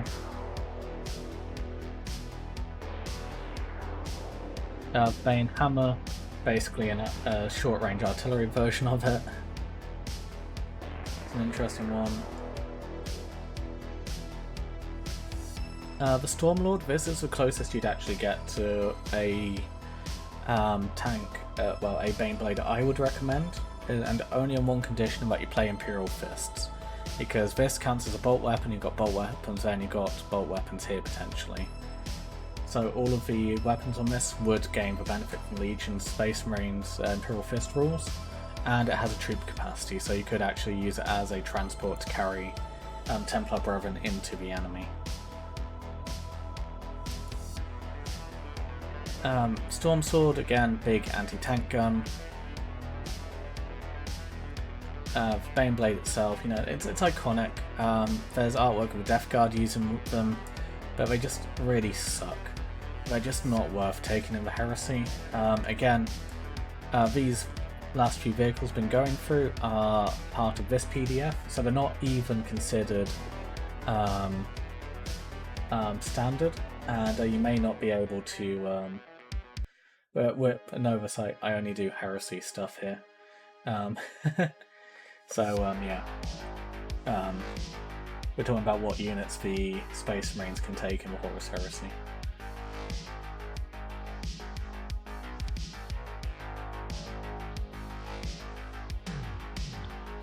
So yeah, these variants of tanks are only available here in this PDF, so they're considered optional, and certain events and certain tournaments, certain meetups may not even allow you to take them. So on top of that, and top of them being just crap, I mean, a guy with an autocannon can destroy a Baneblade. I wouldn't consider taking a Baneblade or any of its varieties in the Heresy unless you have some kind of Legionia Astartes special rule which really stacks well with them, like the case with the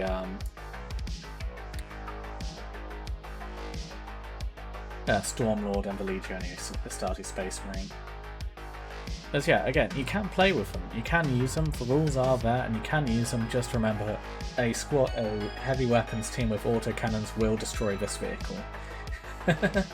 Which is a shame, because you know, they are quite cool.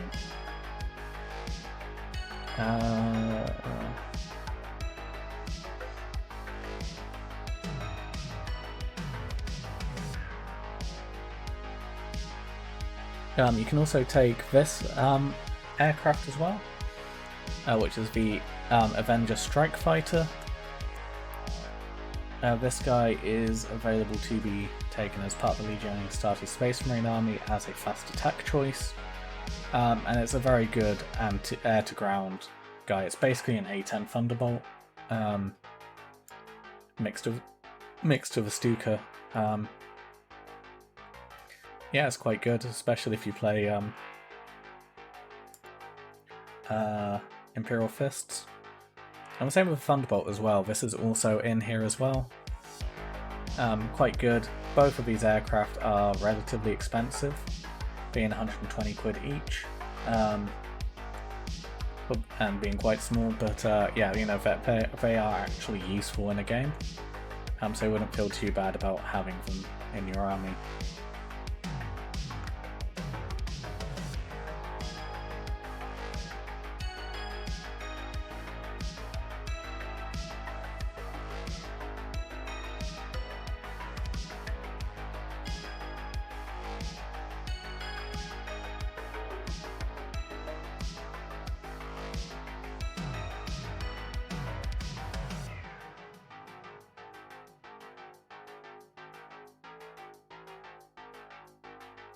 And I haven't really heard a good thing about PDF. No. I probably will end up actually making a video about it. But generally speaking, they've made some rules just for the sake of making rules for those units, so you can continue to use those units. There hasn't, like, to be perfectly honest, there's really not been much thought put into this unit, into these PDFs whatsoever. Certain units are just not worth taking, and others are just so incredibly powerful that they're quite broken, especially certain units like the Ultramarine units.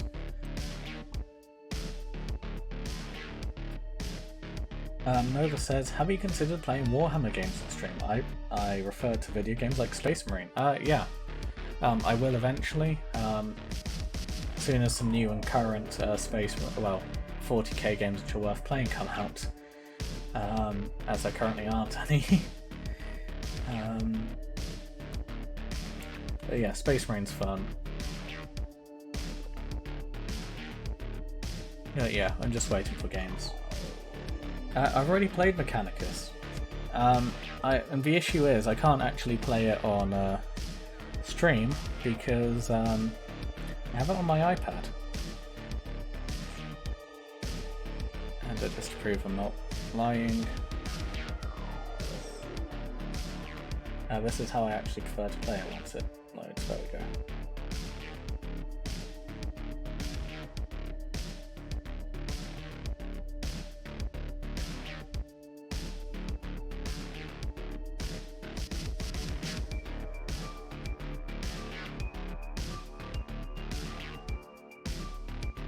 Out of interest, did you magnetize Spartan hull weapons or just glue something in there? I glued them in because I'm always going to stick to the las cannons. Because I just feel like such a powerful tank like that, you may as well throw points at it anyway. And yeah, the las cannons are good at dealing with other vehicles, so even if your other anti-tank units get destroyed, you still have your Spartan. And Mechanicus is such a damn sexy game in my opinion, and the soundtrack is, yeah. Before I discovered the guy who's doing the music at the moment, we did basically just have the Mechanicus soundtrack on loop in the background.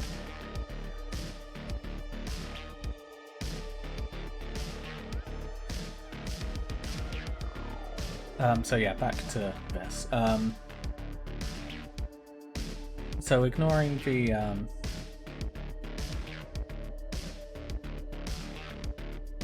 Wolf says, I hope someone puts lights and a mini smoke marine in Spartan so you can step out like Darth Vader. That would be cool if someone could work out how to do that. For Death Guard, would you consider flamers on the hull, or just more lasers for extra anti-tank PP? It depends. How much anti-tank stuff do you have in the rest of the army?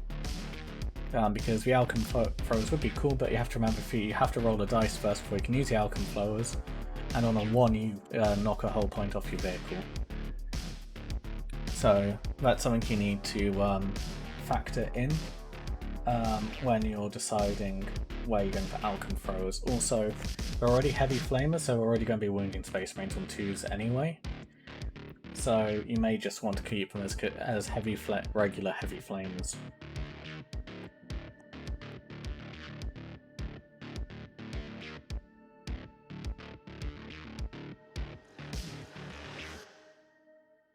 And Chris Bucks here thinks his name does awesome stuff with lights and Warhammer. I think I've heard of that guy. There's a guy on the Mantis Warriors Discord server who's put lights into the islands of his Mark 6 Marines.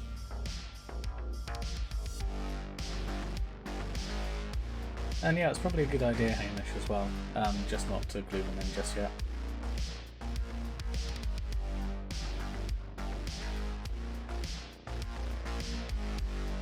So yeah, you have this anti-Psyker,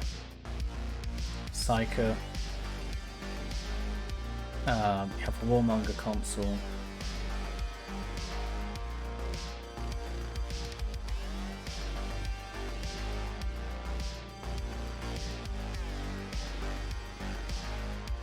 he's okay, anti-Psyker squad, 40k dreadnoughts, the attack bike, you know, the Space Marine bike squads with the little sidecar with a heavy weapon on, that's here. Tarantula sentry turrets here as well. And this is one of the first big controversial things. This is a troop's choice. Legion Terminator squads. A troop choice. Terminators. Also, the regular 40k Terminators that this is referring to, let me just bring them up to highlight this.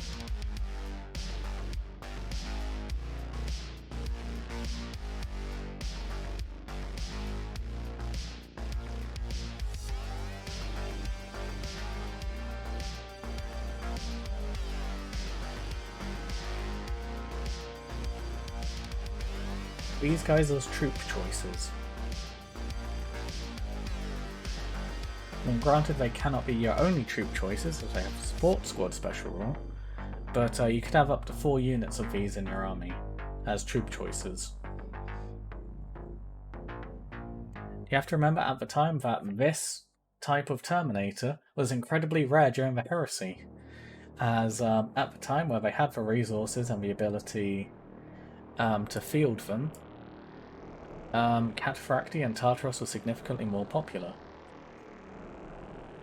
What is it about being a troop choices that's such a big deal? You can spam them. You can have up to 4 units of these guys. And then you can have your elite Terminators as well, and your HQ choice Terminators. You could run an entire army of Terminators doing this without having to, you know, have any of the downsides of running one of the Rights of War, which allows you to do that.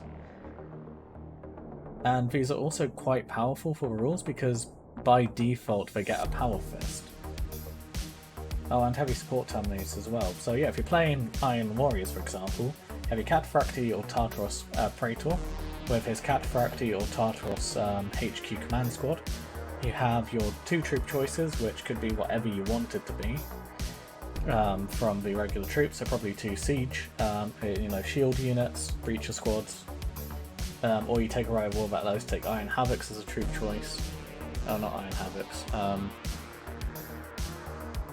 Or something else. And then you have 4 squads of Terminators, you have 4 squads of Elite Terminators, and you have 4, and then you can have 3 squads of Elite Heavy Support Terminators as well. It completely throws off the balance. On top of this, they have a Power Fist by default. This is a 25-point upgrade to regular Cataphracti or Tartaros Terminators, which means you get these guys which have a 2+ armor save, a 5+ invuln save, which can take for very cheap a shield, which increases their invuln save, and they get Power Fist, making these guys actually better than Cataphracti in quite a few situations, as a troop choice.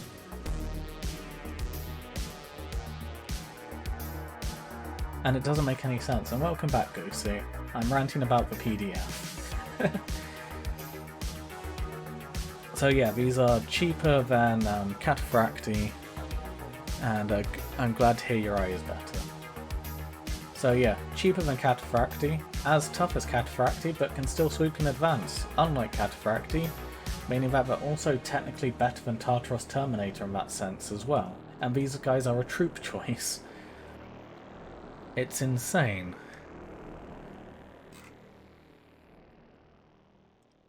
Oh, and they can also take assault cannons, which is, you know, meant to be special to the Imperial Fist and the Blood Angels.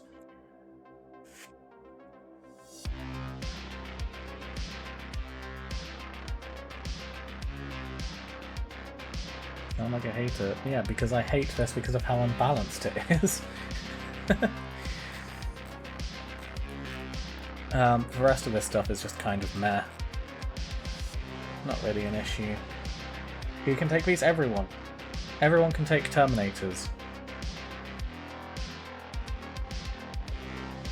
These Terminators as troop choices, and they're better than Cataphracti and Tartaros Terminators.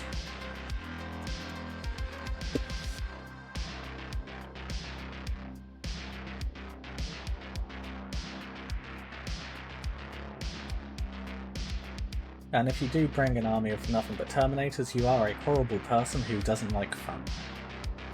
Regardless of if it's using these Terminators or if you're taking a First Company Elite Force that allows you to take Terminators the proper way, even with its disadvantages, it's still a very not fun army to play against. Terminators should always be an elite unit which you can take very little of. If you're able to spam them, and you do spam them, then you're a horrible person who doesn't enjoy playing the game properly.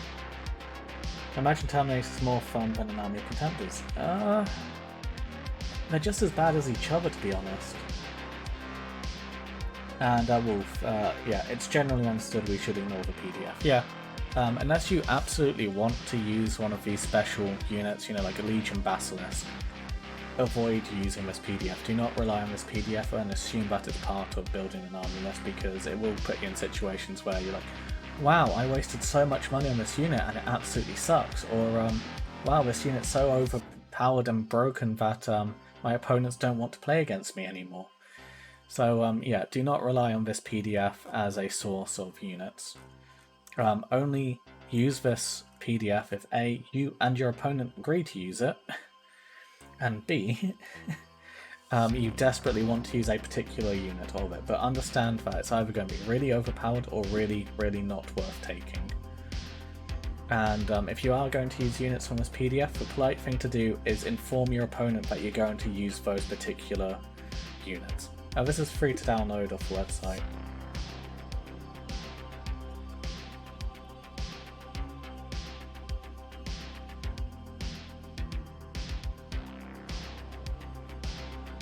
So if you play Ultramarines, is 1 talent of 3 Contemptors and 1 talent from the 3 Leviathans considered spam? I'd consider it spam. And especially as you'd have to, you know, spend quite a lot of points to do that. That would be over half your army in most situations. That's definitely spamming the units.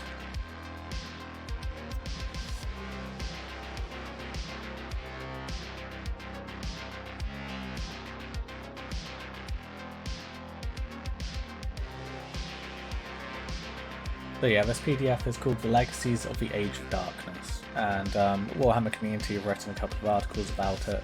You should be able to find it on the Games Workshop website. So yeah, this is one of the interesting characters here. Iron Father Ortek Moore is objectively worse than a regular generic character for the Iron Hands, and is just not worth taking. His special rules, his buffs, do not actually work as well as the regular versions, so there's genuinely no point running Ortek Moore as Ortek Moore.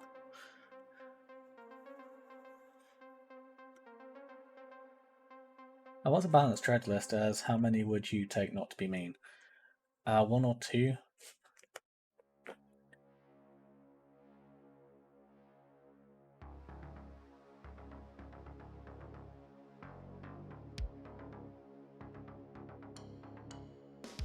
I think the best way to put it is 1 per 1,000 points is probably how I do it.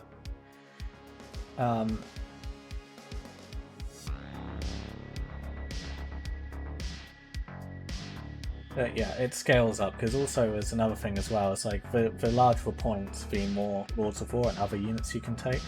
So in a 4K list, 6 Dreadnoughts, I'd still say it's pushing it, just because of how ridiculously powerful Dreadnoughts are right now.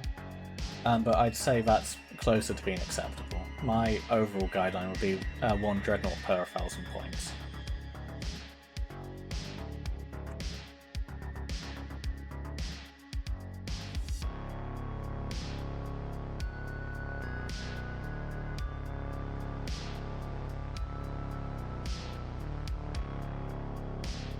Nova says, "Hey Tuppy, may I recommend a raid for when you do finish stream?" Yeah, sure.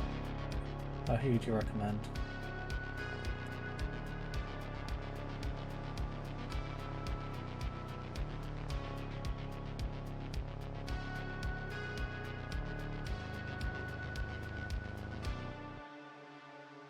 Video J sub. Okay.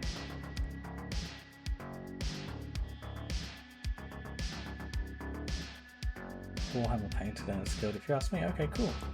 Good to know. And yeah, on the flip side, Honoured Telemachus, this guy here, is just really quite strong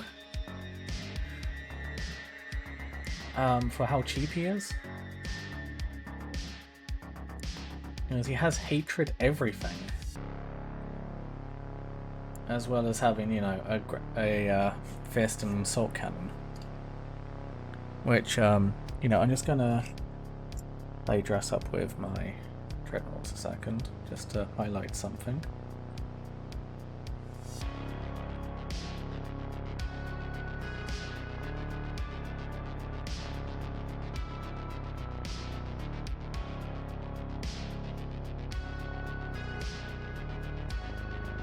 So here's a Empress Children Dreadnought with a Power Fist and an Assault Cannon. This guy is probably quite familiar to you guys. A certain Ancient of Rights, yeah? This Dreadnought here, Honoured Telemachus, costs 240 points for having Assault Cannon and a Gravis Power Fist. And he has Legione Astartes, the Hatred Everything special rule, which makes him ridiculously strong.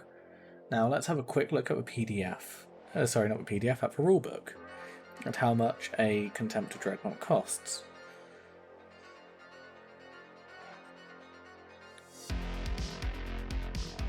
So, by default, 175 points. The autocannon makes it. The assault cannon makes it 185 points.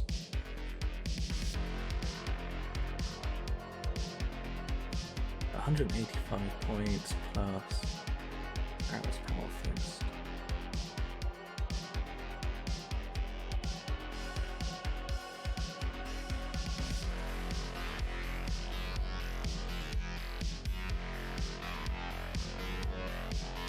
So yeah, for 55 points, you're getting a Dreadnought with a higher leadership value, an extra attack, an extra wound, and a higher weapon skill, who also has Hatred Everything, which makes it a really strong and pretty much an auto-include character because he's just significantly stronger than any other Dreadnought. And with Hatred as well, he's so ridiculously strong. It's insane. Formantaris Terminators, again, ridiculously strong for what they are. They are basically better versions of the Tyrant Siege Terminators, with weapons which are just disgustingly powerful. So their Hellfire Plasma Missiles are Strength 8 AP 2 and Brutal 2, so for every wound they do they cause 2 wounds instead. To use 40k terms, they do 2 damage.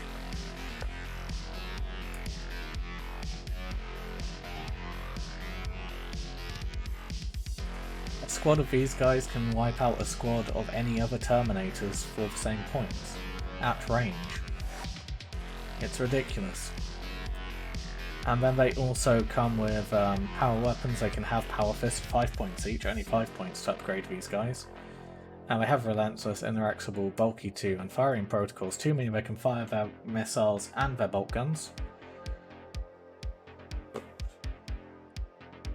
And their Ballistic Skill 5 as well, so they're hitting on 2s with that Strength 8 AP2 weapon.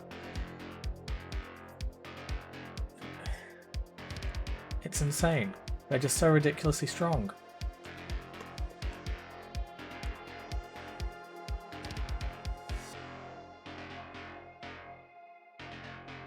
Oh, and also they don't need line of sight either.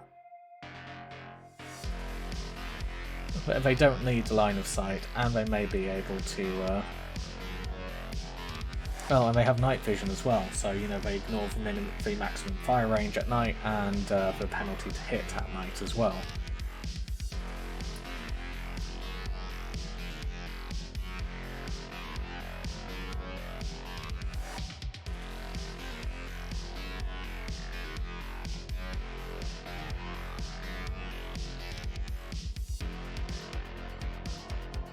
And these guys really wound me on a personal level, these next guys, the Lokatara Storm Squad.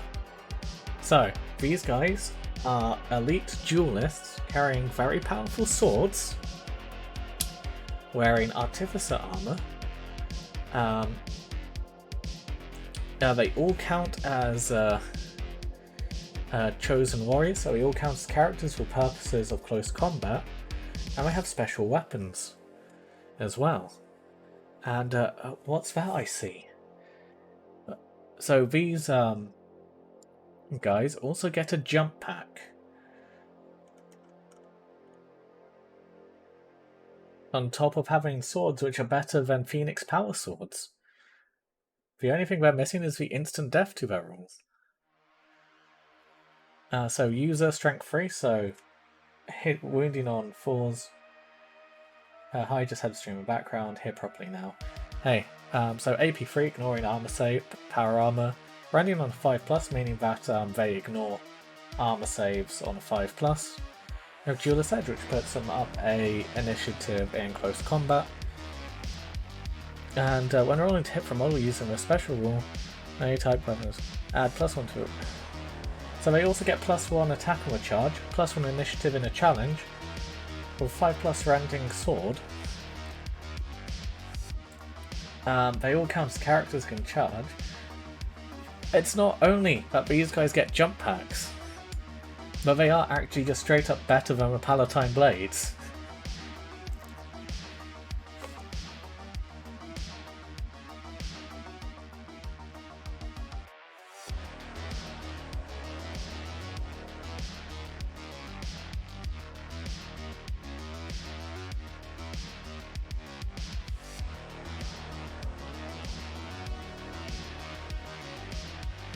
I don't have a loyalist book here.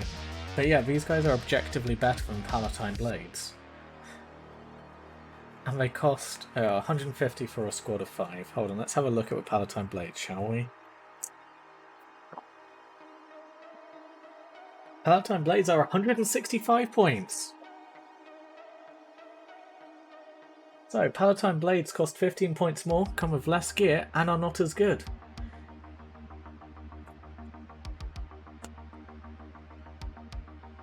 Oh, these are a fast attack choice as well, so you can spam the crap out of them and still take your elite choices. You know. Like these guys. You could run 4 units of these and 3 units of these. I can't do it as the Emperor's Children. I can't take Phoenix Terminators as an elite choice and my Palatine Blades. I have to choose. Because they both take up elite slots.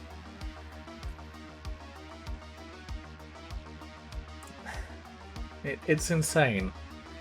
It's really, really insane. Oh, and then on the flip side there's this joke of a character. Which just objectively sucks.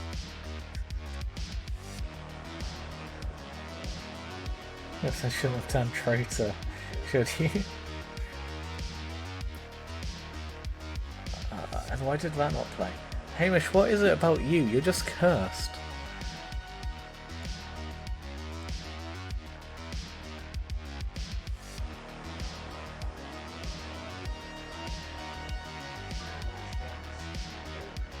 Oh well, it's just really quiet.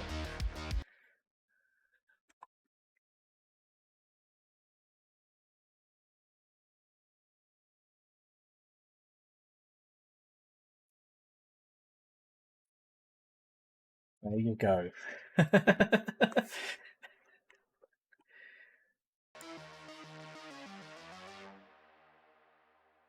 Yeah, it's like, so this guy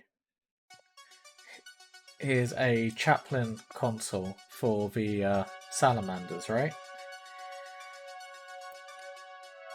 His stat line is of a regular infantryman.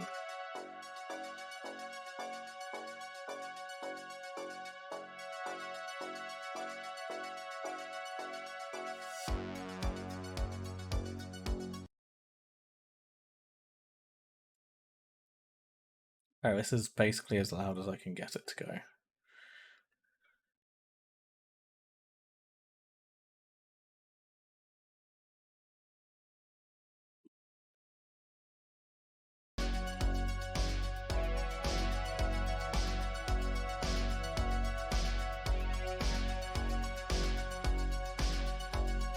So yeah, for the salamanders, for 215 points, get a character which is objectively useless, with abilities which suck, and he basically fails to buff anything.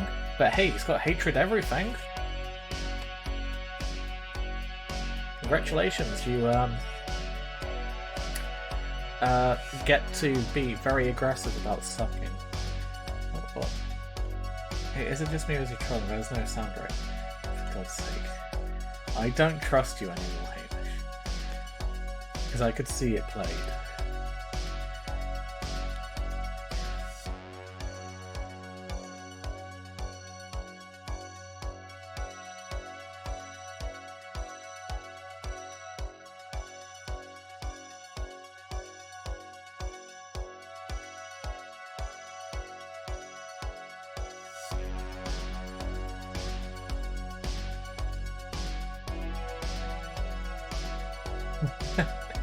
here he says, Hamish, stop winding him up. I could see it play. I could see on the bar that it played.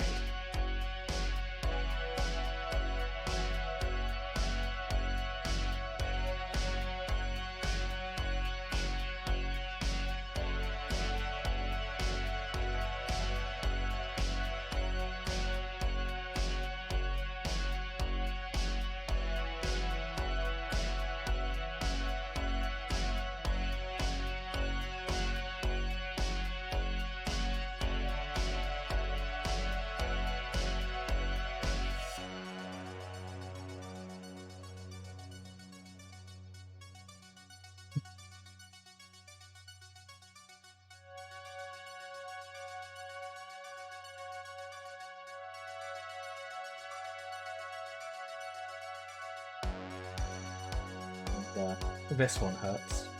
Ancient Rylanor. Oh, right, Rylanor the Unyielding. Right, so remember how we talked about the Ultramarines character? And how, you know, it was basically an auto-include because, you know, he had his buffed stat line as well as Hatred Everything. Let's have a look at Rylanor. So Rylanor costs 250 points. The Ultramarine character costs 240 points. Right, so 240 points, you get a character with weapon skill 6, an additional wound, and an additional attack, and an additional leadership, as well as Hatred Everything, okay?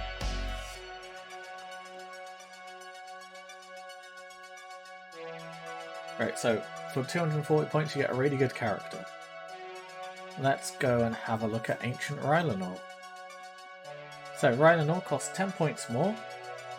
He doesn't get an extra weapon skill. He gets an extra wound vote. He doesn't get an extra leadership.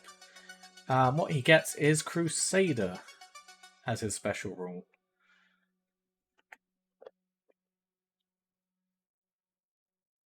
Which means he gets to roll an extra dice for sweeping advances.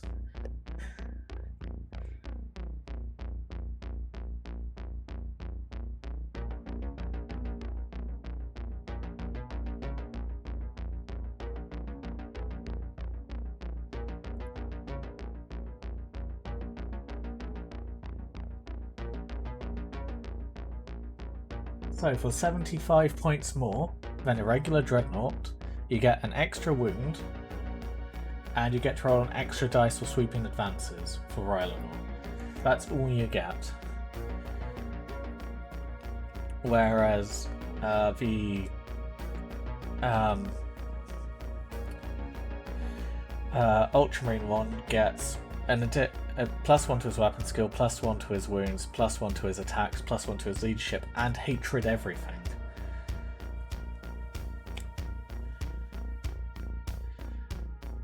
Like, how does that make any sense? How does this guy cost 10 points more than the Ultramarine one?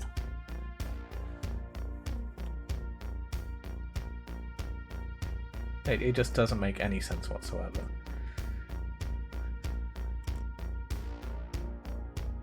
And then for the Iron Warriors, you get the Iron Havoc squad, which basically for 5 points more per model, I think, is just objectively better.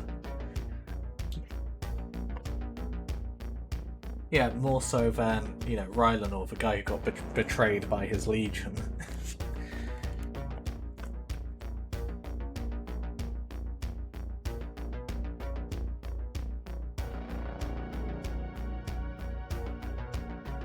Okay, so the Iron Havocs are really powerful and one of the more broken units in this. So, let's quickly do some comparisons. So, a Legion Heavy Support Squad equipped with autocannons.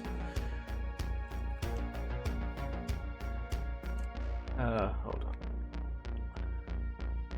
on. Yeah, we'll go with autocannons, right? So, a Legion Heavy Support Squad equipped with autocannons comes to 125 points. These guys are 135 points. So for 2 points more, you get the special stuff that comes with these guys. which is the Ferrum Ocularis, which gives them precision shots on the 6+, as long as it's not made as part of as long as it's made as not part of a snapshot or a reaction. So for 2 points, you get to turn them into snipers. The precision shots mean on a roll of a 6+, you get to choose who gets hit by it.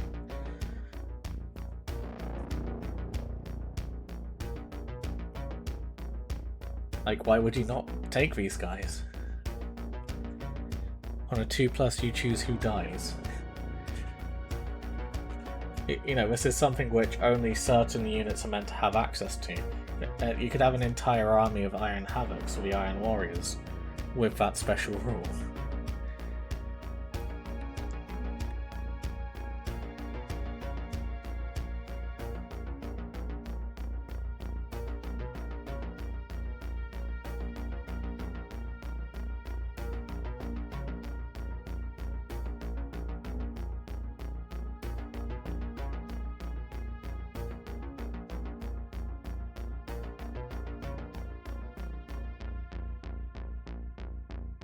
Oh, yeah.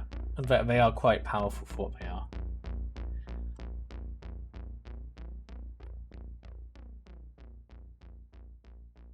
I haven't really looked at Draeger's rules to see if he's actually any good, but he looks like he's quite good.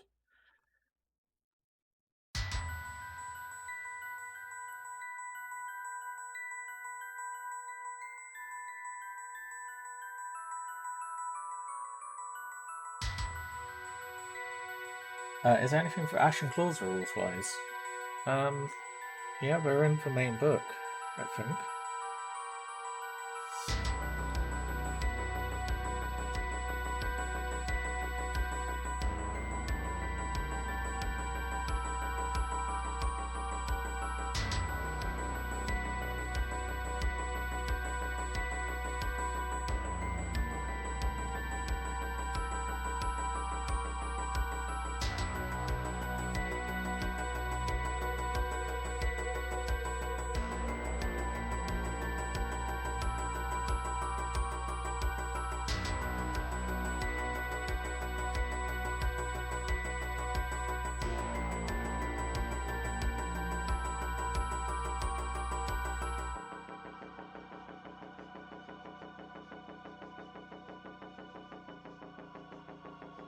Yeah, the Ashen Circle are in the main book. No mercy, Mike. So 125 points for a squad. They have Strength 5, AP 3 close combat weapons of Shred, which are quite good. And they have Acandic Hand Flamers, which is Strength 4, AP 4 Torrent, meaning you get to choose where the template goes within 6 inches of them, which is quite good. And they're pinning, so they're quite good. And the Hammer of Refer tanks are +1 strength, so they're strength 5 when they barge into the enemy, which is quite good.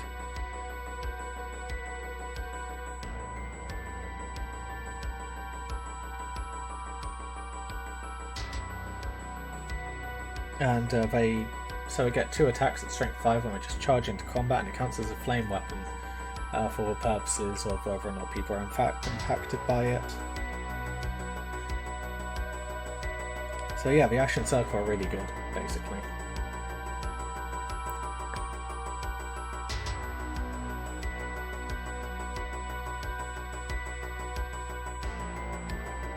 And Ghosty says, oh bro, I just scored an Arak Draeger 4-12 model for cheap. They're normally like 200 USD. Nice. And yeah, Hamish says nice as well. So yeah,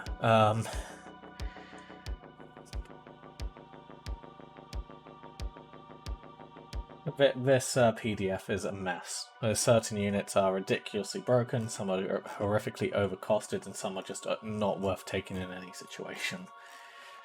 Which is why most people choose to ignore this. It's only if you absolutely, if you are so desperate to run like Rask, for example, or Draeger, that you'd ever consider looking at this, and even then I would still ask your opponent if they are okay with you using units from this, and to come to a compromise or a deal beforehand. If you're building a Horus Heresy army to play against strangers who you don't have the opportunity to talk about, so if you're just building an army to go and play at a local store and you haven't organised it, you're just going to rock up and play, don't take any of these units. Simply don't.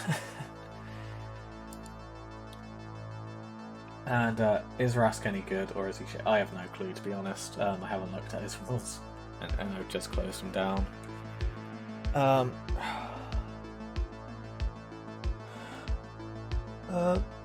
There used to be other Death God HQ as well, Mortug or something. Yeah, he's in that PDF as well.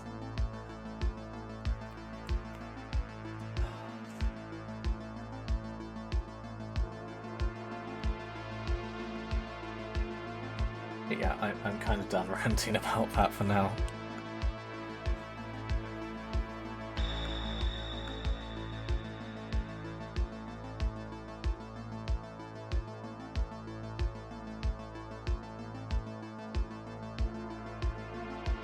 I did break Tuppy. No, it's just I've had this discussion a few times now, and yeah, it's really annoying and frustrating because there's so many units there which I like and really enjoy, and I like the concept of, but at the same time, it's not worth opening Pandora's box to take those units. Like I said earlier, I'd love to have a Macarius in my army because it's one of my favourite tanks. But as a Emperor's Children player who doesn't benefit from the rules of that book from that PDF whatsoever, do I really want to, open that box and expose myself to the nightmare which is basically every other Legion's overpowered units in comparison to the main codexes? Is running this model worth me suffering greatly at the hands of some of those ridiculously overpowered Ultramarines? Is it worth me buying this because it will mean my opponent can take the Iron Warriors overpowered nonsense, It sucks. It just, yeah. It adds all of these opportunities in, but at the same time you're going to suffer greatly because you've allowed other people to take them. So, and it's not exactly fair for me to say, oh yeah, no, I'm going to take this unit, but I'm not going to allow you to take the Ultramarine units, right? Because they're both from the same publication. So it's not fair. Whereas it's one of the things that's expressly stated at the beginning of the Legacies of the Age of Darkness.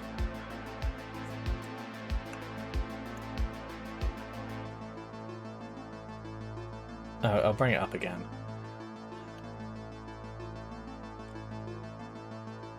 Yeah. All units listed for profiles Horus Heresy, Age of Darkness range are divided into two categories, core units and expanded units. All of the units in this PDF are expanded units. These represent many of the little-known, rarefied units that were part of the Legionia status during the Great Crusade and Horus Heresy but may not have official miniatures, so to offer the collector opportunity to convert their own interpretations.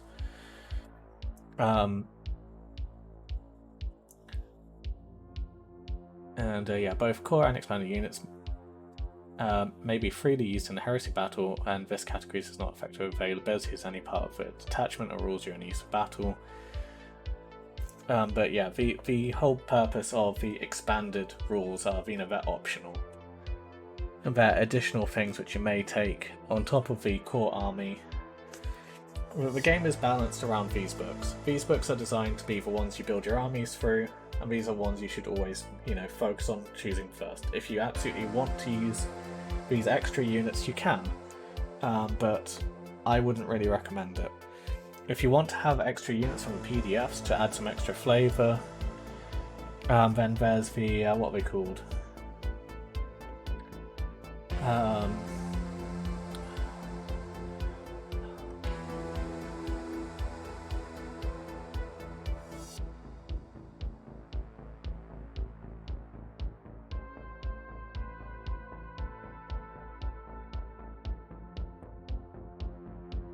Well, these guys, the Exemplary Battles units. So these are the rules which the design team came up with for some extra units, and these are significantly more balanced.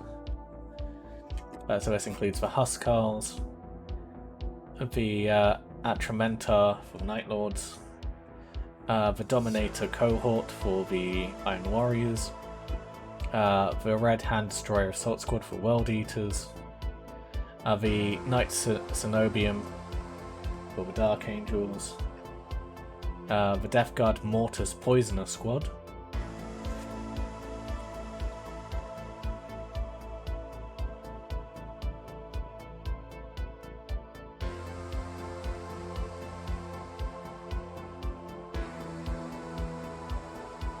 which I might actually look at for the Death Guard Army Maker for the channel, the Ultramarines Nemesis Destroyer Squad,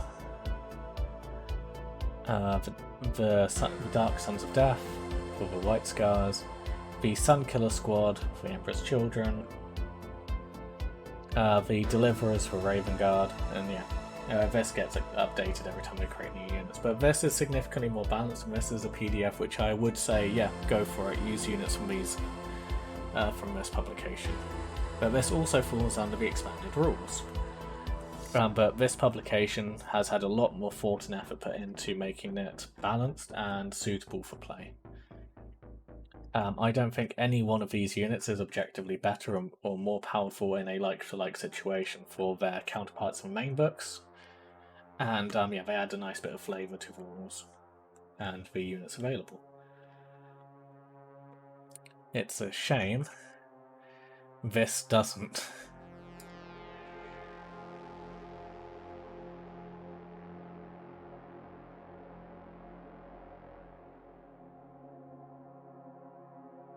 We'll see a Galvor back type Plague Marine force led by Cypher Marag. Yeah, possibly.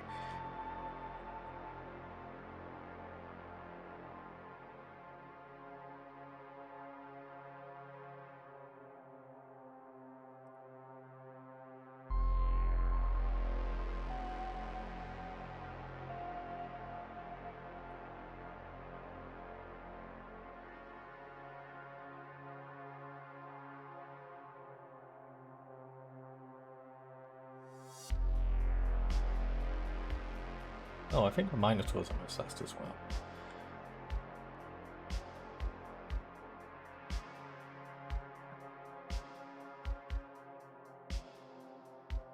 Oh wow, it isn't. That's a surprise. Never mind. This is quite a cool artillery piece.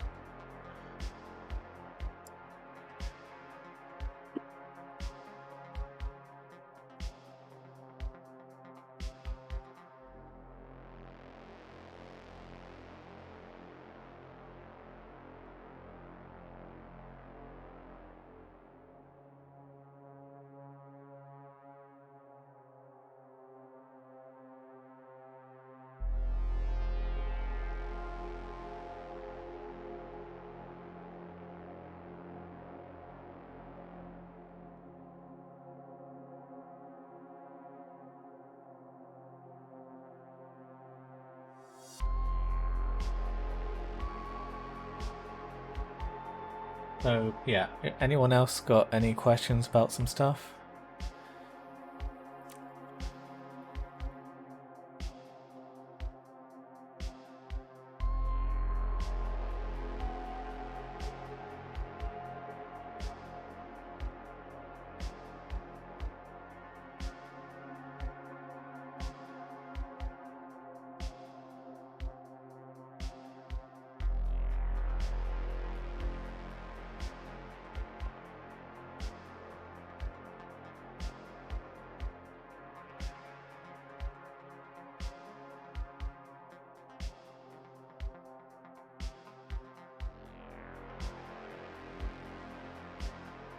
Well, the Lupus Pink didn't go so well. It didn't apply the same all over. Yeah, it's one of the reasons why I use an airbrush for it. As you know, it's quite difficult to paint any contrast paint over other paints.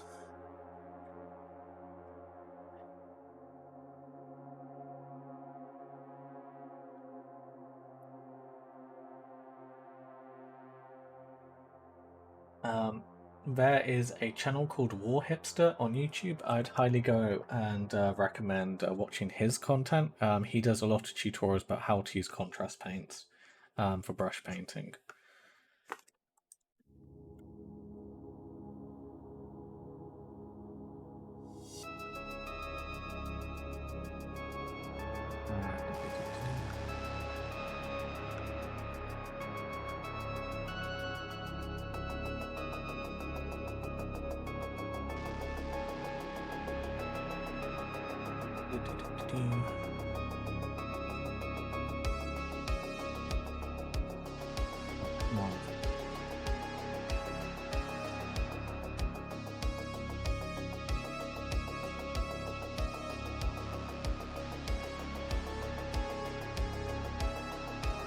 Which is just awful for mobile.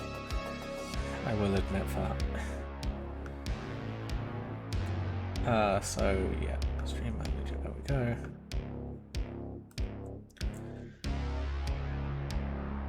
So yeah, go give him a look for painting tutorials of contrast. His Contrast Plus painting series is really good. Poor Master Hamish, Luke says, searchlights, havoc launchers, hunter killers, smoke launchers. What tanks would generally include those on if any, or more of a if you have points spare type of thing? And this ties in quite nicely into the night fighting, how to deal with it. So night fighting, to recap, means your leadership is -1 and your ballistic skill is -1. Meaning that you're less likely to be able to hit your targets and you're more likely to run away. This is a really good thing overall though, because it means turn 1 armies aren't going to be wiped out. I'd highly recommend trying to play games using the night fighting rules, especially if you personally play a melee army. It will help you not be wiped out. It's a really good and simple game balancing thing, because it also reduces range of weapons to 24 inches. It's an artillery piece that can still fire further than 24 inches, but it will always scatter. Which adds some really interesting aspects to the game. And one of the ways to deal with night fighting is to take a searchlight. So searchlights, if you use them, illuminate the target that tank is wanting to shoot at. Meaning that target is illuminated, and that means the negatives of night fighting do not apply when shooting at that unit. And that applies for everyone else who shoots at that unit. So that's quite powerful. But on the flip side, a unit with a searchlight on automatically illuminates itself. So a very good vehicle to actually put a searchlight on is a Spartan, because good luck destroying a Spartan in the first couple of turns. It's going to be relatively difficult. But that Spartan searchlight can light up a unit for the rest of your army to shoot at. Also spreading out searchlights on other vehicles and other smaller things which are more difficult to kill, or not necessarily worth killing, is also a good idea. That's the other side of this. A searchlight on a rhino is probably a good idea, because who's really going to shoot at a rhino? It's a bit of a waste of a dedicated anti-tank weapon. But if there's a searchlight on it and it's lighting up it's lighting up one of your units, that suddenly becomes an issue you have to deal with. So in that situation, the rhino suddenly becomes a very important target to shoot at, which is pulling away the anti-tank weapons away from the bigger, scarier things like your Vindicators or your Predators or your Sakarans, which otherwise would get shot at. Smoke grenades are good because they give you a shrouded save, so that's like a cover save. So if you're in a situation where it's like, oh, your tank is probably going to get destroyed, it's a good idea to just deploy the smoke and, you know, give yourself that shrouded save, which will help give you a chance of protecting yourself from being shot at.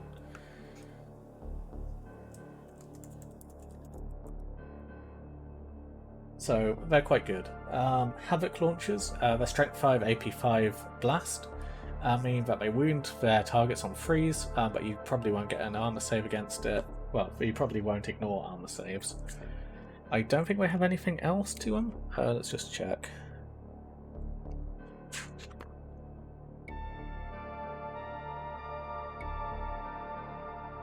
Havoc. Oh, they're twin linked as well, so you get to reroll scatter with a Havoc weapon. So they're good at just, you know, clearing out infantry it's an additional thing to hit the enemy with. It's pretty good overall. I tend to lean towards them. I mean, I put one on the Vindicator, for example, and I'm mostly doing this just because I love the cutscene between shots. But yeah, it's like I'm on Vindicator, right? Let me just move over to that desk briefly.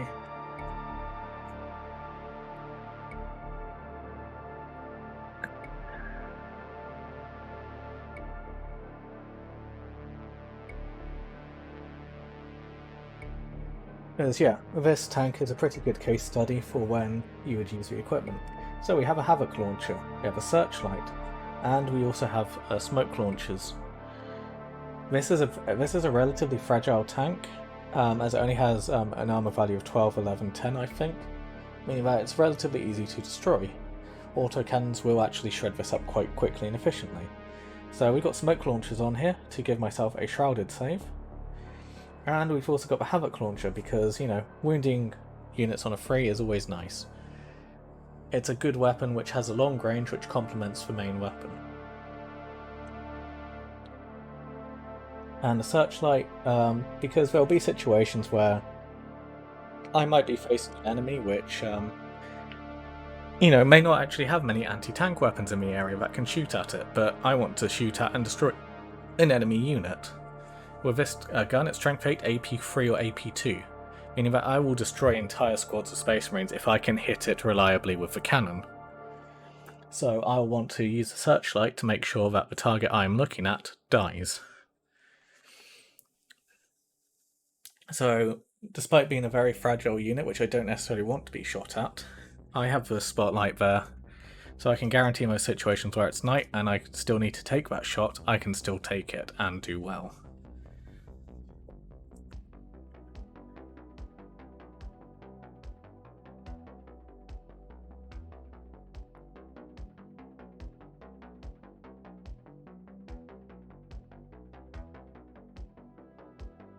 And hunter-killer missiles, I guess I'm very superstitious of hunter-killer missiles. And since they got nerfed in 2nd or 3rd edition, there's been a conception about them that because they're called hunter-killer missiles, they will always miss. Because, you know, it's in the name, miss. And it's very rare to ever see them hit. I feel like it just seems like they are cursed. Like, yes, they hit on the normal ballistic skill for the user, but it doesn't ever feel like they really hit. It's difficult to explain, but they're Strength 8 AP3 one shot, so you get a single shot with them. The Strength 8 AP3 meaning that they're quite good. They will, you know, give you a good chance at damaging enemy vehicles, especially other rhinos or rhino-based chassis. And the AP3 meaning that they're also relatively good at killing characters who may be in power armor. But yeah, other than that, there's nothing really special to them. I would firmly put hunter-killer missiles in the you have the points to spare category. All the other equipment does have its uses.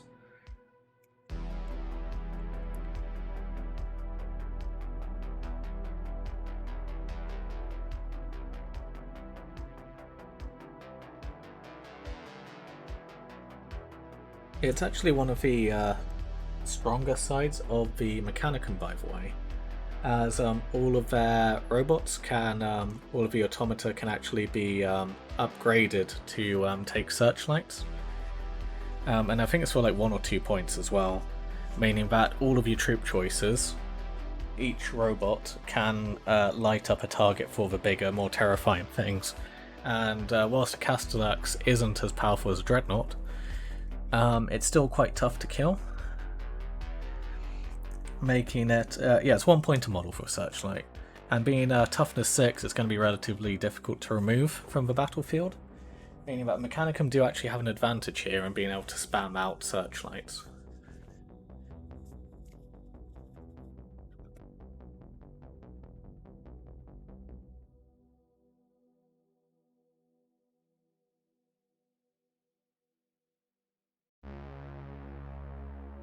Very clear summary, thank you. You're welcome.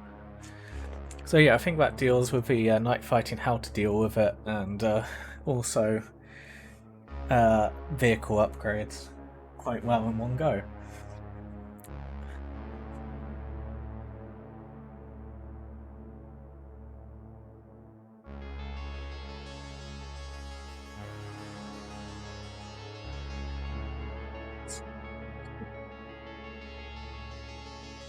Mostly just because I can, you know.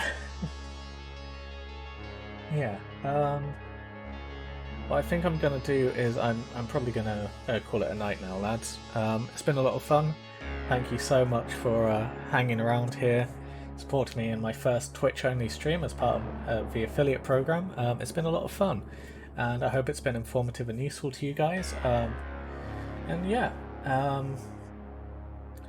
Not sure what we'll do tomorrow. Depends on if I get any new equipment and stuff. And yeah, thank you all for subscribing and supporting. So what we'll do now is we'll try and get this whole raid thing going, right? So I'll say the name of the channels. Studio J7. So what we'll do is, obviously if you want to, what we'll do is we'll go and raid another channel. So this will automatically throw you towards another channel. So this guy is a hobbyist, so he does more, you know, building models and stuff. At the moment he's working on a scale model for history, for a historical thing rather than Warhammer, but he does a lot of Warhammer stuff as well. So what we'll do is we'll go and raid his channel, say hi.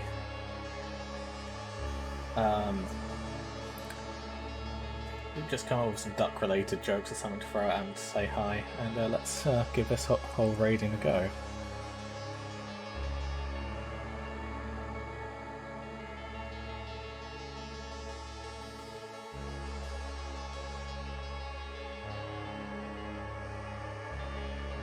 So yeah, so you join the raid, and then we can hit the raid now button and off we go. So yeah, everyone, again, thanks for hanging out, and yeah, catch you tomorrow.